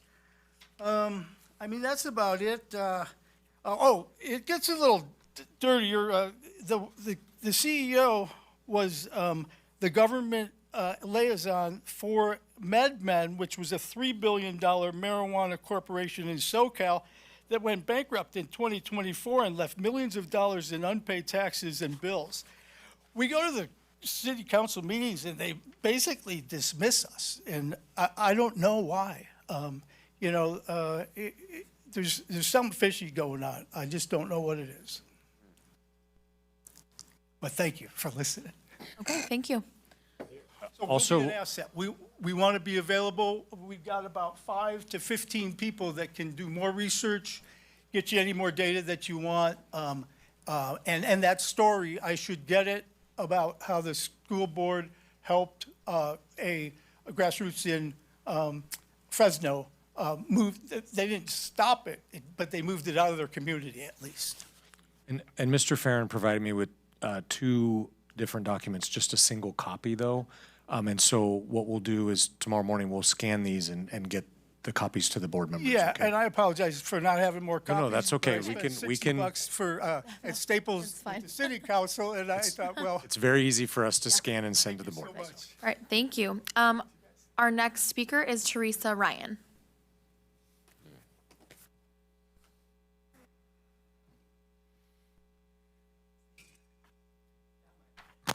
This one's better? Okay. Oh, gosh, thanks you guys for extending your evening. We really appreciate it. This is my first school board meeting, and it's clear that you guys really care about the students, their health, their education, their welfare. It's pretty cool. Appreciate that. Let's see. So on behalf of myself and numerous people that live in Sutter Creek and in Amador County, I'm here to talk about the dispensary. We are absolutely adamantly against it, based on all the research we've done, and we know that this is going to affect the students in Amador County. We've heard back from the sheriff's office, the DA's office, Health and Human Services. It will affect their caseload, no doubt about it, and I imagine it will increase your teacher's caseload as well. So the reason that of course, the city of Sutter Creek is going after this is for the money. Profit over people. And they just don't seem to care about how this is the adverse effects of this for the students and everybody else in Amador County. So 100% of the money goes to Sutter Creek, not to the county, not 1 penny. And so, very good. If and when this cannabis store opens, we are very concerned that this will affect the students. That's basically the bottom line. And I did bring, keep it short and sweet here. This is a one-page thing I'm going to give you. I know you have to read a lot anyway. It's just a one-page thing that is put out by the Department of Cannabis Control. The state requires every cannabis dispensary to have this as a handout in their shop. And it basically tells you how dangerous cannabis can be to you as their customer. So I do thank you so much for extending the meeting and hearing us and our concerns, and I hope you are as concerned as we are. So I'll just pass these out real quick. Can I ask a clarifying question? You had stated 100% goes to the city? Only to the city of Sutter Creek. Do you mean 100% of their cut goes to the city? The taxes, yeah. The tax money? Okay. And it's not of their net, the store's net, it is the store's gross. Okay. Annual gross. Okay. Okay, thank you. I just wanted to clarify that, because the 100% of the whole dollar or 100% of their cut of the dollar? Right. Right. And they're looking at getting 8 or 9% of the gross. Mm.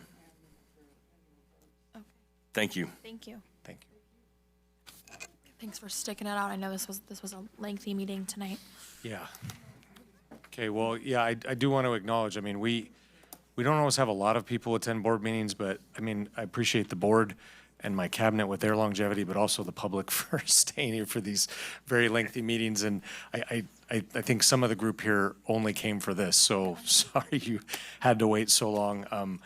Before I get into the seriousness of this, I realized last week I messaged, you met Dan Hebert tonight, I messaged him saying, Dan, I have a lot of searches on my computer about cannabis. I just want you to know there's a reason behind that. So I didn't want the technology department to flag my computer. So I just, having said that. You're about to get caught, Mr. I self-reported. I just want you to know. Having said that, this is a tricky item. So I first want to start with, Tom Dubois is the Sutter Creek city manager, and I don't know how long he's been there. It hasn't been a long time. He was someone that when he came in, he reached out to me immediately. We have met frequently throughout his time. I respect him as a city manager. It doesn't mean we always agree on everything, but he is very respectful to me. He always communicates. I have been following this. I have been following, the Board of Supervisors took a position on this as well.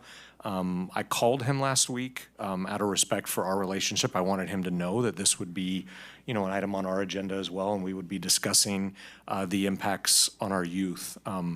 My intention tonight, you'll notice this is a discussion item with something this serious. I didn't feel it was, and working with Kayla and James as we work on agenda prep, that we would put this in the hands of the board to vote on tonight, especially taking advantage of the fact that we have board meetings in back-to-back weeks. And so the potential outcomes for tonight could be the board, we decide this, we got the presentation, we wait and see, or give further direction, yes, we want to bring this back as a potential action item to take a position on as well. And so I've included some documents, one of which is from the Sutter Creek City Council meeting when this was presented, but I also included our California Healthy Kids survey data that's directly for our school district and the marijuana use. What I always find interesting about the California Healthy Kids survey is, remember, this is self-reporting, which notoriously for items like this is underreported,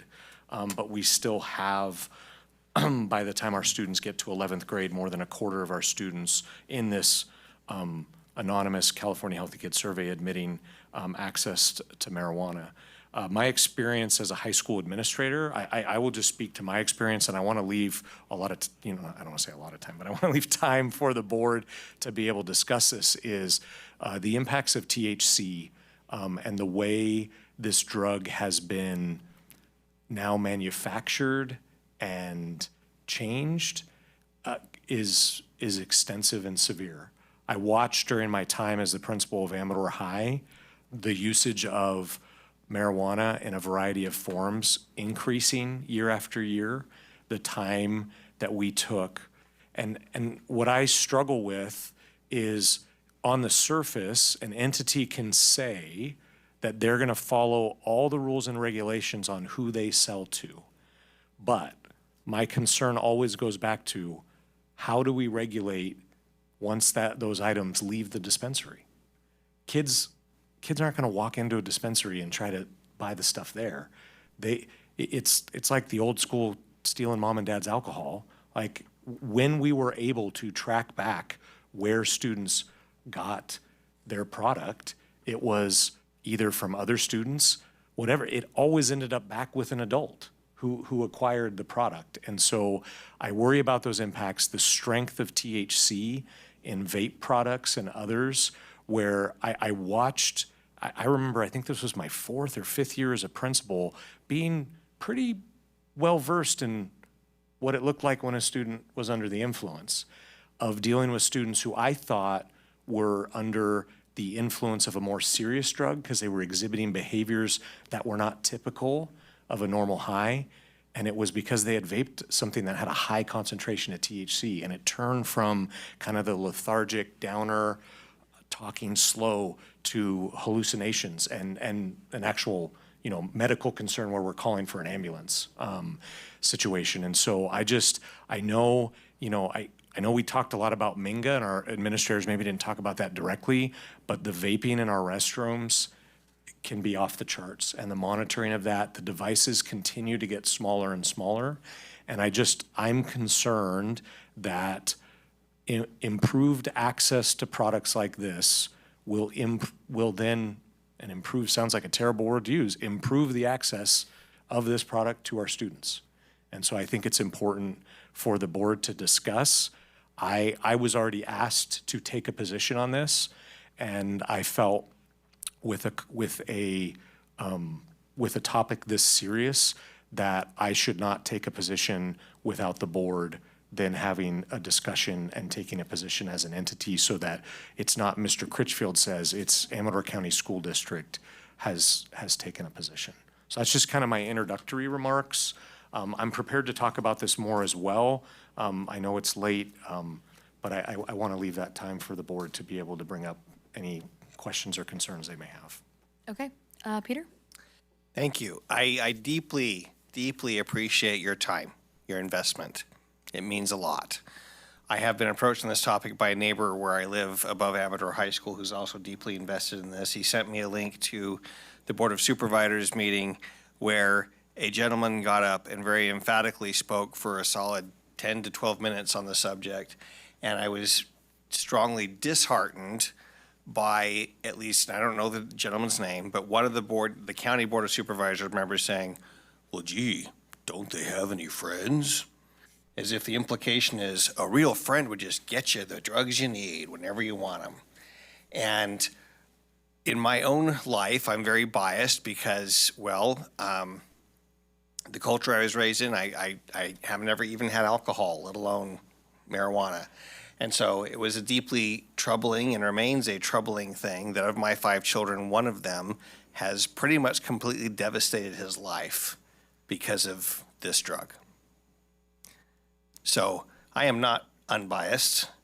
I think this is extremely harmful, and I would love to see us getting behind, whether it's your research or their research or whoever's, us creating a formal, highfalutin whereas, held to the no. We don't want this in our community because it will damage students. Okay, thank you, Peter. Ken, your thoughts? My thoughts. All right, so just quickly looking through this Cedar Creek document, it looks to me like some of our seniors would be allowed to buy marijuana during their senior year just with a physician's note, which you get over the internet for about $10.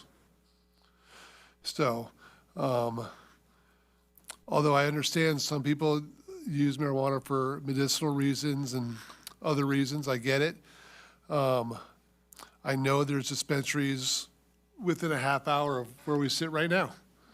So if you need it that bad, go get it there. I would be completely behind sending some type of correspondence to the city of Cedar Creek that we're against this. I'm against this, so. Okay. One other thing I should have added too, just for further context, location. They're doing this through and I may get some details wrong, so forgive me, I'm not an expert in city government, but the way it was explained to me is they're going through the planning commission for this, so this isn't an open-ended, a bunch of dispensaries could open. It's for a single dispensary through this planning commission process. The location has been identified as the old Umpqua Bank location on Ridge Road. It's just up Ridge Road from Walgreens. There was an Umpqua Bank on I believe, the right-hand side of the road. And so the other thing for me, when I think about locations, it meets the requirement of being so many feet from a school, but our closest school is our alternative campus. And the majority of those kids walk off of that campus every afternoon. It's definitely within walking distance. And per a Google Maps survey, it is almost equidistant. It's like almost the midpoint between our 2 high schools, our 2 comprehensive high schools. So just, I should have said that at the beginning, but just location-wise, I think it's important for the board to understand that context. Okay. Shane? I'm definitely open to hearing more information. I would like to, I guess, hear more information on how the city of Cedar Creek developed their position. I'd also be interested in finding out information from other communities that are in a similar situation. I know, you have, I think San Andreas has a dispensary. Lake Tahoe, South Lake Tahoe has several of them, and it'd be interesting to see what impacts it's had and what, how did the school board react in those situations? Isn't there a place in Sutter Creek on Old 49 that, There is, it's Evergreen and Portland. Evergreen? I'm wondering if there's been any issues with that. I mean, I don't read, haven't read anything about it, so, just interested to hear more information, and I would definitely like to hear what the, I guess, more feedback on what the city of Sutter Creek had come from. We can work on that too. And then also, for information-wise, Shane as well, I was informed today that there's a Sutter Creek Community Listening Session, and Embark, I believe, is supposed to be present, and it's this Sunday from 5 to 7 p.m. I'll send the board this invite that I received. It's at the Kyoto Inn. That's that inn that sits right below Amador High School. Okay, thank you. Sutter Creek. Okay. James? The place in Sutter Creek is CBD, not THC.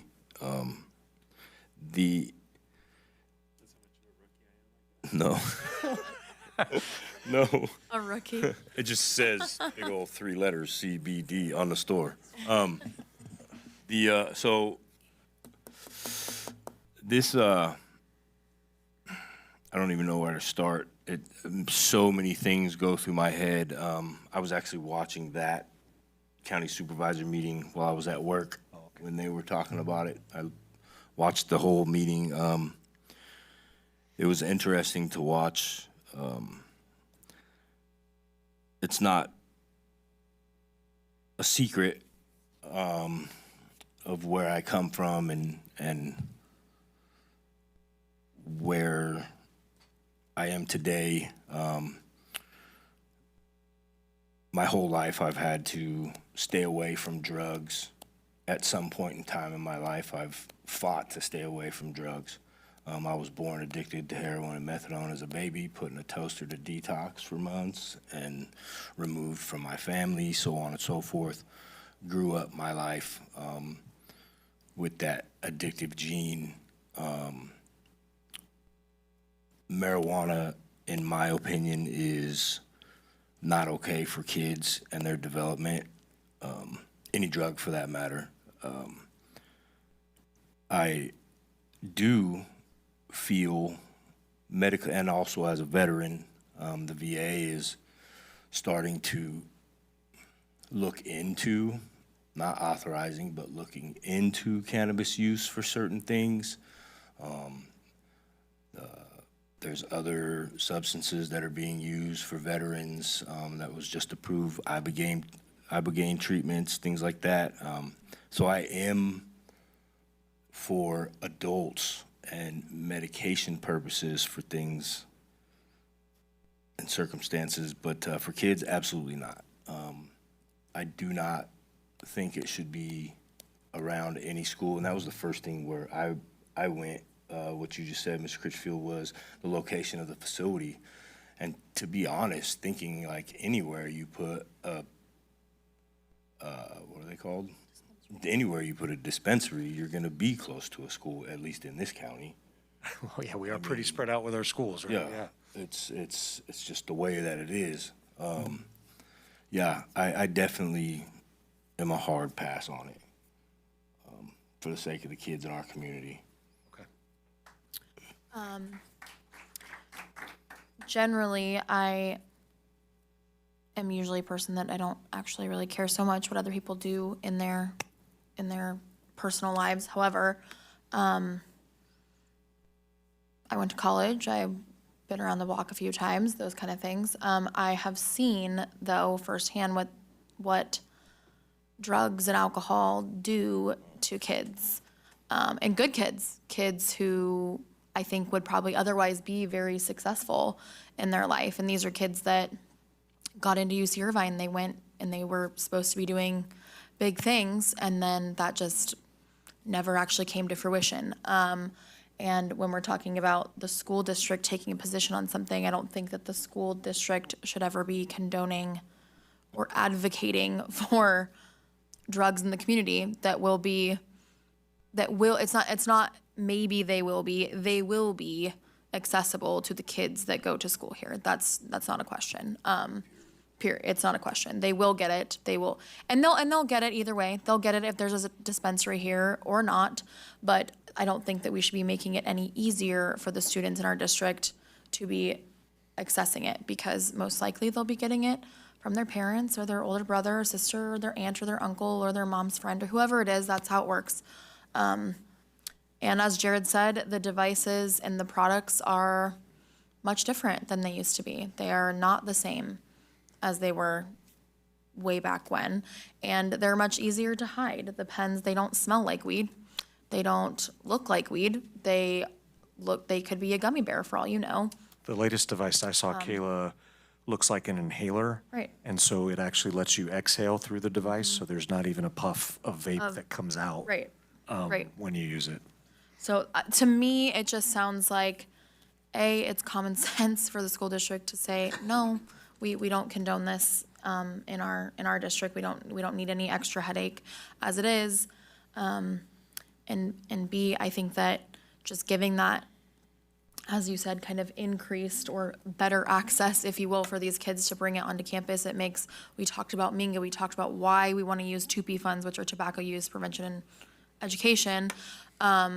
It's not just tobacco that we're talking about. The vapes they're weed pens too. That's what it is. So, talking about using all of those things. So I find it would be very hypocritical to come up and say, yeah, that sounds good. I hope we do that. So, I guess what I'm hearing from the board is that we'd be okay to bring a resolution next time with our position, on the topic. Yeah, so I mean, Peter mentioned a resolution.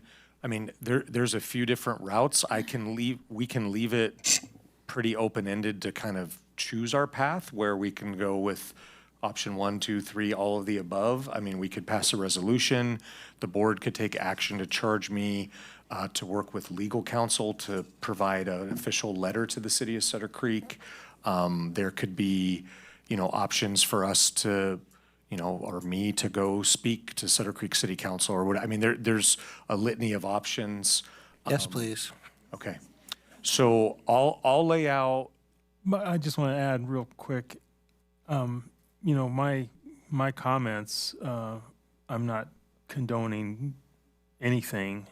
I just think that, it would be fair to hear the other side on exactly why they're thinking that, and not hear one side and I think it'd be fair to hear why they came up with that position. I agree, to listen to the whole story. I think it is timing sometimes I say it's better to be lucky than good. The meeting's Sunday night as well between these two board meetings. So we have an opportunity to hear directly from that company as well. But yeah, it's always good to do more information. I know I was joking at the beginning, but I have spent already a significant amount of time researching cannabis and THC and dispensaries and all these things and the impacts on the surrounding community, because I think it is important, to Shane's point, of educating ourselves, on this matter, because I can tell you this much, as a principal, there were days and weeks where it felt like the majority of my time I was a drug enforcement agent.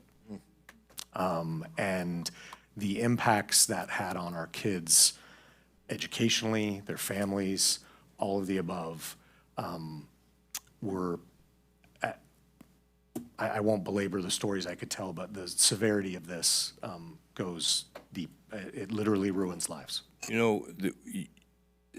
totally makes sense what you're saying, and I understand it. I can't speak for anybody else, but I've been into dispensaries, and just like when the vape craze hit, what did they start doing? Targeting and marketing our youth. Yeah. If you walk into a dispensary or even watch a hip hop music video, hip hop culture today, social media today, it's highly influenced our kids. Which I listen to hip hop music. I'm involved in hip hop culture, if you will, and you got artists who are endorsing certain brands of cannabis and certain names of cannabis that's marketing into they're getting paid in cuts for it, and then their packaging is, it looks like runs, it looks like Lifesaver candies, like you know what I mean? USB flash drives, Right. vapes that look like Exactly. USB flash Let's drives. be real. They're targeting our kids for a reason. The same reason Big Tobacco did, because they want to start addicts young. Yes. Yeah, and for the record, Shane, I don't think you were condoning. No. Yeah, I was like, for the record, yes. I only meant that I didn't have as strong as a Sure. statement as everyone else. I just wanted to say that, I just want to hear the other side and. Yep. and I hear you. be I think, fair. yeah, for sure. I think that if you could definitely send that link out to their meeting or their talk or whatever, and then, but to be fair, also we have another meeting next week, so I think that if somebody felt that strongly about it on the other side, that they're welcome to come, stay late with us and discuss and bring their comments as well, because we're open to hearing that also. Okay, so. Okay, I think I have enough clarity on this. We'll put some things Okay. together for potential action next week. Okay, perfect. We'll go ahead and move on to item 16, our board policy updates. These are the. Thank you. Thank you for staying. Yes, thank you.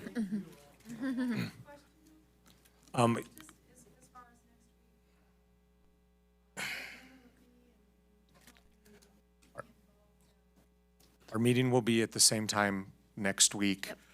Hopefully, we're not quite as behind schedule as this week. We had a lot going on this week, but open session for the district typically begins right at 7 p.m. And so it will be within that agenda. And that agenda will be posted Friday night on our website. So, okay. Okay, Okay, so these are the same items that were a first reading, board policies, first reading last district board meeting, and they were a first reading tonight, which seems like 4.5 hours ago, because it was. yeah. On the county meeting for a first reading as well. If there's any further questions, we're happy to answer these, but we've talked about this and seen these a few times, and these are up for adoption now on the district side. Okay, questions or comments on this set of board policies? I appreciate our discussion, and I move that we approve item 16.1 A and B, 4,000 series and 6,000 series board policies. I think that's 9,000, isn't it? Sorry. Yes, 9,000. 4,000 and 9,000, thank you, yes. Second. Okay, I have no questions. no questions, okay. Just making sure, okay. All right, the vote, Peter. Yes. Ken? Yes. Shane? Yes. James? Aye. I'm also a yes. Okay, reports, Mr. Critchfield? I will keep it very short. At this point, just want to acknowledge last week, all of our graduation and promotion ceremonies, the work and energy it takes into planning these, they're events, they're spectacles. I've done it on the other side. It's a ton of work. And so just appreciate all of the staff, seen and unseen, that are involved to get the kids to that point, but then also to put the celebration together in a way that people can enjoy it. We spent a lot of time Monday morning getting the confetti off the turf at Argonaut. I just want you to know that there's a lot of confetti. But I Not just, as much as glitter. oh my gosh. Practice it was- on Monday, there was still a lot. Yeah, it was a lot. So I just want to express my appreciation for everyone to get us to that point, and all of our graduates. A lot of great plans, learned a lot about our graduates and the many amazing things they've accomplished and will continue to accomplish. And I agree with the comments earlier about promotion. I personally have my struggles with promotion because I I don't want it to mimic a graduation because it's not. I understand the importance of celebrating moving to high school, but again, just like was mentioned in the prior meeting, the work is not yet done. And I hope our 8th graders, as they transition to high school in August, are ready to go. So that's all I have. Okay. Peter? I just wanted to also express my gratitude for participation, that it helps us, again, stay connected to our community and what it's all about.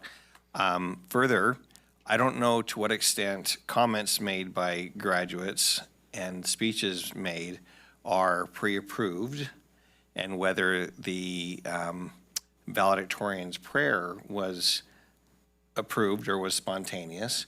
But given that my understanding of our First Amendment rights is the government shall not restrict free exercise of faith, I was pleased that students were given the right to express themselves. Ditto. And so, Second. grateful for that being a part of our culture, that if we're going to celebrate students, then yes, celebrate students and let them speak. Thank you. Ken? Yeah, I just wanted to thank whoever's going to comprise the group that's going to go down to the CalPERS meeting next week. Thank you for fighting the fight. And, you know, it's based on the email I got last week, it seems like we are grouped with the wrong group of people. And I just appreciate the fact that we are trying to get that change. So. Robert has done a ton of work with our health insurance committee, with our labor partners, and we've been working really well with them, but he has put in a ton of work. And then also our payroll staff, Rachel and Daisy, they deserve a big shout out because they have become health insurance experts as well. Well, Rachel, Daisy, and Robert, thank you, and let's see what we can get done. Shane? I have to give a presentation at 7 a.m. I have no comments. Okay. James?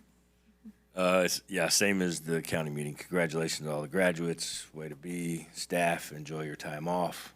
Those that are not off yet, when it is time, enjoy it. Yeah. I'll just echo what everybody said. Congratulations to everybody, teachers, paras, classified, everybody. Enjoy your summer break. That's right. We are not adjourned. I'm going to keep this very short. We are not adjourned yet. We still have one closed session item, so we're going to go ahead and resume to closed session. It'll be quick. It'll be very quick. Everyone else, thank you.